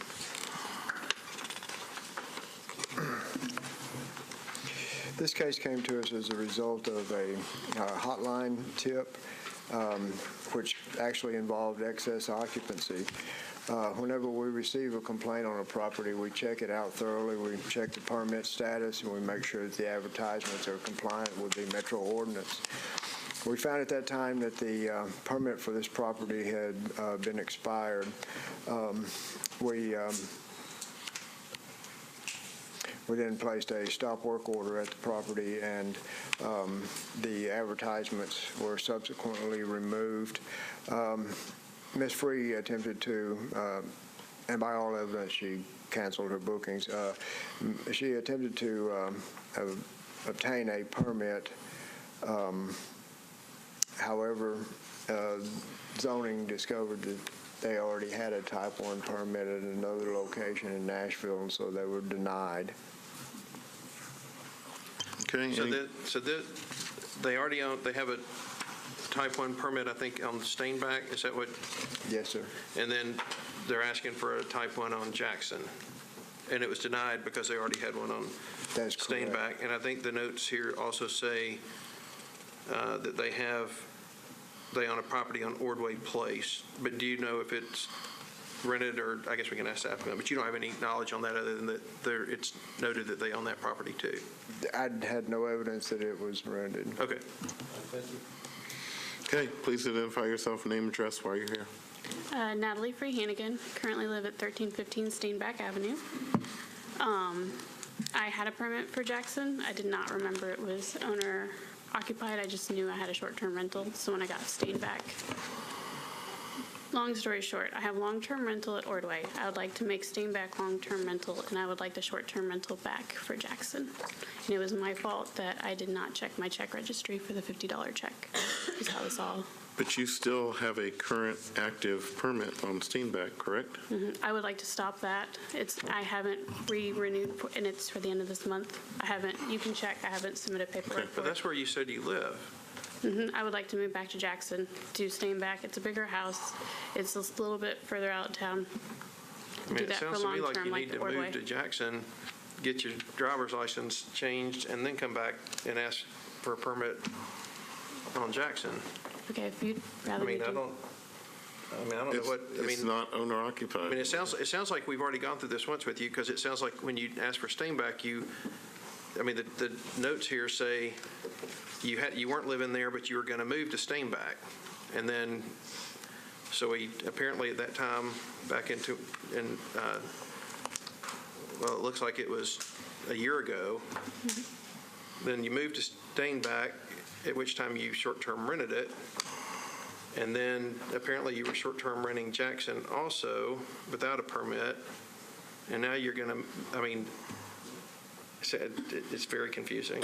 And I get it. And if that makes more sense to the court or the council, I can do that as well. I mean, I don't know how everybody else feels, but like I said, it just feels very confusing to, like I said, where you live and what you're doing. And Yeah, I'll throw this to our lawyer.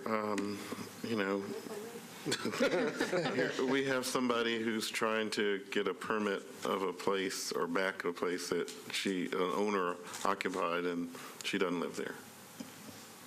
She has to meet the criteria of establishing that place as her residence before you can grant her that authority to be there as an owner-occupied unit.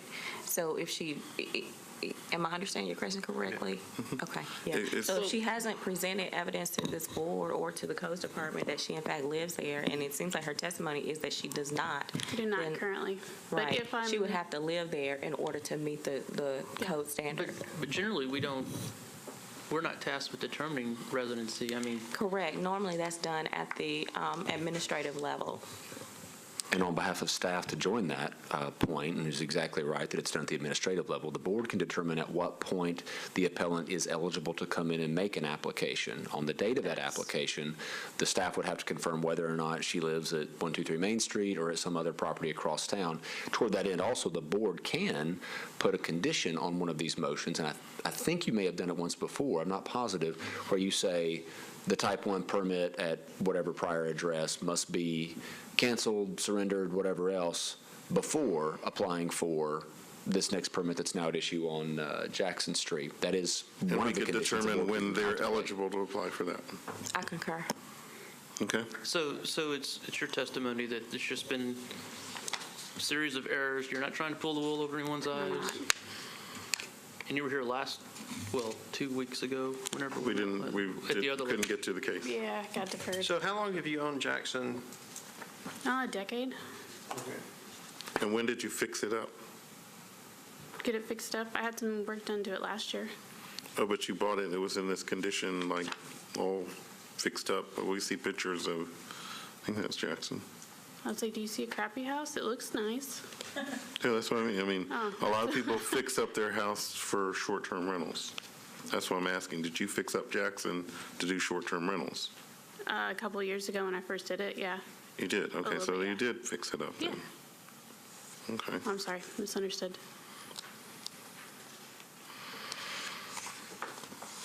The Steinbeck permit is up August 22nd. That's the one that I haven't submitted any paperwork to renew or anything of that nature. And if making a date after that helps the council more, if that helps guide that.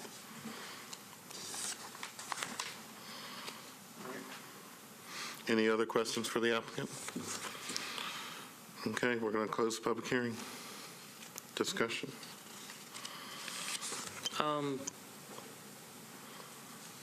So does everybody feel okay with setting a date after that? Okay, so I move that the zoning administrator did not err in his finding and that the applicant be eligible to apply for a permit at this location not before August 23rd, and that the current type 1 permit or type A, I forget, what do we call it? One, I think. Type 1. Type 1 permit be surrendered and or not renewed By when? by August 22nd. Yeah, so they don't overlap. Okay, that's the motion. Is there a second? Sure. Okay. The motion's been made and properly seconded. Any more discussion? Yeah, so with the intent that this applicant not have two owner-occupied permits at any one time.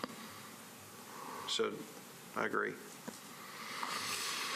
Okay, so they would be eligible, so they shouldn't be, Not the motion is not before August 23rd. they could rent at the other one they have right now? Steinbeck? Until they give it up? As long as it's legal. Is that permit active, Matt? On Steinbeck?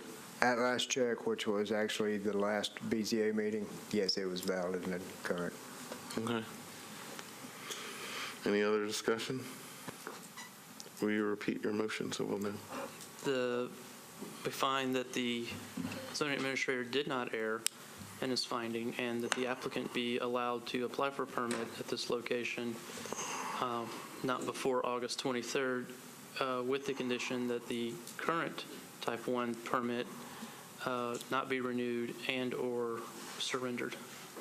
Okay. And will you accept an amendment that there be no rentals on, short-term rentals on Steinbeck after the permit expires? I mean, it's implied and certainly not, but I mean, I just want to know if you know. I'll shut it down. It's totally okay. Just so it's clear to the applicant, it's basically saying an amendment. Maybe that needs to be an amendment, but I'm just saying if you come back here for renting Steinbeck, you're in trouble. Okay. No, by all means. Okay. That's all I'm saying. All those in favor of the motion signify by saying aye. Aye. Opposed? Passes. John Michael. Mr. Chairman, the next case is 2018-430 involving the property at 3213 Brookmont Circle. Travis Rice is the appellant and owner of that property. Mr. McBroom has the case for staff. After Mr. McBroom's presentation, Mr. Rice will make his presentation. Anyone here in opposition to case number 430? Seeing none. Mr. McBroom.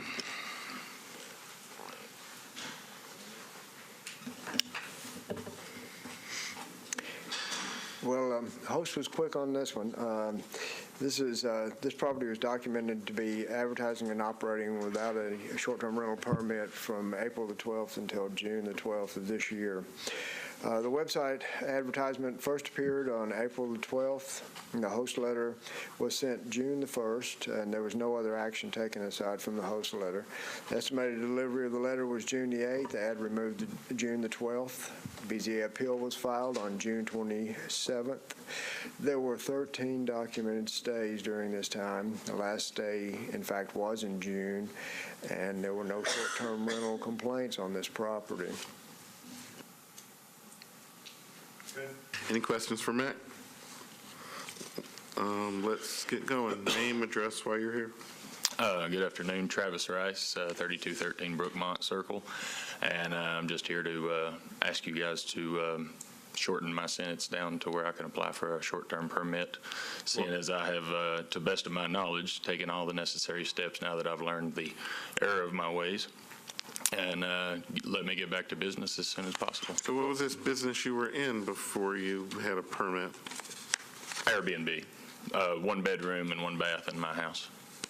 And why didn't you have a permit? Just more of the same, didn't know I was supposed to. I moved into my house in February from a small town, East Tennessee, and the mortgage turned out to be a little bit bigger than I had budgeted for, and so I found a way that I could make it work, and so I jumped into business, and luckily you guys caught me pretty quick so that I didn't rack up a big back tax bill, because as I'm sure you've heard, a lot of Airbnb states on their website that they pay the taxes, but that's only, come to find out, the sales tax and not the hotel motel tax. Exactly. So what was the last day you rented the? The last booking I accepted was, I think June. It was early June. I got the letter. I emailed, I believe, Mr. Osborne on June 11th, asking him about the letter that I got, and he told me what I needed to do, so I unlisted it. I believe you said the 12th. Okay. Any questions for the applicant? Okay. I'm going to close the public hearing. Discussion.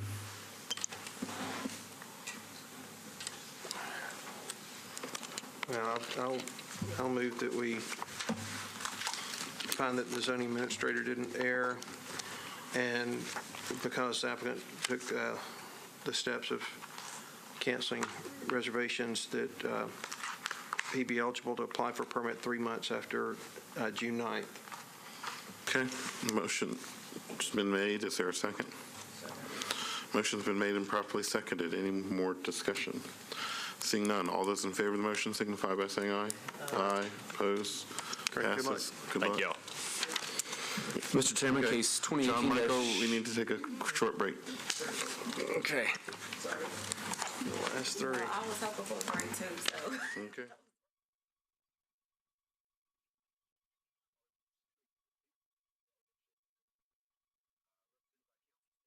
Short-term rental case. Mr. Collins will address the board. Mr. McBroom has the case for staff. Is there anyone here in opposition to case number 431? Seeing none, Mr. McBroom.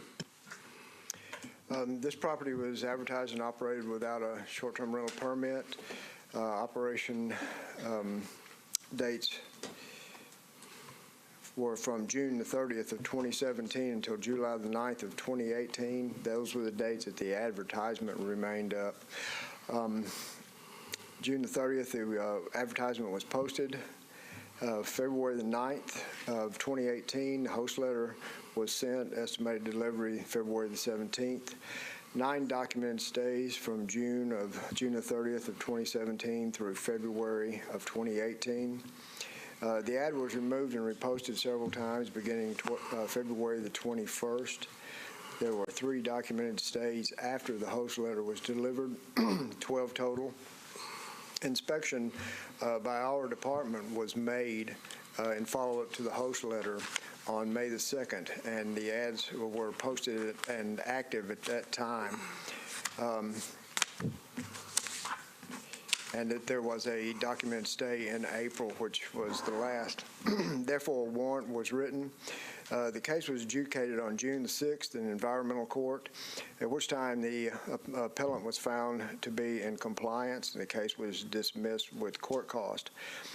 The Board of Zoning Appeals appeal was filed on June the 27th, 2018, and there are no recorded short-term rental complaints involved with this property.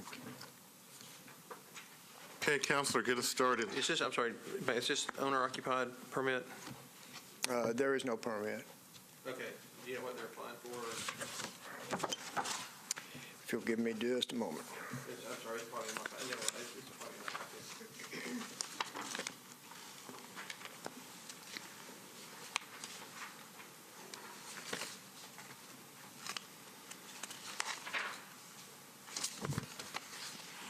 Wait, I'll just ask. Counselor, get us I started don't have that information. while we're here.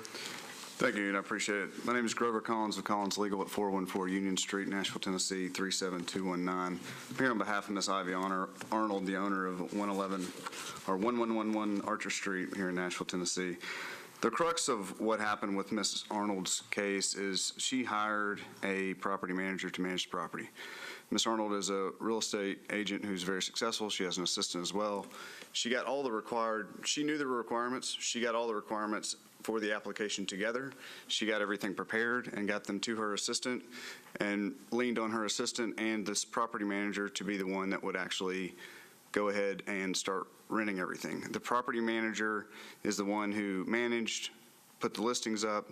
The listings that the Metro government has before you are actually a Rob. That was the property manager. According to Ms. Arnold and everything that Ms. Arnold knew, the property manager had made sure that the permit had been issued, had done everything that they were required to do, and Ms. Arnold was, in her mind, doing everything she was supposed to do and everything that was required. This is not her primary residence, so she didn't get the notice in May. That's why I've included as exhibits B to the packet which I provided for you, the letters which she received. She had her information forwarded to her home address. For whatever reason, those notice letters did not get to her eventually. Upon receiving the notice and obviously the civil warrant, she retained me, and I quickly said, let's shut it down, and we proceeded through to BZA.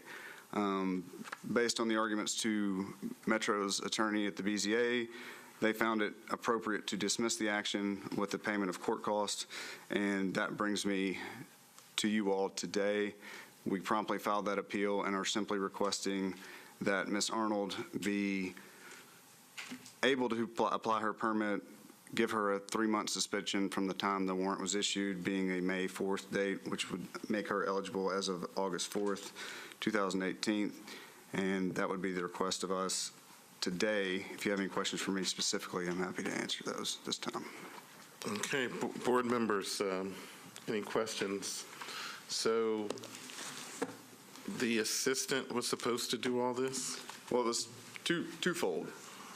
The assistant was given everything and was supposed to coordinate with the property manager, but ultimately the property manager was supposed to make sure that everything was done and managed because Ms. Arnold had given them everything they needed to constitute the application. So whose fault was this?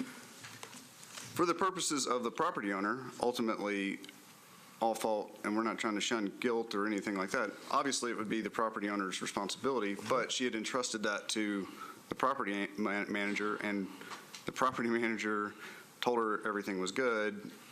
She was relying on him to make sure that it was not, clearly. There was something in your brief about still being locked out of the account. What's that all about? The property manager, and that may be the subject of another piece of litigation, simply wouldn't tell us when rentals were happening, wouldn't allow us to, when we tried to take control of the listing and shut it down, he wouldn't give us access to the listing itself and was still using Ms. Arnold's photographs.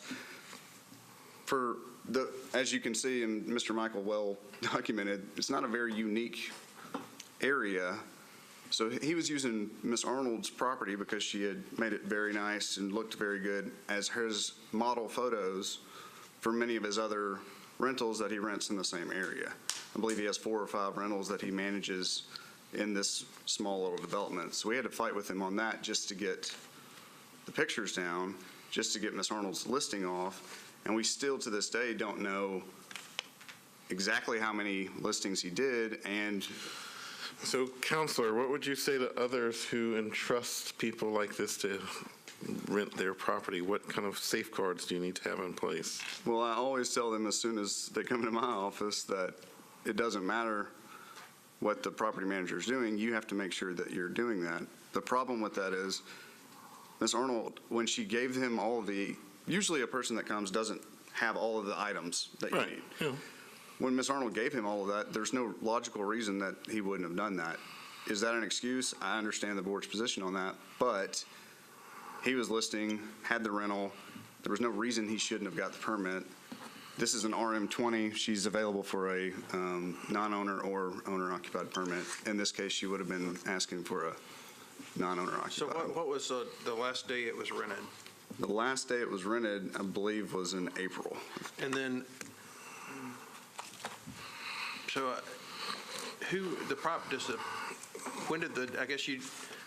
when you took over from the property manager, I guess you fired the property manager? Absolutely. And then, so you have full possession of the keys and? We have possession of the unit, yes. What I was talking about is Right, the online listing and all that. So Yeah, we well, still we've don't had- have access to all of those records, and that's why I say it may be the subject of. Right, because you don't know how many times it was really rented. That's correct. And I imagine you had an agreement. How much percentage did he get? That's 100% correct. How much percentage did he get from this deal?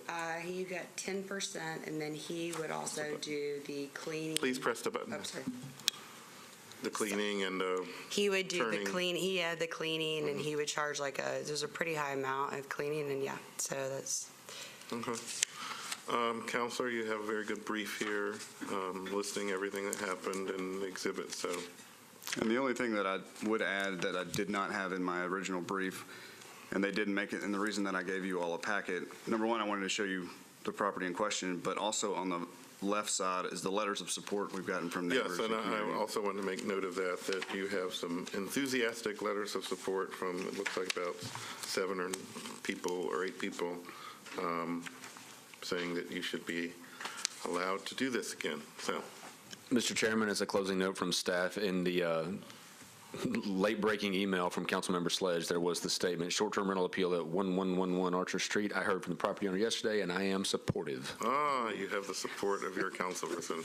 Always good, well done, and because as you sat through our 5-hour-plus meeting, you know, he didn't support everybody in this meeting, so good job. Any questions for the applicant or lawyer? Okay, we're going to close public hearing. Okay, so this is similar to a case that we had a while ago about entrusting the wrong person, and to me, it's alarming, and that's why I really like the detail in the lawyer's brief, that they still don't have access. I mean, so to me, this is just a really bad actor of someone that you've entrusted to rent your property, and they're not telling you or giving you access to your own account. So, you know, I think it's an unfortunate situation that happened, and, you know, she's doing her best to remedy it right now. Yeah, I agree. I mean, I'll move that the zoning administrator didn't err, and that the applicant be eligible to apply for a permit 3 months after the ad was removed, which was May 2nd. Okay, motion's been made, and I'll second it. Any discussion? Seeing none, all those in favor signify by saying aye. Aye, opposed, passes. Good luck, and go after that guy, too. Mr. Chairman, the next case is 2018-437. It involves multiple units within 500 Rolling Mill Hill Road, just across First Avenue here from us in downtown Nashville. Patsy Stussy is the appellant on behalf of the LLC that owns that property. This is a short-term rental case involving multiple properties within that building and the legally required permits that are sought for short-term rental operation. We'll let Mr. McBroom make the case on behalf of staff. The appellants are present. I trust that in light of the fact there's no one else here, that there is no opposition present. Mr. McBroom, if you would explain the case to the board. There was no host letter generated concerning this case. There was also no action taken on the part of the Codes Department. My understanding is that Ms. Stussy came in to make application for permits. At the time that she made application for named numbered units, it was determined by the zoning examiner that those units had active advertisements or had operated, and so therefore the permits were denied and appeal was filed. Do you know, were there any record of how many rental days there were, or anything like that? No, sir, there were not. And with this property, which is multi-units, there was one short-term rental complaint. None of the units for which she seeks a permit were named in that complaint. So, any questions for Mac? Okay, get us started. Name, address, why we're here. Patsy Stussy, 1187 Retreat Lane, Brentwood, Tennessee, and I'm here seeking short-term rental permit. So you operated prior to having a permit. How did that happen? Well, I actually did try to get permits, And and I was told since it's in a commercial building, that the owner of the building had to get the permits, that I was not allowed to get them. John Michael, tell us about the downtown area and all It's not even about downtown area. We see this in apartment complexes a lot. In order to obtain a permit, you have to have permission from the owner in order to obtain the permit. It's not that the owner has to get it, it's that they have to give permission to get it. So that if I am the renter at unit number 436 in my large apartment building, I have to have permission from Ewing Corp LLC out of New York, or as is most often the case, the property management on property who acts as a representative for the ownership group. That's what we see most frequently in those scenarios. However, sometimes when people then initiate the application process, they don't complete that process and get right on with their renting anyway. So, do you have permission from the owner to do this? Yes, sir, I do. But you rented before you did officially? Well, we or didn't. before you applied? We started before all of the, Okay. You didn't know that you had to... so I didn't know I had to do that. And then we went to the owner. How many times did you rent it? We've been in Ballpark. business since November of 2014. You've been renting it that much? So hundreds. Yes. Host compliance, Mr. McBroom, what is that? I mean, Well, we had permission from the building and everything from day one. Yeah. So how do people like this get found out? These types of units are very difficult to detect. We know that it's going on at these apartment and condominium complexes.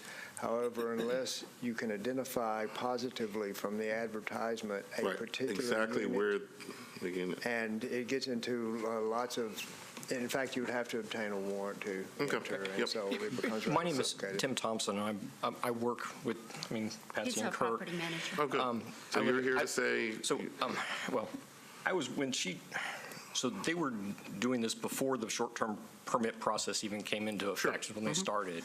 And it was called a Type 3 permit is what, it was multi-unit one. And when she went down, she was, she was denied the fact that told she couldn't get a permit. It wasn't that you have to go get permission. It was Right, the fact you just can't get it. you're not the owner. Only the owner can apply. You couldn't get one.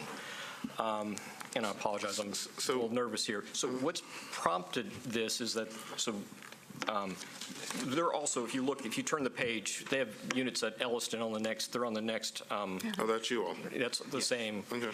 So at the start of this year, they got approached by the leasing company at a building called Stacks on Main. Yep. Because, they have an excellent relationship with their leasing companies that they work with, and there's 2 letters of recommendation in their file to take over some of their units. And in that conversation with that property manager was when she got made aware of this if you law. get an addendum, no. If you get an addendum on your lease, they'll grant you a permit. And they've tried through the, through the leasing company or through the, or to try to get one. But once they found out now we could get the addendum, they immediately went and got those permits approved. Okay. And then once that process got completed is when they got all the addendums for both City View and then Elliston and went down to the codes to say, we can get our permits, here's everything to do that. So they've turned them, essentially turned themselves in and getting permits and gotten many permits approved. It's these now that they Any struggle with. I questions apologize for the rambling. applicant? So, and what was the last date you rented the property? Which one? Any of these units Rolling Mill Hill Road. Yeah, this is Kurt Stacey. I'm her husband. I'll just answer. 1187 Retreat Lane. We had, as soon as we were told that we were needed permits for this and we had to go for the hearing, we shut the stuff down and everything. And then we tried to move people that were in the units to other units. And we did a lot of that. We canceled a lot of them. There are still a few in there that were in there, so that we tried to get moved, but we couldn't. So that was the case. But there is no, right now, there is no rentals. I mean, we've canceled everything. But what was the last day that somebody was in one of those units? Probably just even a week ago. Yeah. Okay. Any other questions for the applicant? Okay. In one note, I mean, I know that some of them mentioned, from day one, even before, they paid every dollar of tax, hotel tax, rental tax, I mean, every tax and everything that's been, that was, I've made sure taxes got paid. Yep, very good. Okay, any other questions? We're going to close the public hearing. Discussion. A little bit different than a lot of our cases. Any thoughts?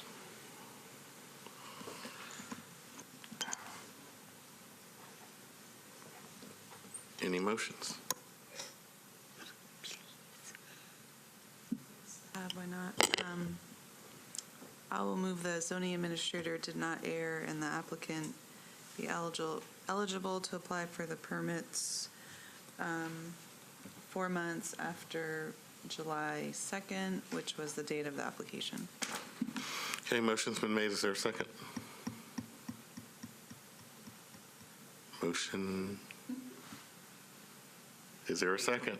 I'll second. So Okay, second. Discussion. what's your issue there over, Mr. Taylor? I was just wondering if that was the right time. I mean, Why why you didn't leap to second it? Well, I thought you were going to it first. Oh, I see, okay, yeah. Okay. Any more discussion about, any more discussion about this? Okay, all those in favor of the motion signify by saying aye. Aye. Opposed? Passes. Next case, John Michael. The next case is similar in construct, Mr. Chairman. Patty Stosey is the appellant for the property at 2312 Elliston Place. Some maps map that as 2300 Elliston Place. This is, of course, right there on Elliston 23rd, backing out to Brandau. 3 units identified on this one. Again, it's a very similar conversation, I think. You can take testimony from the folks all over again, but I think it'll be very similar. Here are 3 units that we know of instead of 11 units that we know of, operating without a permit. Mr. McBroom may have added details just as far as dates that are helpful to you. Just as a point of clarification, no matter what the offense is, short-term rentals or any codes violation, the owner of the property is ultimately responsible. Therefore, the permission must be obtained. But however, there are different circumstances concerning these, some of which the owner is very happy to do this, and some they have a large number of long-term leaseholders which are not happy to do this, and as a result, the owner does not seek to do so. However, in this case, it is apparent that the E23 apartments, that the ownership is very happy to do this, and so we have had numerous complaints from this building, none of which involve any of the 3 units for which she is seeking a permit. Okay. This board actually gave some sort of variance for this building when it got built. So do you have anything else to add that's material, that's different from the last one? Well, right now, I already have permits at this building. Okay. Yep.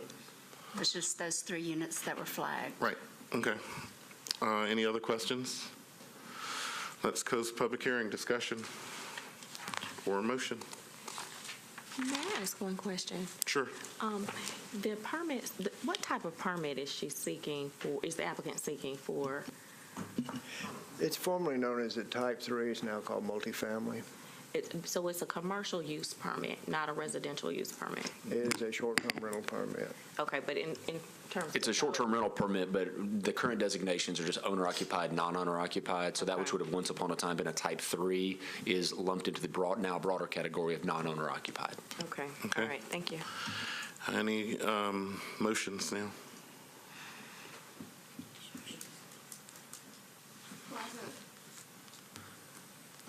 Same one. I will move the zoning administrator did not err and the applicant be able to apply for the permits 4 months after July 2nd. Okay, motion's been made. Is there a second? Second. Motion's been made and properly seconded. Any discussion? Seeing none, all those in favor of the motion signify by saying aye. Aye. Opposed? Passes. And it is early voting time tomorrow. We love democracy. We love voting. Go vote for vice mayor in Nashville, Tennessee. Old timers will look back at the year 2018. Remember, we voted 5 times. Go vote. See you next month. Thank you. Thank you. Have a good evening.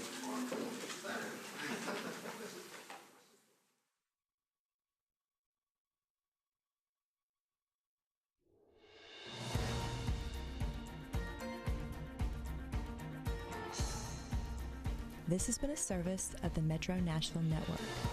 If you would like to see this presentation again, or for more information about this and other programs, visit nashville.gov.